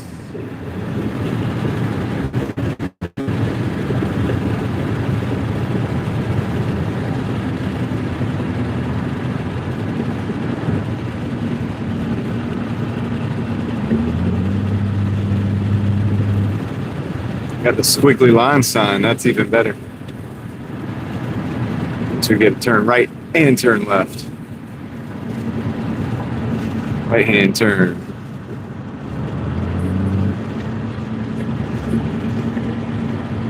Left hand turn.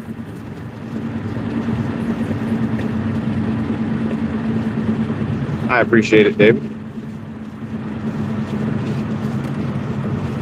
That's off.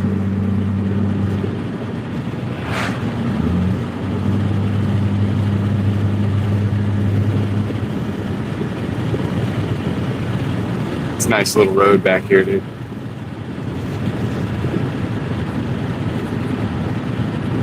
Nice and smooth.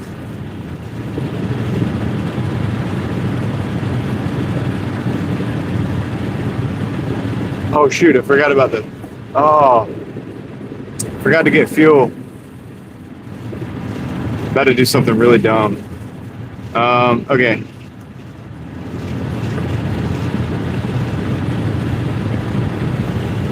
I gotta pause after this and go get fuel, dude. I'm way too low on fuel. I thought I got it earlier. Oh no. Oh no! 2 miles.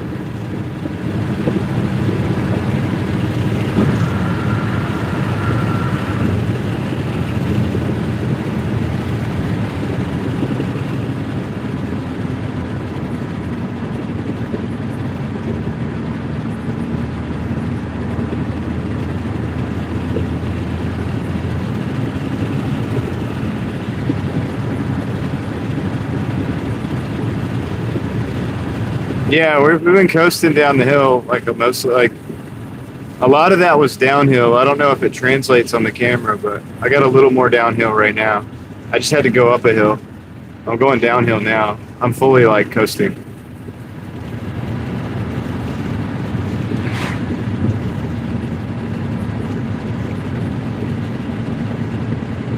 I'm gonna try to deliver the delivery first.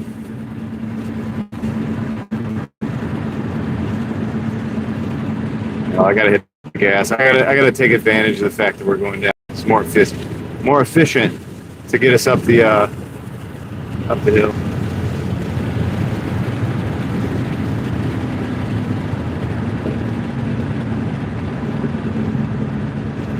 Gotta hypermile the Malibu. I gotta, yeah. Well, it's not that bad, I don't think, but.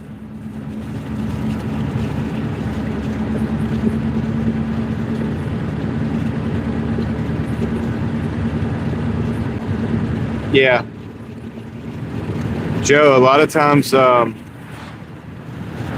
it takes about 20 seconds, between 13 and 20 seconds worth of fuel to start a car, from what I understand. So there's a time when it's valuable not to, like to have the car stop and then start it.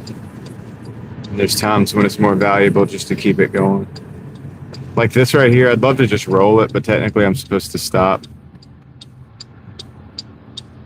and then go, you know, it's a bummer. Well, it's not that I did, somebody else, other people have done it. And you can look it up, it's probably different now with different cars, but. Oh, I've thought about it, dude. I drive a lot, so.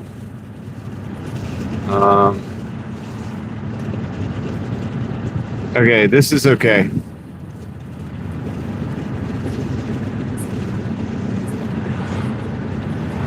There's a fuel station near where I'm going.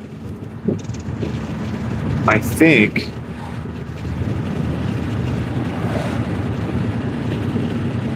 I think I can get away with. Just gonna pause the dash after that.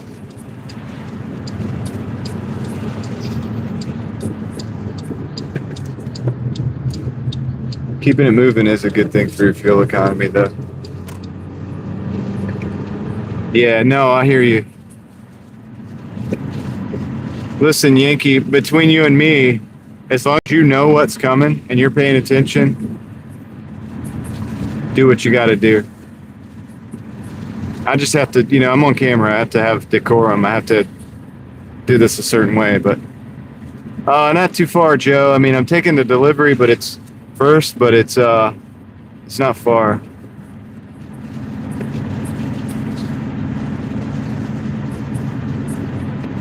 And it's a good coasting too, so I should be able to coast down this hill once I get here. Man, I feel like an idiot, dude. I totally thought that I filled up. It's like right here. Just gotta keep the skirt. Oh, dang. We're good. That was my stabilizer. Came out from under the phone.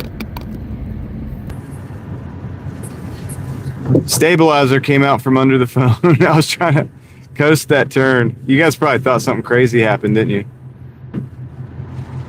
I should have put some sound effects, some skirt. The cat and everything.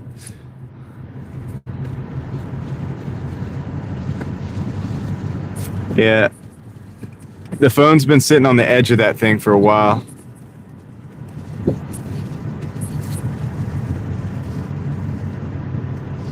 All right.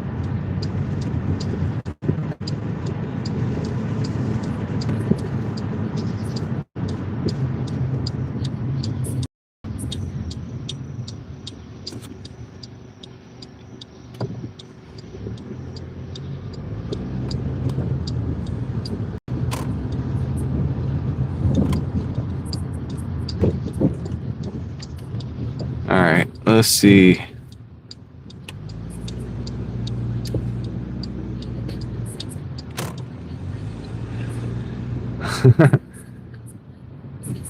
Joe, if you don't notice, what are you gonna do?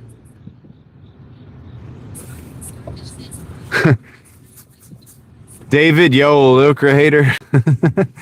It's funny how he said that. All right, I added the old. That doesn't mean old. Do I have a backup car? Kinda yes and no. But I'll be right back. Let me go drop this off.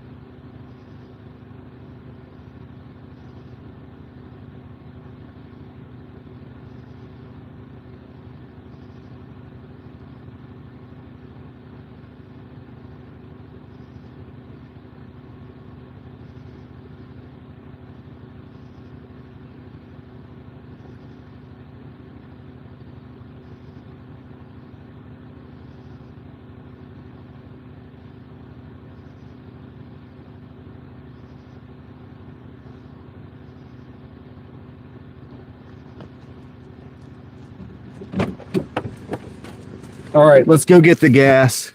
That put us at 37. And some change, but that does kind of look like a little bit like a bear track. I can totally see it.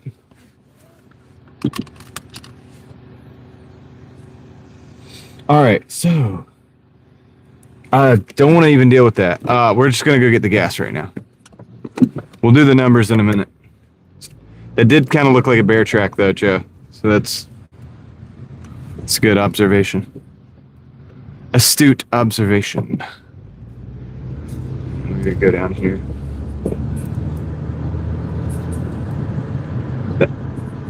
That guy that was standing there on the phone just now, he was like staring at me. I think he saw me run to the car. And he's probably wondering what the heck is going on. Alright, let's go get some. I would go back to shit. Well, I think I have. Oh, I don't know. I probably have the time to do it now. For some reason, my.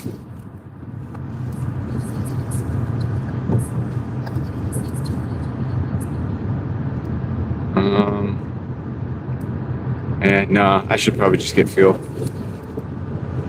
Look at the moon. I know.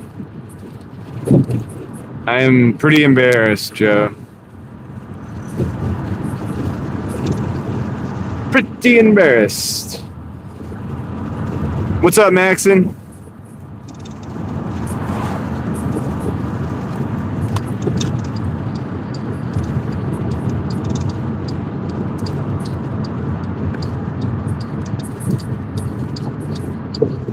We're getting gas, Deborah. That's it. We're doing that right now. I think there's a gas station at the bottom of this hill. I hope there's a gas station at the bottom of this hill.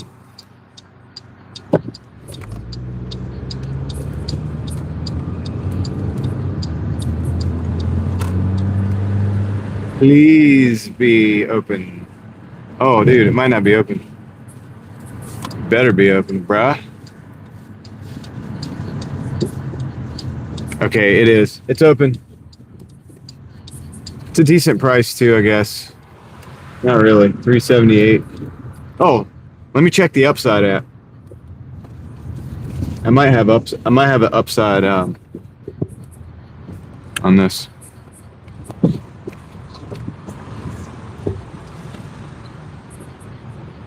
All right, I'm gonna get in here and get this fuel.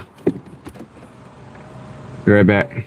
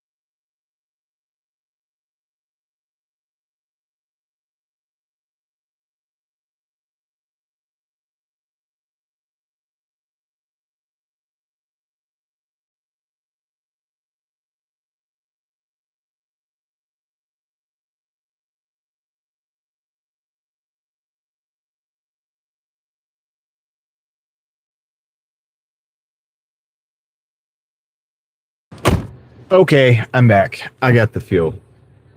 And I got 7 cents off of the gallon using the Upside app. This is not an advertisement, but the code is in the description. Okay.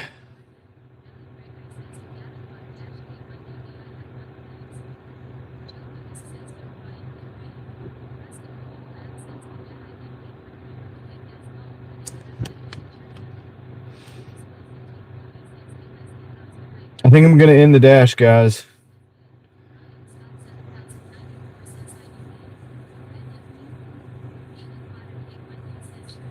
We'll look at the numbers in a minute. We got to do a little drive. Let's do a little drive, dude. See if we can adjust this. There we go. All right, cool. That way that doesn't fall off the stabilizer again. I went ahead and filled up. Took a little while because I was dang near on empty.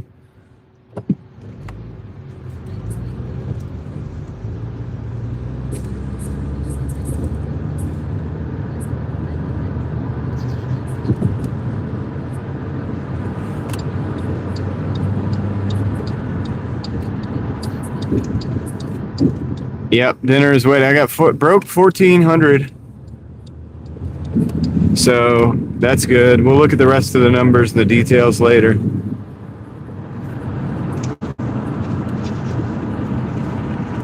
And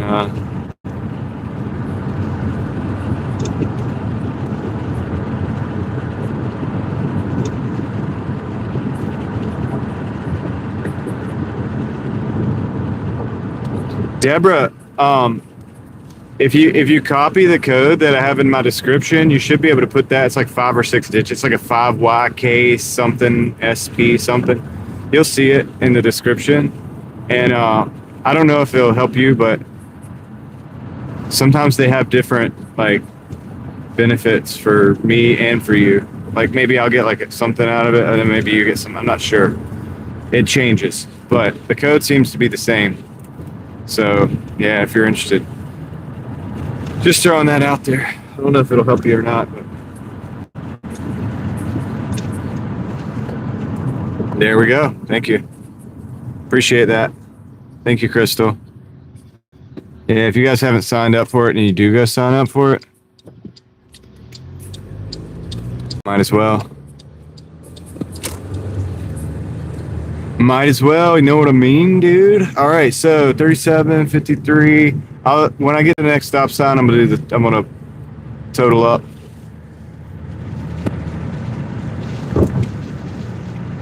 And let you guys know where we're at on that total for the day. Oh, I think somebody already did it. It's like 212 something, but yeah. Let me look. Make sure. 212.37. $212.37 on the day. I don't know about the hours. We'll have to look at that when we get stopped. We're gonna drive back down by the mall, I guess.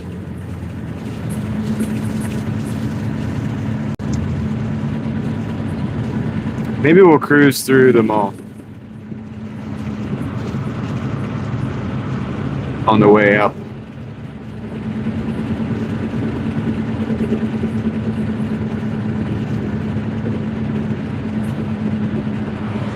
Okay, a penny every gallon. So I guess, okay, so full disclosure.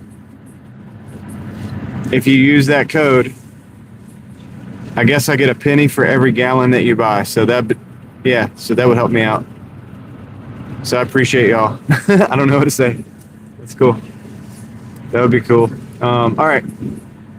I only had a few people ever do that, so I didn't notice it. But I guess, yeah, it's pretty good, really.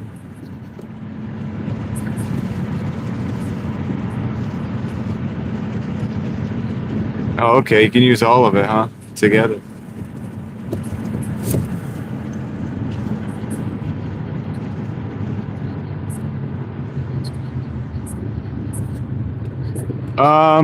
Two-bot. I just work a lot. So this is gonna drive you crazy. Yesterday I made $311 Was it 311, guys? It was something like that. But yeah, it took me 14 hours too. So, you know.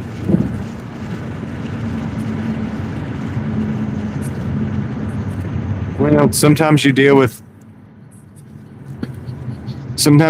that with orders that are already picked up and whatnot, but it's not, it's not, it's part of it, it's part of it.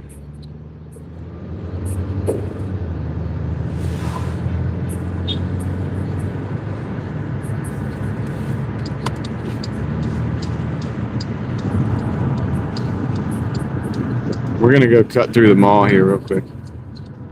I'm not going through the section I usually go through. We're going to go through another section. We're going to see if we lose signal going through this parking garage.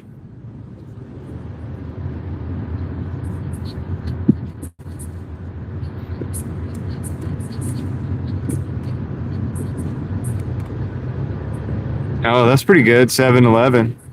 That's awesome. This should look cool. I'm doing this for a reason. I think it's going to look cool when we drop through this. So, guys, check out the screen.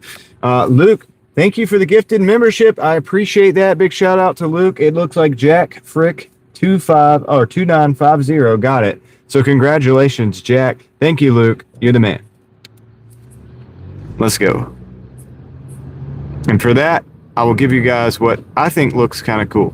We're going to drive up and down the ramp on this parking garage, and I do hope that we can keep the signal. Let's see what happens. Let's see if the signal holds up. It's gonna look kind of cool because we're gonna go, like, you'll see. Check this out.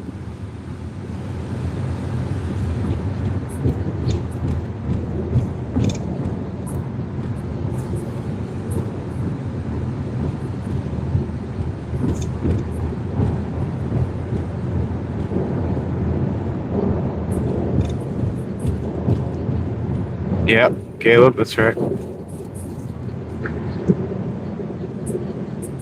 I always just thought it looks cool on the screen going through that.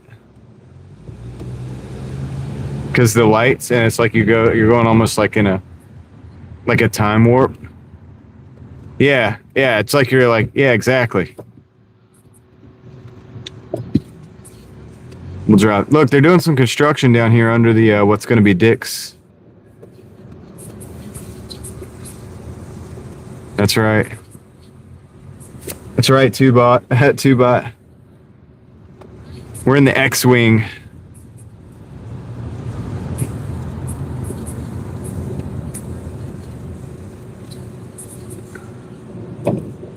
Now we're going, we're in front of the Lego store and the Kanki Japanese House of Steaks and Sushi.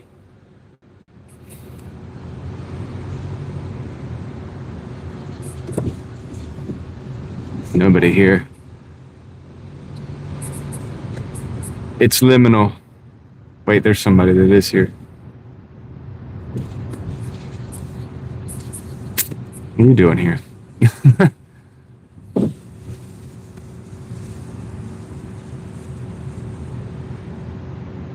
Anyway.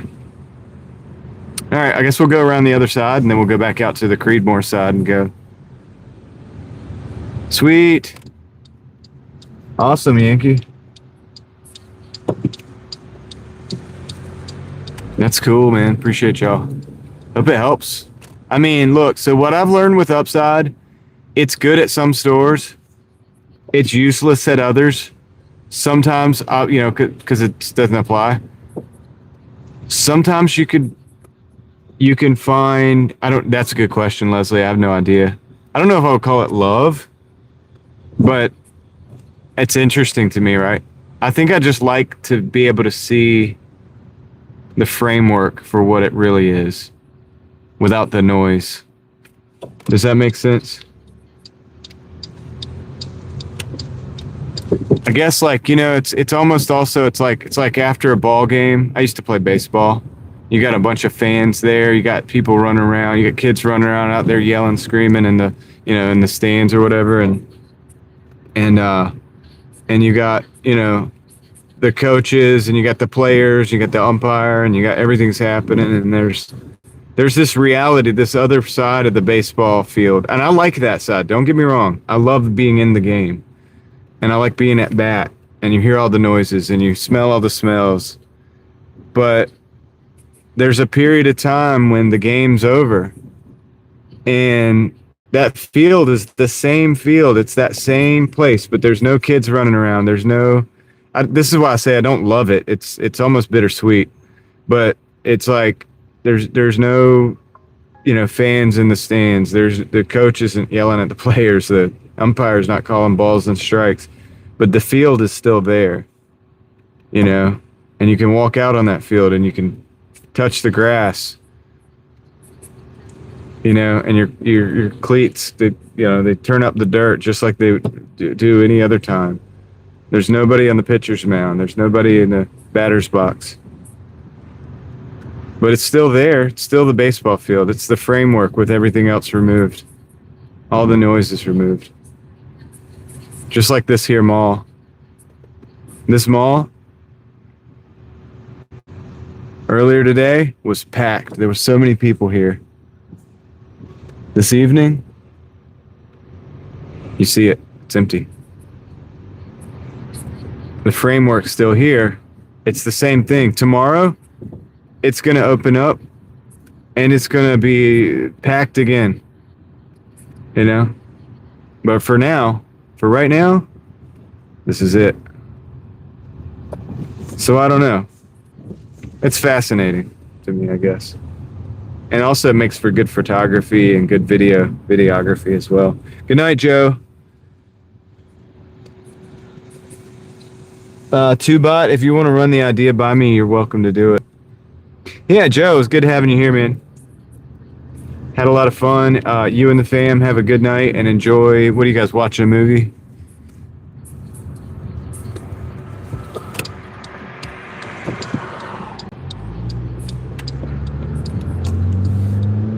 Same with the streets.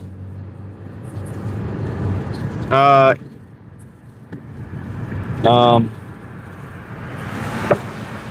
no, Tubot, we're not doing that. Tomorrow's my day off. You can hit me up on my Instagram. Same with the streets, like night streets, like when there's nobody out. I like having the streets to myself. Now, part of that's because I like to drive. And if I'm not on the camera and I wanted to spirited drive, to go for a spirited drive, the best time to do that, hands down, is always going to be like 3 o'clock in the morning because there's nobody out. Traffic's not coming in from it's the best time to drive. For so many reasons. But then the other part of it is the same thing. It's the streets.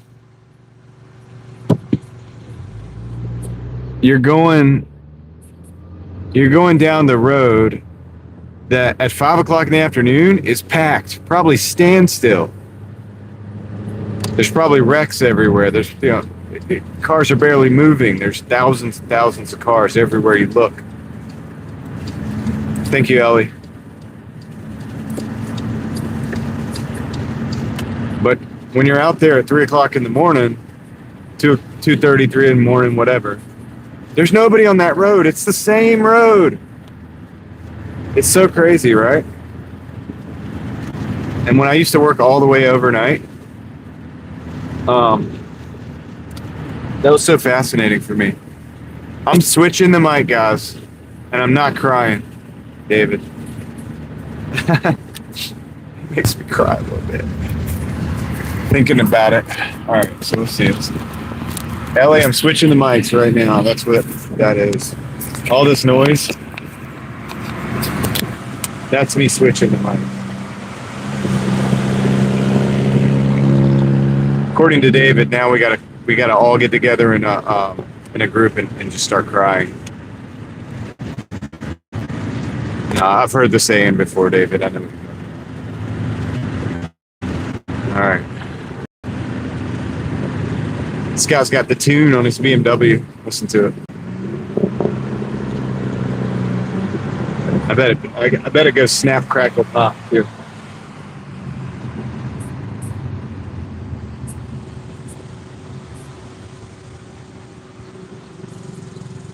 Is that Garth Brooks? Thunder rolls and the lightning strikes.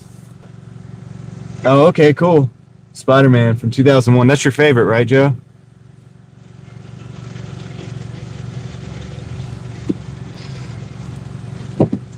Go, go, go. It's green light. Go, go. Floor it, man. I ain't flooring it. Automatic transmission here. Not trying to get it too much trouble.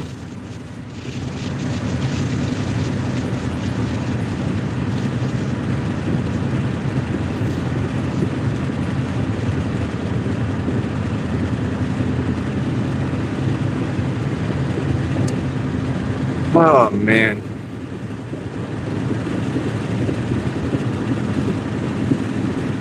Well,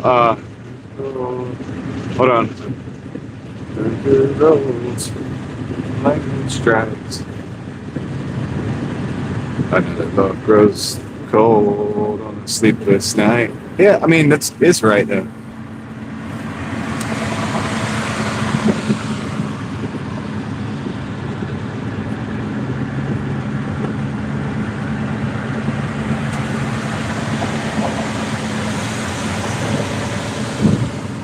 Well, that's kind of what I was saying, Deborah. You know, I don't know if you're behind on the stream, but I did go into that. That was one of the things I used to do that back in the baseball games. And Crystal Cara, thank you for being here. I appreciate you stopping in to say hey.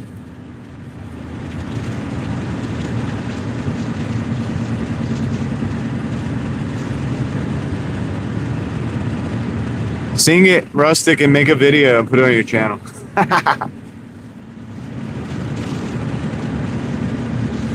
You should do it.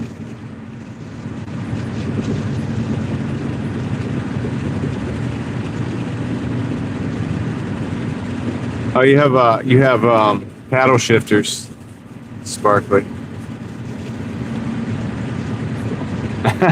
Come on, Rustic, let's go. Rustic, if you do it, I'll do it. I'll do it with you. I'll sing also on there, but it's got to be like the same time. I got to know you're going to do it. Like, you can't just like false start and just be like, oh yeah, I'm about to start singing in 3, 2, 1, and then just leave me like being the only one singing. Can't do that. Because that's no fair.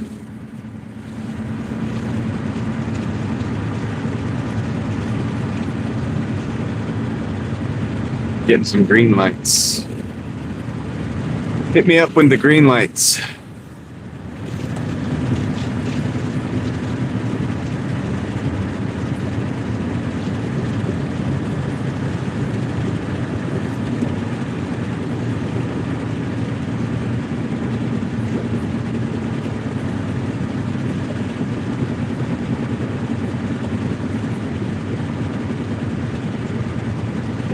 I don't know, Rustic. I haven't figured it out yet. You got to agree for it. You got to agree to sing first on camera. So that's the big deal.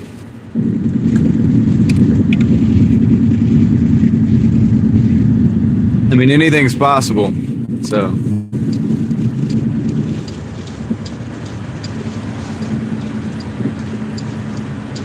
And you got to really mean it.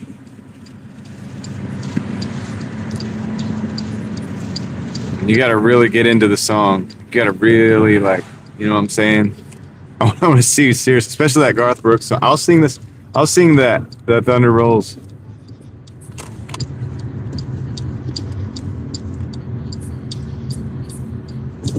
It's okay. You'll be fine now. All right. I'm going to park in a different place. I'm parking in a different location tonight because, I don't know, I'm just changing things up.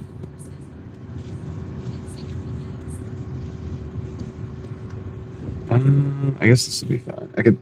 Just want a little more distance between me and the entrance. All right, cool. Just time.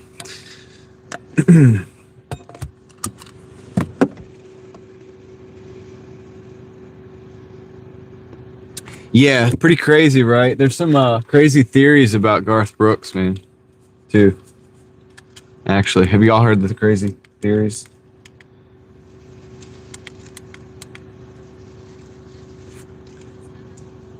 Was it the Chris Gaines movie? All right, Joe, good night. All right, I guess I'll show you guys the numbers real quick because we got to do that. It's a Doordash live stream, technically speaking.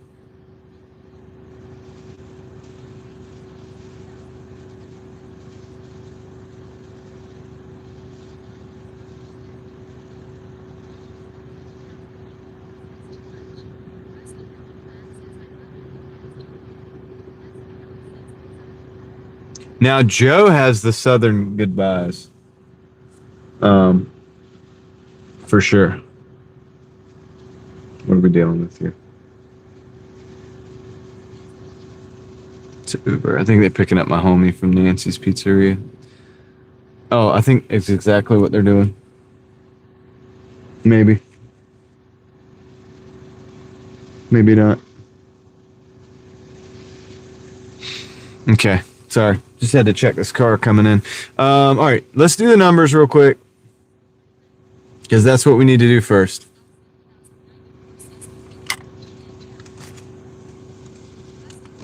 First of all, beautiful moon. Anyway, so there's this. This is our week. We did 14:20, ended out at 14:20:45, 71 hours and 48 minutes. Can we just call that 72 hours already?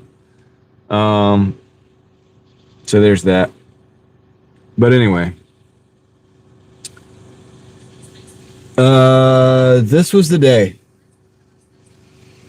174.84, 9 hours on that one. I did pause. I took that nap. So that was like 30 minutes of nap. Anyway. And then this one, 37:53, 2 hours 13. So that, dude, we did pretty good actually. 11. Well, that's still pretty, that's not great. But anyway, 11 hours. And you add those two together, and that's the deal there. So anyway, yeah, we got car maintenance, taxes, blah, blah, blah.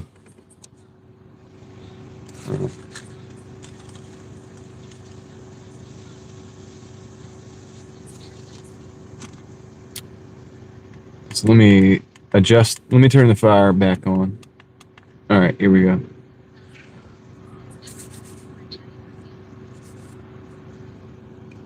So anyway. All right, guys. So that's a lot. 72 hours. What was it? 72 hours? Is that what we said?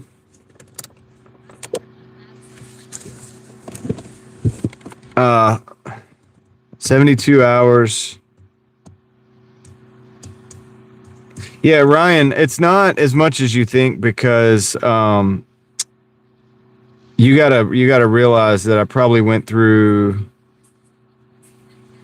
$200 in fuel, probably, give or take.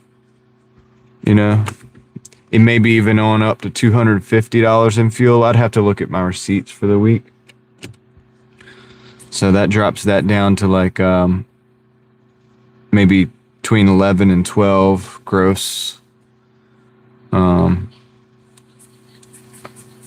that's what you guys got to realize. And I people that do this gig know that. I mean, they know that because you have to pay for the gas. Like you get it, you see it, you know. Or if you have to charge your electric car, either way, you still got to pay for that one way or another. So, and yeah, rustic maintenance, insurance, got to carry insurance on the car.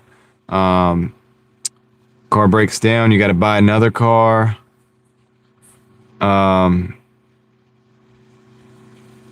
72 hours, you don't get to have a life. What else? Yeah, you get the idea, right? So it's not this dream thing where you're just like, oh yeah, you're just making all this money. It's like, nah, it's not that good. You get what I'm saying? It's like not easy. What's up, Austin Matheson? How's it going? So let me see if I can get you guys on the screen up here. Hold on, I'm gonna do something. It's gonna make that possible. Should be back.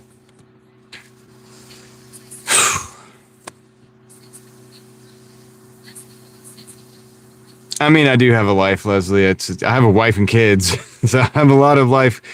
But it's like, you know that. But it's 72 hours on the road, you know, in the car. Even if you're, whether that's sleeping or whatever.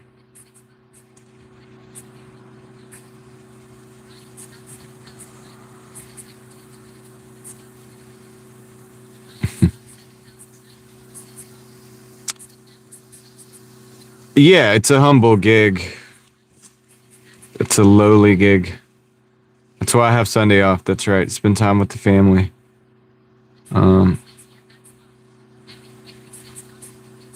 Yeah, 3 days in the car every week.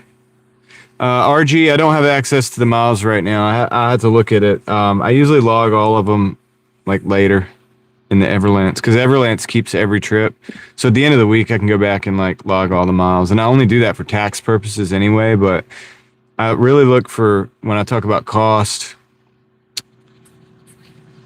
I look at the fuel cost. You know what I mean? Really more. That's what actually affects me. That's good, Leslie. Yeah, spend time with your daughter. It's so important. Yeah, I used to do this for 7 days a week, so I would do like 80 hours.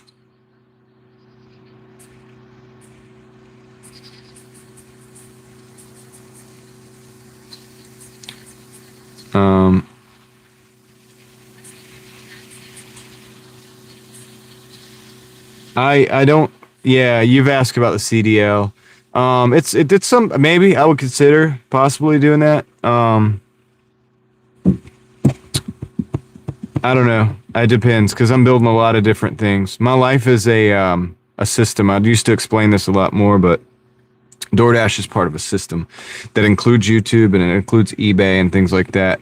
And the YouTube and the eBay, I would almost have to like significantly cut down or maybe give up with certain jobs. You know what I mean? Which is, if the job was good enough, I mean, I don't know, maybe I would consider, but maybe not, because some of the stuff we're doing on YouTube is, I believe, important.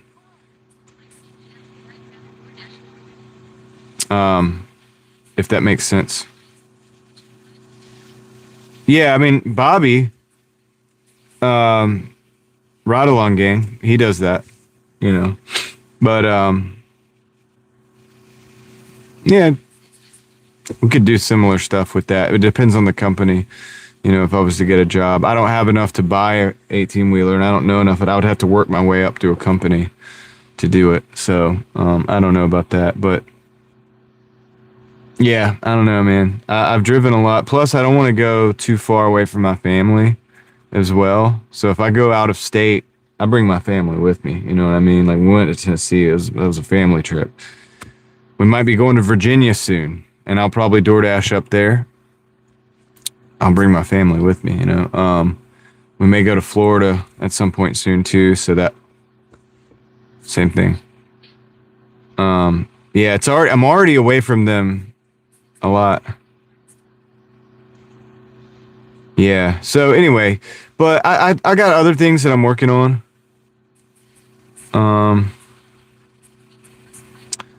Yeah, transit bus driver. I hear you, Austin. That's cool.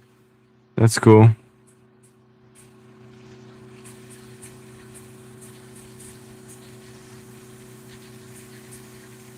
What's up, Andres Gonzalez?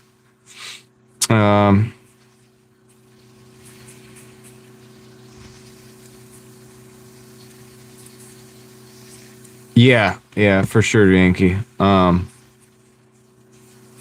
If I'd have got into it when I was younger, I probably would have loved it, to be honest, because I like to be on the road. I like to be out there by myself on the road. As much as it's crazy because I live stream to, around 100 people, give or take, several hours per day. I actually like being alone. I enjoy it. I enjoy solitude. And I like being on the road, and I wouldn't dislike it. And in fact, being a trucker driving across the country, I probably would have loved that. But I didn't get into it. So it's just where I'm at with my life right now. And I like the system. Yeah, that's true too, Yankee. I mean, I'll go into not too much detail, but like in my 20s, I actually did travel a lot, but I funded it myself. It was like self-funded and stuff. It was like, I would make money and then go to places. And anyway, I knew people all around the country, and so I would go. I didn't have kids. So I didn't save a lot of money, and that's why I had to restart. And I've restarted building my finances in my 30s from zero, so.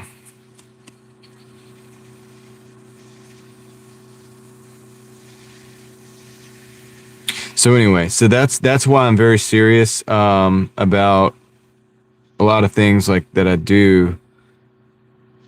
But I think it's important. I think what we're doing on even on YouTube is important. And I haven't even gotten to be able to do. Well, I do a lot every day. I think, like, I'm going to continue to like encourage people to think outside the box.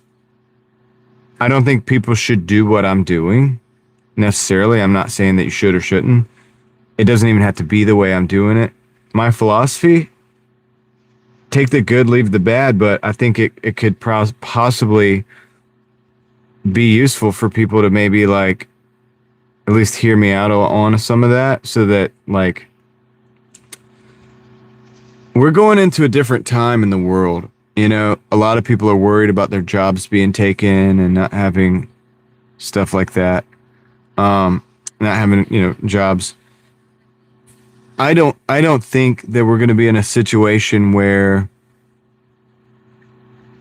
there's not going to be any jobs per se, but I think there could well be a shift in the way things are done. So even if you work a regular job today, it's important to start to think like in different terminology, like maybe as a contractor, look at yourself potentially as what it would look like if I did my job that I do, but it was contract, not a job. What would it look like? You know what I mean? If I had to turn my job into a business, whatever. How can I become less dependent on anything that you're dependent on, right? If you're dependent on the government right now, how could I become less dependent on that?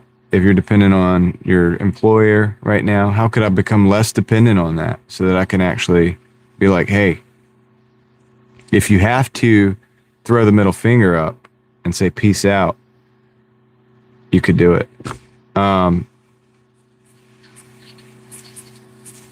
Because I've not had a regular job most of my life, and I've survived this far, and I've even built, like I said, from zero, built where we're at to where we're at now, myself and my family, which isn't anything impressive, but where I come from, it's better than what it was. So, anyway, whether it's Doordash, whether it's whatever it is, it's like sometimes, dude, even just saving, if you save like $10,000, right? It's not about the money. It's about, I could survive for another month without anything else, if you're in that situation. So even if you're not in that position and you can't do that, but you get yourself to where you can do that, then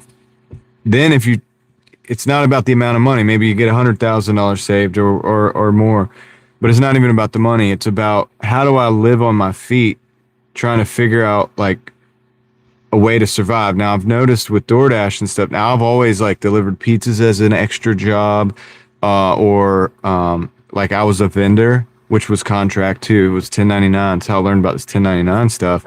Before gig work was even a thing, I was doing that kind of thing. And I got paid by the stop. And you know, I had a lot of stops, and I would build a route and go and do these stops or whatever. And I kind of did that, but I also delivered pizzas, but I also like flipped things and stuff, you know, bought and sold things and stuff. And then for a little while during that time, I had a regular job too, you know, did a couple regular jobs, but,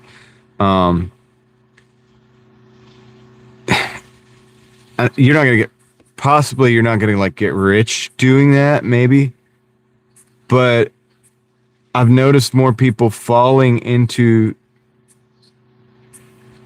the situation in which, and that's true, Crystal. Yeah. I could get into the healthcare thing because, like, dude, there's been times living the way I do where I made too much for something and then I didn't make enough for something. So I had to pay so much in health insurance. I went without health insurance also for like, oh my gosh, probably like 12 years. I didn't have health insurance. So that's not recommended. I can't recommend that. But I've survived. Like, I survived. That's why I go for a walk every day. Dude, that's why I stay active. Because it's so important.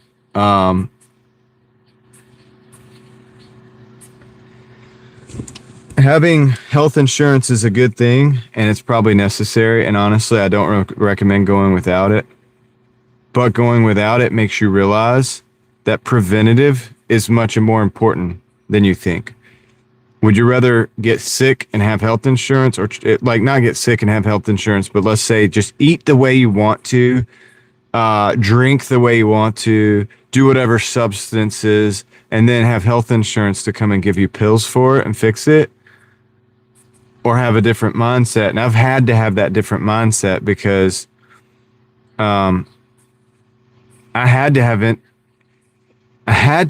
a mindset of like, okay, I'm like, dude, I have a juicer. Like I was living a weird lifestyle where I was doing all this unhealthy stuff, but at the same time I knew I had to exercise. I knew I had to, like, you know, eat different vegetables and stuff. And, you know, I learned how to like juice vegetables and like how to, you know, eat organic and do all that stuff. I know how to do all the right things. I don't necessarily always do those right things, but I've learned how to survive doing them, you know, like even when I was eating ramen, I was making sure I was eating vegetables and like different vitamins. I don't know. I was just doing different things to survive. I've done a lot of that different stuff to survive. None of it do I recommend or anything. I'm just saying, like, you do what you got to do. And I'm seeing in the world right now where a lot of other people are having to, who never thought they would have to, are doing what they got to do. They thought they would have a job, and they thought they would have the health insurance through the job forever. And they thought that they would have, you know, that they never, I meet people every day Doordashing that never in their life thought that they would be delivering pizza for people or delivering McDonald's to people. But they're doing it now. And they're here, and I talk to them every single day. Like, I meet people out here every day. I meet people in their 60s out here doing this. I meet people in their 50s out here doing this that never thought. I've met ex-professional athletes. You know, I've met a lot of people that probably never thought they'd be doing this kind of thing. And now they are. Now I'm sitting here, been doing this type of thing my whole life, even before gig work. And this is my world, dude. And I'm like, okay, well, you're here now. I suggest you try to get back to your world, but if you're not going to be at your world, this is how I do it. Does that make sense?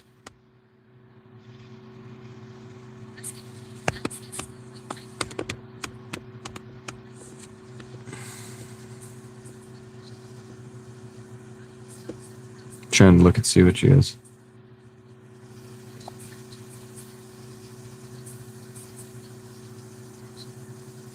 Not all jobs give you adequate health insurance. Somebody said that. That's true. Another thing that you think about with your job, you kind of pay for the health insurance in a way too.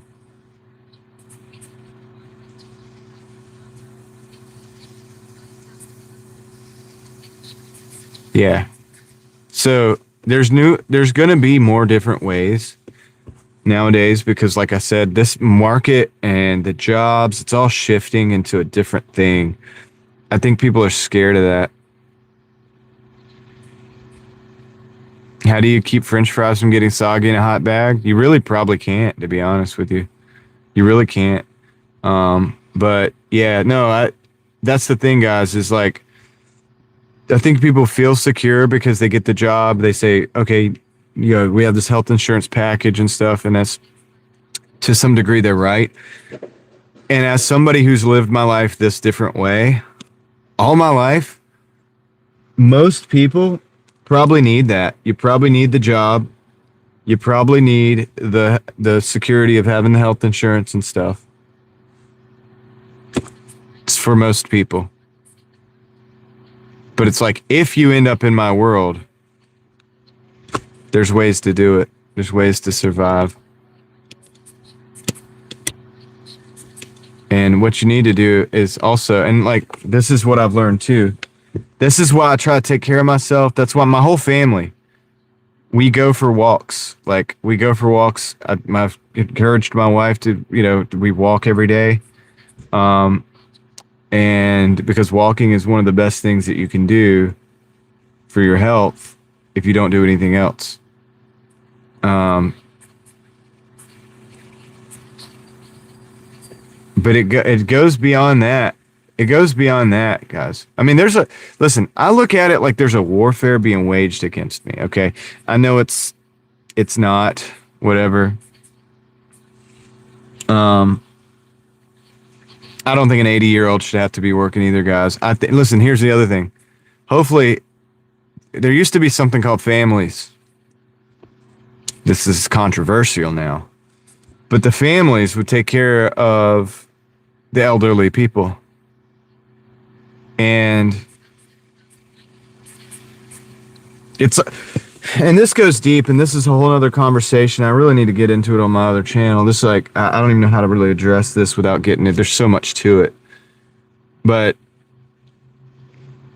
if you break up families, if you tell people, okay, you're not in a family unit anymore, or you don't need to take care of your family members, or you don't need to like team up. People used to team up. They would have a farm. They would have like 6 or 7, 8 kids, and the kids would kind of do different things on the farm as well, and but it all benefited each other. Like, everything benefited each other. Now, when you take that out of the equation, now this is where I understand that, Crystal, or Leslie. I understand that, Leslie, but I'm just kind of getting to something here. Well, a lot of people say, like, I can't have I talk about having a used car and do your own work. And people are like, well, I can't do my own work because I don't know how to. And it's like, I know that, and I get that. And like, in an ideal world, sometimes us men take care of each other, take care of our family, and maybe get your butt out there and do the oil change for your aunt or your mom or your wife, or, you know what I'm saying? Or your uncle that doesn't know what he's doing on the cars, to benefit each other, like to take care, and maybe even community, like maybe even your neighbor. This could be your neighbor just as easily. But when you take that away, everybody's on their own. Now everybody's just on their own. You just got to figure it out. So if you don't know how to work in the car, you don't have, it's like, we live in this culture that's different now. It's different now. And there's power in having it take care of each other, helping each other, stepping up. it's tricky. It's tricky with the money because everything's about money now. That's the thing. Our culture, it's tricky with the money because of our culture. It's not like I just help you because we look out for each other. Other cultures get this. You see a lot of people that immigrate to this country.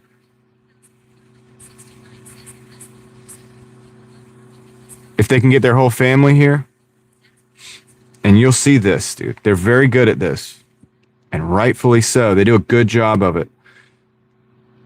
Taking care. Sometimes family lives in the house. They might have another little house or something where they live or whatever, and they, the men, they work on the cars, they fix the cars. The women are rolling good, dude, and they take care of each other, man.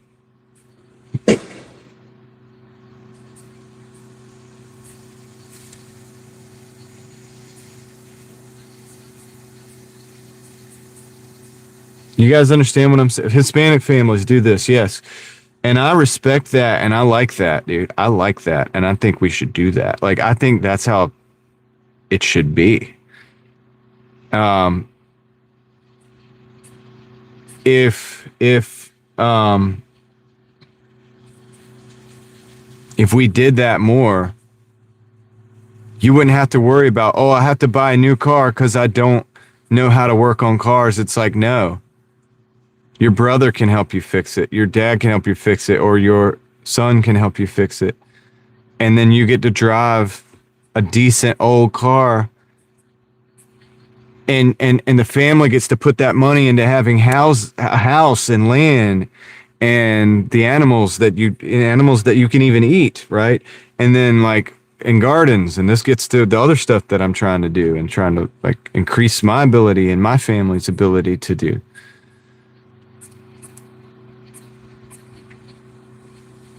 And we exactly, Yankee. We got into this point in this country where the American dream became, all right, you're 18, kick you out of the house, go get your degree, go get in total debt that you're not going to pay off until your mid 30s. Go to college for 4 years, get that debt, go off somewhere else, struggle to live somewhere, try to figure it out. Good luck. You're going to have to buy your own house, get a car.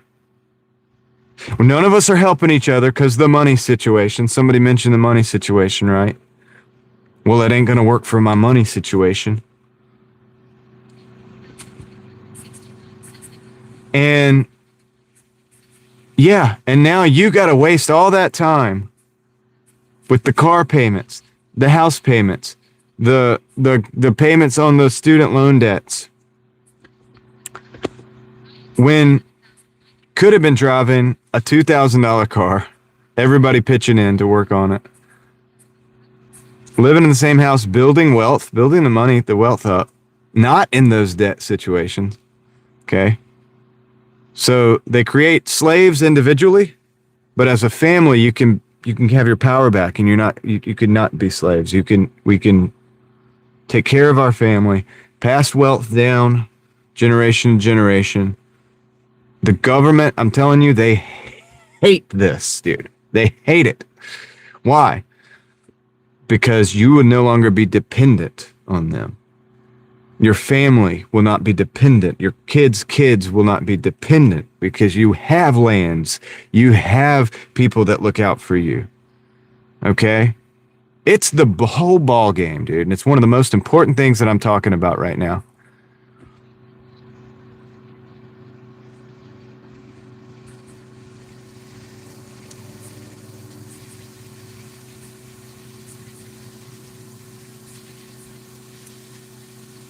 And so I'm not saying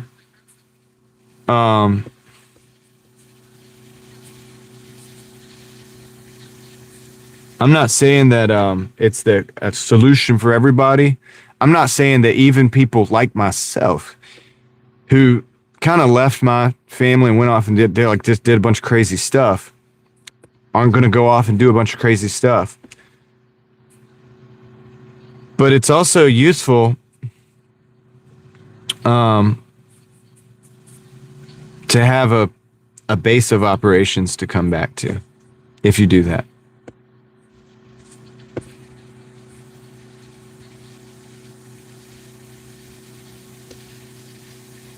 Yeah, you see it in the Hispanic community, the Indian community. They get it. They get it. We've completely lost it because we've been brainwashed. I mean, a lot of people here in America.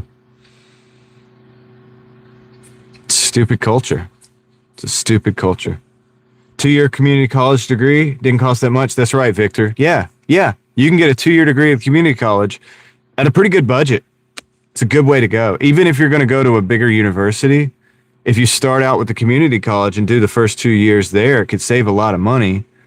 And then because you could pay cash for that, and it's affordable enough where if you work and you have a good job, or you can hustle some money up, you can do the community college. So that is like a huge hack where, and not in a bad way, like a good hack, like a life hack, where you can save a ton of money as opposed to going straight to the university. But they told my generation, go straight to the university.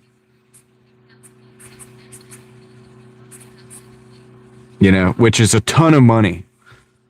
You said master's degree in Italy is $7,000. Way more here, right? So think about that for a minute. Just let that sink in. I know people. Well,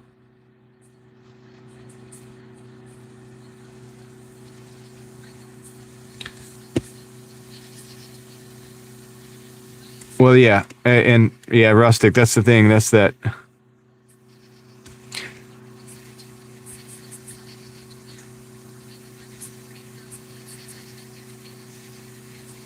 $80,000, yeah. With interest, if you borrowed for it. 74 for the full masters, yeah. $80,000, exactly. So nothing wrong with education, but dang, is that like some kind of a scam? How much you have to spend? And if you did that in 2010, you could have dang near bought a property and a house for that. So they've got people spending money on the college and the debt on the student loan. Could have just bought a house, at least back then. Yeah. And also the 4 years that you're not working a full-time job, where if you learn anything about investing, this is not financial advice, but compounding is one of your biggest assets or allies to invest and growing your money over time in investments. If you cut out that first 4 years, that's when you put $1 in and get 16 back, or $1 in and get 20 back over time. That first 4 years, very important time to be investing. So if you're not making any money during that time period, which a lot of people are told, hey, don't worry about that, just go off, you just get that degree. You take that first 4 years of income that would have been invested, you compound it over that time frame. It's incredible what people miss out on. I didn't know any of this stuff, but I do know it now. Yeah, Sealand, I agree with that. And that's why we have elderly people out here. And I run into them all the time, and they're working, and they're probably, they're very brave because they've lived through a lot of stuff, and they're probably highly intelligent and probably way overqualified to be doing out here Doordashing and stuff. But deep down, it's like they're Doordashing for a reason. It's because they don't know what they're about to do with the bills.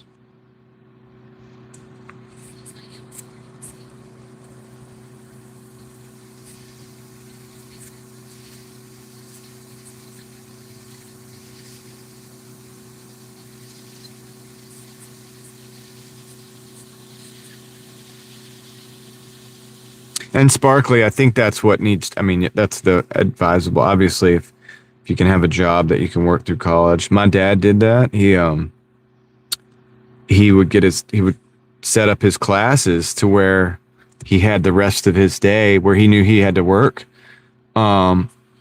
where he could work a full day pretty much every day, go to college and go work a full day. So he survived doing that.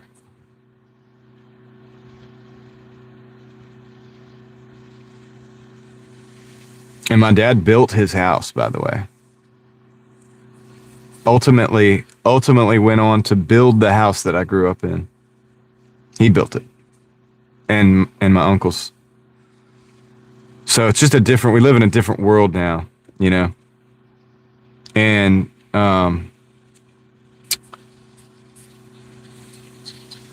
yeah. Well, one of the things, Yankee, I think that if people change, it could change something is like everybody should have a garden when they can, dude, in my opinion. I think if everybody had a garden, it's like, dude. And one of the things like for example, my wife right now, we've been baking our own, she does sourdough bread. We haven't had to buy bread in a while now. She's been on that pretty strong. Like, she can make pancakes out of it, cookies out of it, bread out of it. I mean, even the stuff you throw away from the sourdough stuff, she makes like cookies out of it, and they're amazing. And we haven't had to really buy a lot of baked goods at all because she's just making all this stuff with that. You know, and it's like, kind of blows your mind a little bit. It's like,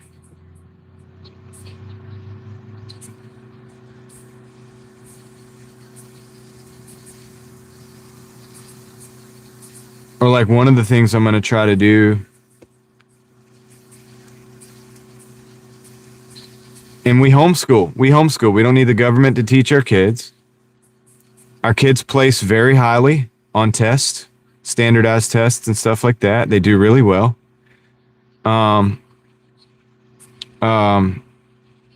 They do really well.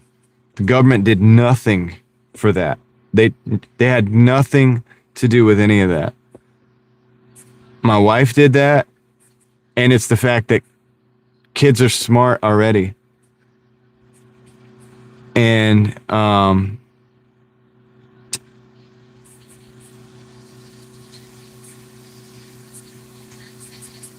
you know, it's like they're smart on their own.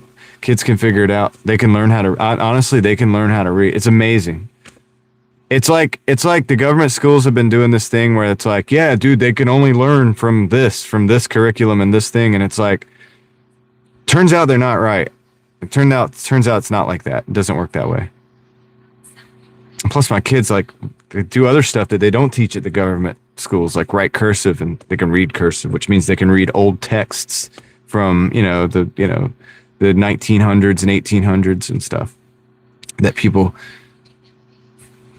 I don't know what the math method they're teaching in school nowadays, but I don't.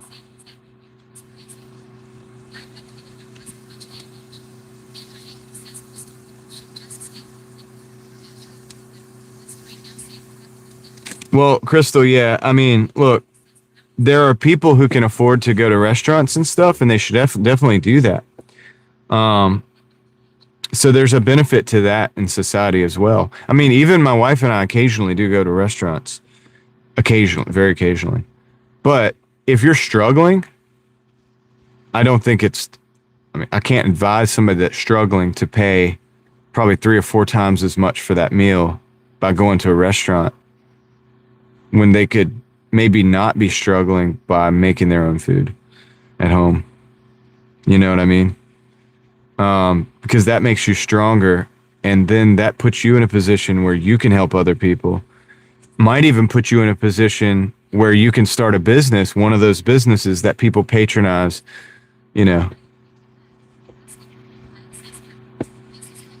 Like my wife is a photographer. She does that. And she does that on the side.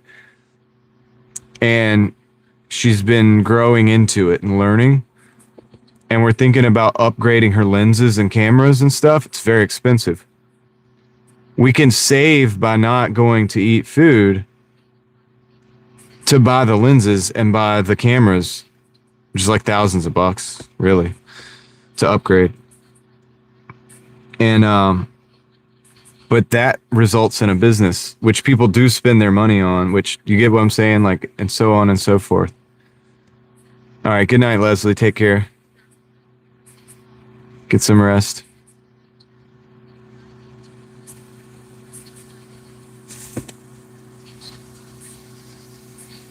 Thank you, Leslie. Thank you, Leslie. You too. Take care. Have a good night.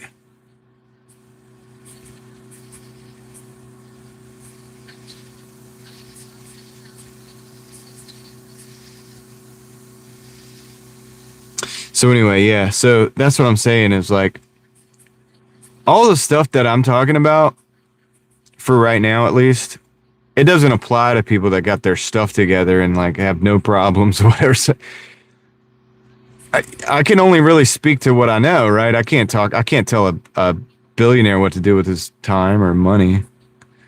I can tell you how to survive with almost no money, though. I've done that. I've done a lot of that. Very experienced with that.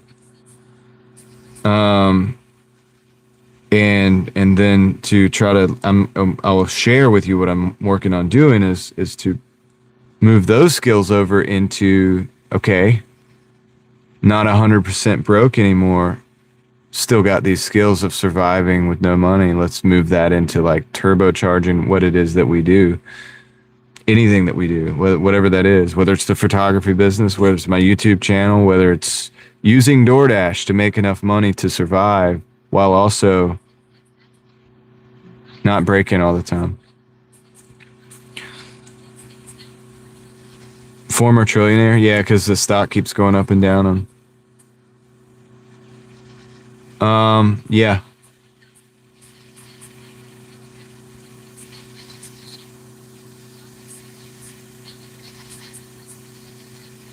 Lots of nights eating beans and ramen. I eat a lot of ramen in my 20s, and I added vegetables and stuff. This is why it's so important.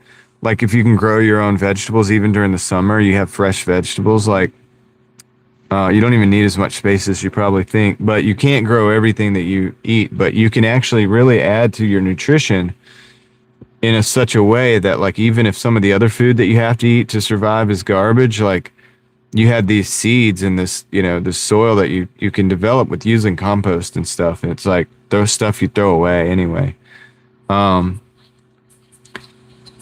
You can like turn that into food, and then you can eat that food in supplement alongside some of the other stuff that you might be having to do that's like maybe not as healthy to help fortify it and benefit it. But then if you learn how to do that really well and grow food, then you can actually like grow enough to give to other people. Like one of the things that I'm working on, I want to work on for this winter, and I've never done this before, and it's not substantial. This doesn't add a substantial amount of calories to our diet. It's a mindset shift. But I've been learning about like micro dwarf tomatoes. It's kind of cool. They're really little and you can grow them inside. Now, once again, this is not like a supply thing. This isn't enough that's going to like, you're going to grow enough tomatoes to like make tomato paste for your spaghetti and stuff. It's not necessarily like that. It's a smaller scale thing. It's like maybe you have a little something that you put in your salads or whatever. Or in my case, what I'm going to try to do is, because we buy these little during the summer, we have cherry tomatoes right now. Like we have plants that have tons of cherry tomatoes on them. But during the winter, you don't, right? That season comes to an end, and then you're no longer having that. Well, I'm going to try to extend that by bringing in and growing in succession, growing micro dwarf tomatoes. I don't know how good it's going to go. I'll let you know. But I think from what I'm seeing, it's totally possible. And I'm gonna work on doing that. And what does that do? Well, there's a lot of ways we can look at it. It's good for the soul to have plants that you grow inside. I mean, we have a lemon plant right now. That's going to have to come inside. We have, different types of little palms that are going to have to come inside. But you can't eat those. Yeah, rustic. What I'm going to try to do is I'm going to try to grow like 2, and then go two more weeks, and then grow 2 more, and then 2 more weeks. I'm actually going to put some seeds in like probably next week to start this. And then 2 weeks grow 2 more, and 2 weeks grow 2 more, so that they'll produce, and the next one's produce, and the next one's produce. And so what can I get out of that? Well, I already have the soil that I need.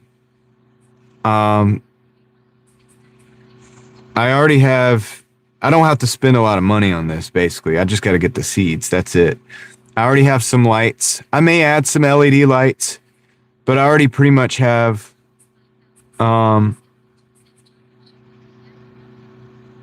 some lights that I'm going to use. I have to build some shelving. That's another thing I have to do. So I have to find some lumber to build that. There's a place where they make chicken coops not far from me. And I'm not going to grow them with hydroponics because the variables are too... I don't have time to sit and work on the variables because I work too much. I'll probably use soil this year. But I would like to get into the hydroponics, but I'm not going to be able to work on the variables too much, enough. I have too much time that I have to invest elsewhere. So I'm going to use soil. But like I said, I have everything I need. And so here's the deal. What's the benefit potentially? Well, in the wintertime, when we would normally go buy a little container of cherry tomatoes that might be like $3 or $4 for the container, hopefully I can get to the point where I can fill that container up every week or two and not pay for the $4 for the container. I mean, there you go, right there. And we can do that throughout the winter. Still have this one thing. We replace this one thing. But my mindset of it is like, how much other stuff can we replace like that? You know, I don't own where I live, but it's like, if I did, can we do solar? Can we do to replace some of the power that we use? Can we use, it's like the offline internet that I was talking about, Kiwix and stuff like that. Download that. You don't have to have internet for your research and stuff. Well, the herbs, we grow herbs too. Like cilantro and basil and all that stuff. So we'll probably be doing that as well inside. Plus, like I said, the lemon tree is going to come in. And I'm going to try to do... Well, I do have a bit of solar. I mean, I have 2 fold-up solar panels, but it's all for on-the-go stuff. I have boxes that I can keep charged. Technically, I could run my nighttime lighting on that. Technically, I could run the lighting for this grow thing we're talking about. I could run that off solar. I could. That's a good idea. I already have everything I need. Yeah, because I have stuff like, do I have any in here? For sure I have. I don't think. Oh, yeah. I have one. Drink troll. I have one of these, and I have some other stuff. See, I have a fan on there. So you turn that on, and you have a fan. But like I have some of these. See, there's a fan operating. But I have some of these boxes. This one not so much. But I have some of these boxes like this that I can actually run with my solar panels. I can charge them up. And so there's actually a way in which my indoor like vegetable grow and herb grow. I could use these type of boxes plus the solar panels and run like, I could literally run a wire out to my solar panels. And operate the LED lights for the grow. What's up, baby blue? How you doing? I am done for the night, yeah. And I could technically, that's a good, I think that might be a good project to do. If not this year, next year. Or I could still do it during the summer next year. It would be easier during the summer because the solar's easier to capture and get a lot more during the summer. That'd be a good project. Thank you for saying that. You know what? That should be one of my projects. Indoor grow, my herbs, tomatoes, and all the stuff that I grow indoors on solar only. I like that. I like that. Maybe that'll be something next to work on. So replacing the energy use for the lights for the grow with solar. I'm not saying that I'm going to do that this year. That might be a next year type of thing. But yeah, because no, listen, yeah, I'll add it to the list for the ultimate, but probably this year for the winter, probably not going to get there. I'm working on stuff I can actually do. Another thing that I'm going to try to do this winter is I have a couple pepper plants that I think I'm going to try to, well, I might grow a new one.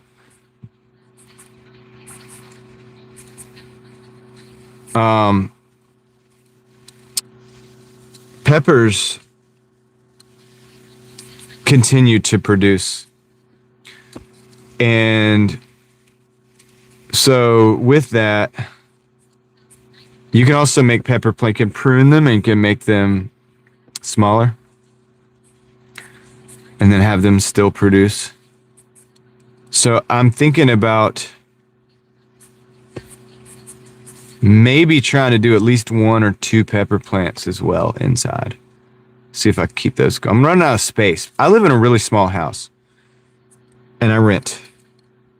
So I have a lot of limitations with all of this stuff, which is the cool thing about it. Because if I can do it and you own a house and you have more space than me, you can totally do it. So it's like you have no excuse not to if you thought you should. Like, you know what I'm saying? I'm not telling anybody what to do, but what's up? What's up, NY? Yeah, I rent, Ryan. Yeah, that's why I work so dang hard, man. I'm trying to get to a better position. We're looking for, potentially in the next 3 years to try to find land and start building some of this stuff on a bigger scale. But I mean, dude, that's why I don't say we've perfected it, but we've gotten really good at growing vegetables in buckets. All of my soil is in buckets. My wife's taken this over, but for most part outside. But all of our soil is in either buckets or, with the case of the potatoes, in boxes. And if I ever move somewhere, I can take my whole grow operation for vegetables and stuff with me. The buckets will go into a truck and go wherever.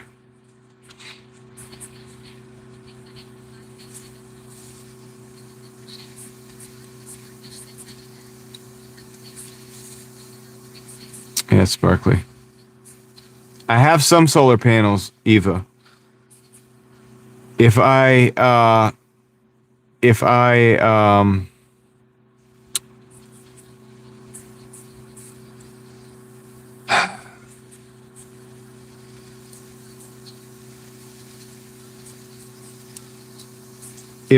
were able to buy land, which land is very expensive where I live right now compared to what it used to be.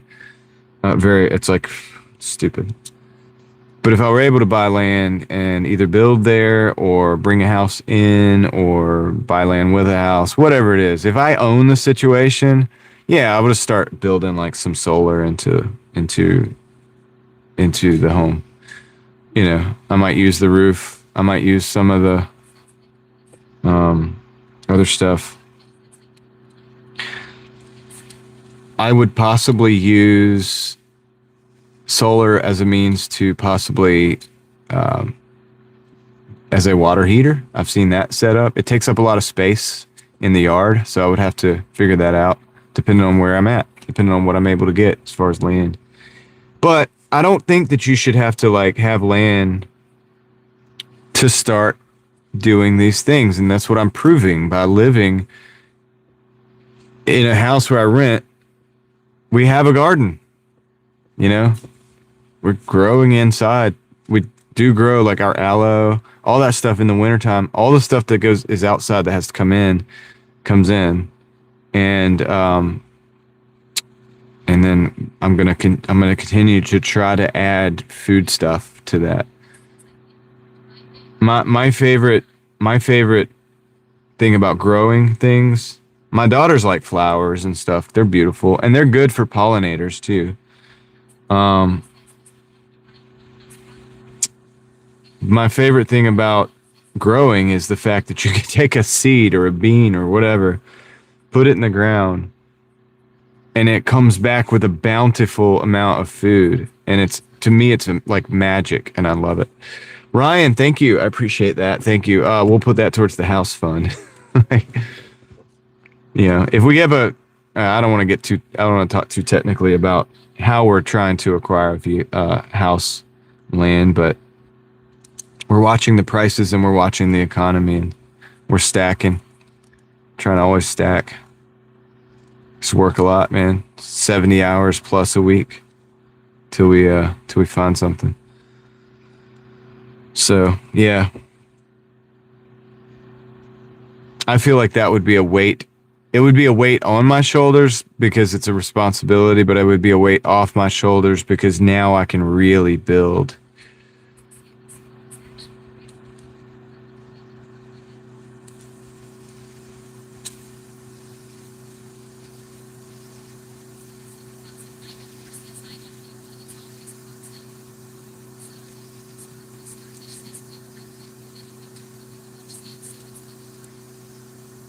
Sparkly has a bucket garden too. Yeah, buckets are great. I would love to have some in-ground stuff. There's a lot of like concepts that I can't really experiment with right now because I do rent.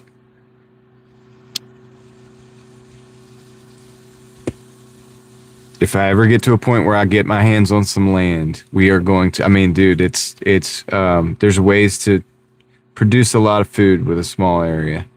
I want to push the limits on that. I want to, in a natural way. I want to explore that. We're going to explore that for sure. We're going to be exploring that as soon as we can do it. But it's no excuse not to do it, right? So you get a 5-gallon bucket, you drill holes in the bottom. This is the first kind of bucket growing. I have pots now that are cloth pots, but the first bucket growing that I ever did, 5-gallon bucket, drill holes in the bottom. You can either put rocks at the bottom or not. It works either way, but it drains better with rocks. And then you start to build your soil. Figure out what you need for soil. Build it out. Be conscious of the fact that you need, some kind of microbiome in the soil for things to run to work properly. You could sterilize soil, but then eventually you have to build the microbiome for it to be nutritious for the plant. And if you're going to be growing food, you want it to be nutritious. So, yeah, you just go from there, man. And that's what I did years and years ago. I mean, we had a garden growing up, but I didn't learn a whole lot. I mean, I learned that you could do it and that it was possible. Do I have clay pots? I don't have clay pots. I had one and it broke. It was broken. My kids playing around and broke it. I had a big clay pot that we had to plant in. No, I have cloth pots and I have 5-gallon buckets mostly. And then there's a 55-gallon drum that is, we have 2 55-gallon drums that have been cut in half both ways. So one's been cut in half to where there's two sides of the drum, cut in half like this.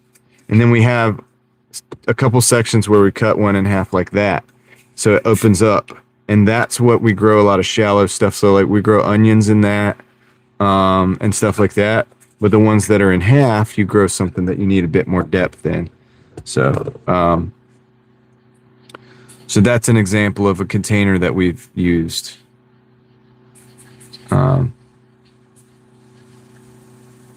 So yeah, I just started with stuff that I got for free and then went out from there. But anyway, and then for these dwarf micro tomatoes, dude, you know what I'm going to do? I'm just going to use containers, powdered containers of powder, little protein powder containers or creatine containers or whatever, any little container. You can just use that, and that, and that way so you don't have to buy containers for that. They grow in little small, sub 1-gallon pots. So they don't really need a lot of space for their roots. So there's a lot of things you can do. You don't have to have money to do all this stuff.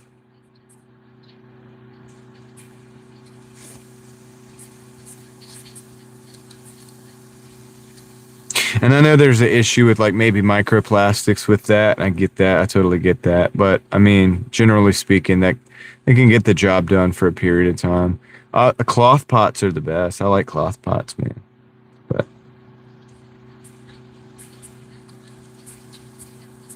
I don't know if I'm going to be buying those for this operation. I'm going to try. This is what I like to try to do with everything I do. I like to try to do it with nothing, without.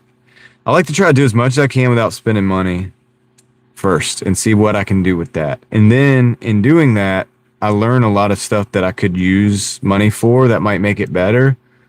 And then I might, because then when I deploy the money, I'm actually deploying it effectively.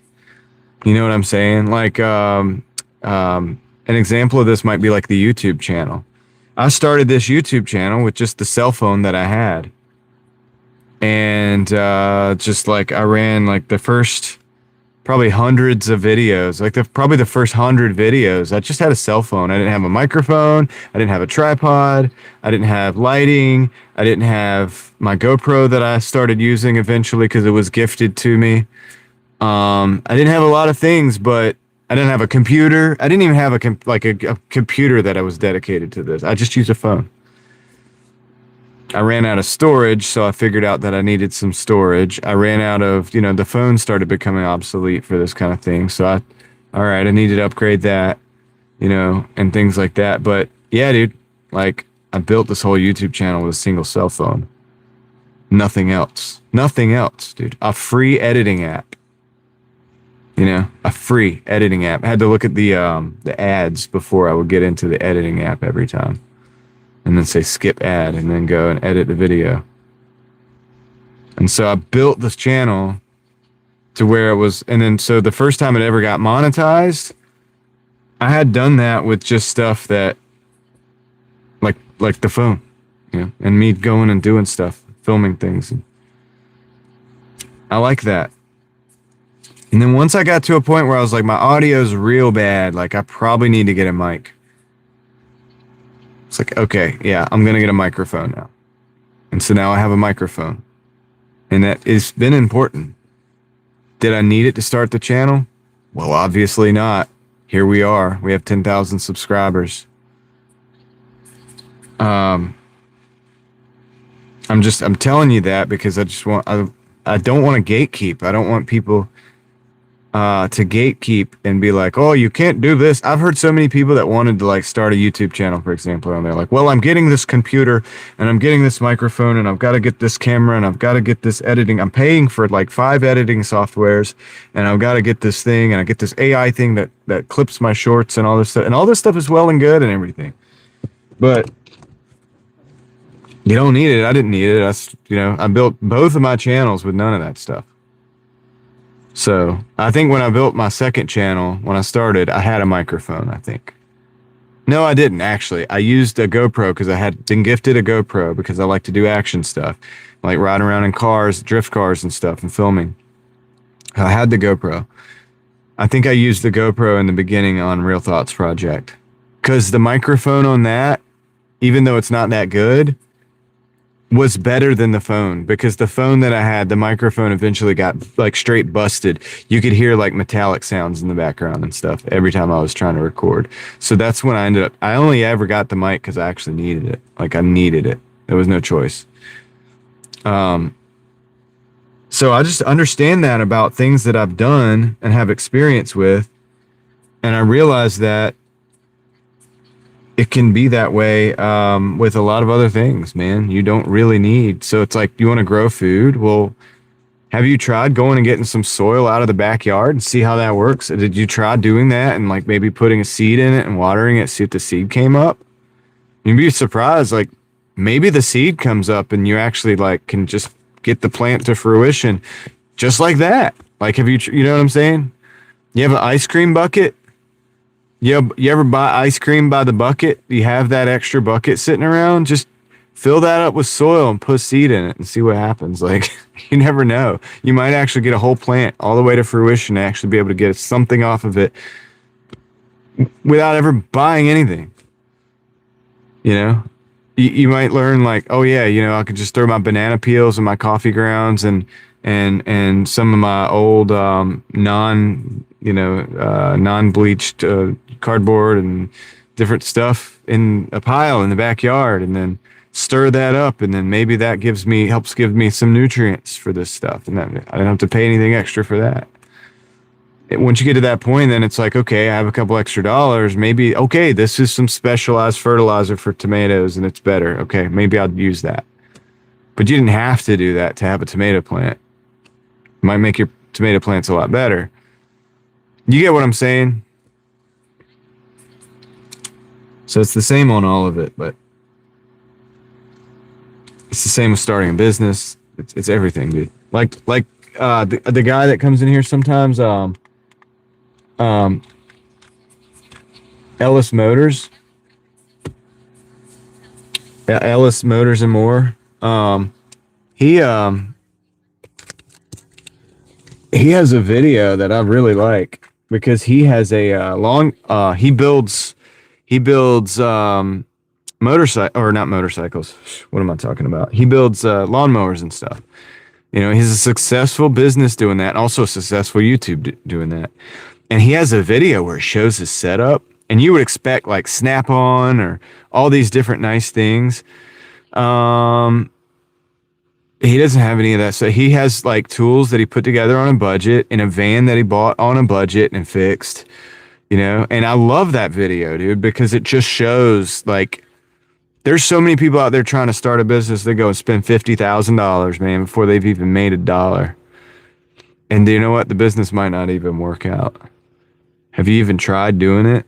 Have you tried doing it? But it's like, dude, you're going to start like repairing lawnmowers. It's like, just get a socket set and go and try to repair a lawnmower first. Like, see if you can try to swap the blades off a lawnmower. And you know what I mean? Like, just do that.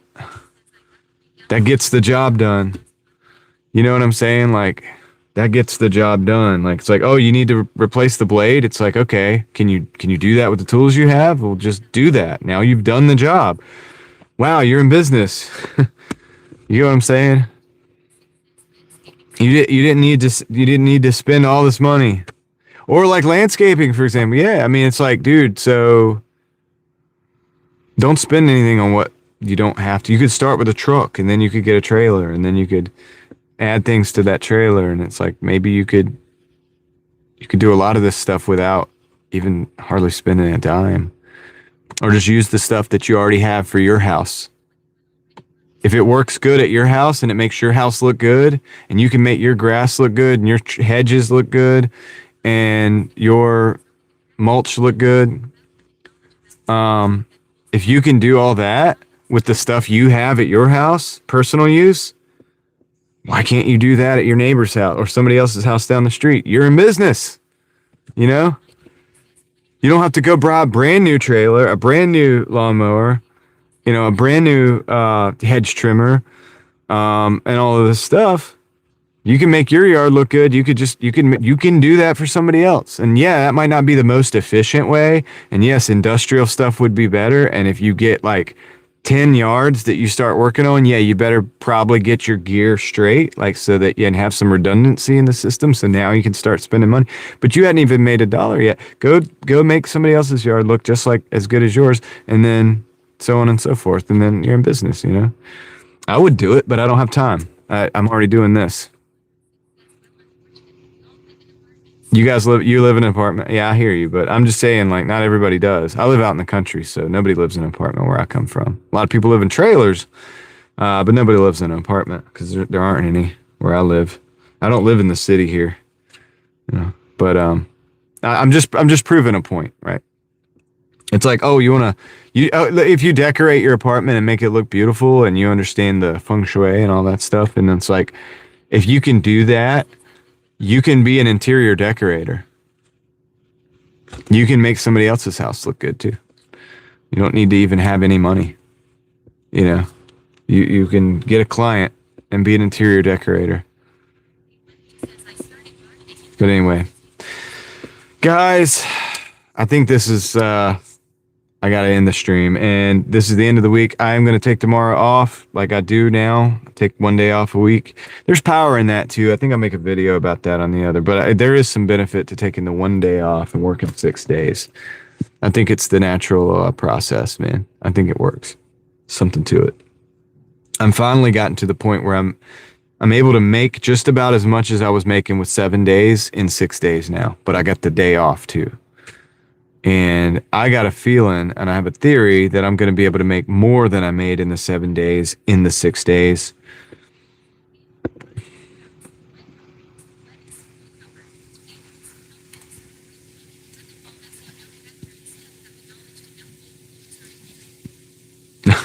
Are y'all giving David grief about the cooler? Anyway, I appreciate you guys. I hope you guys got something out of the conversation. And I'm not just sitting here just trying to run my mouth. I hope that somebody gets a little something out of it, dude. Because that's why I do it. Otherwise, I would just take my money and run. But I think that it's good to have these conversations, right? Like, let's just think outside the box, right? And it's not for everybody. If you're a doctor or attorney or whatever, you got your stuff together. Okay, you're good. I got you, man. You're smart. You got it, dude. I want to learn something from you. But, so I want to watch your podcast. But, yeah, dude, there's just a lot of people. I've noticed a lot of people that, have come into my world and they're not used to it. And they're not. So I feel like there's some benefit, but hey, take the good, throw the bad. You know what I mean? And take what you can get out of it. And I hope somebody gets out of it, dude. Like, that's my goal. All right. So, with that said, Lord willing, we'll be back Monday. So you could probably look for me then. And, I hope everybody has a good weekend. Victor, you're still here. I appreciate you still being here, man. What's up, Noel? How's it going? I'm about to end the stream. You're late. It's 2:21. So Ryan's going to try to be there Monday. Nice. Appreciate it. There's so much more that I would like to discuss with you guys and get your input on, but we're just going to have to do it progressively over time.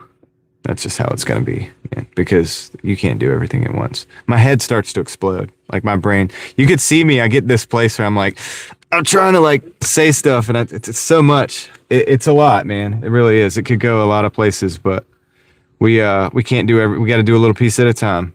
And then, but I learn a lot from y'all. So that's, it's one of the things, man. A lot of people are like, and I want to provide stuff on YouTube value, whether it be entertainment, just some laughs, just some dash cam views, maybe sparking a conversation that gets everybody thinking a different way. And then, I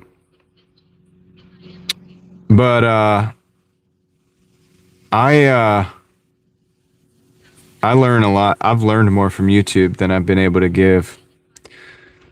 It's just how it is. I've learned a lot more from, that's the cool part, is they don't tell you about starting YouTube channels, man. You're going to get to learn a lot if you're willing to. So.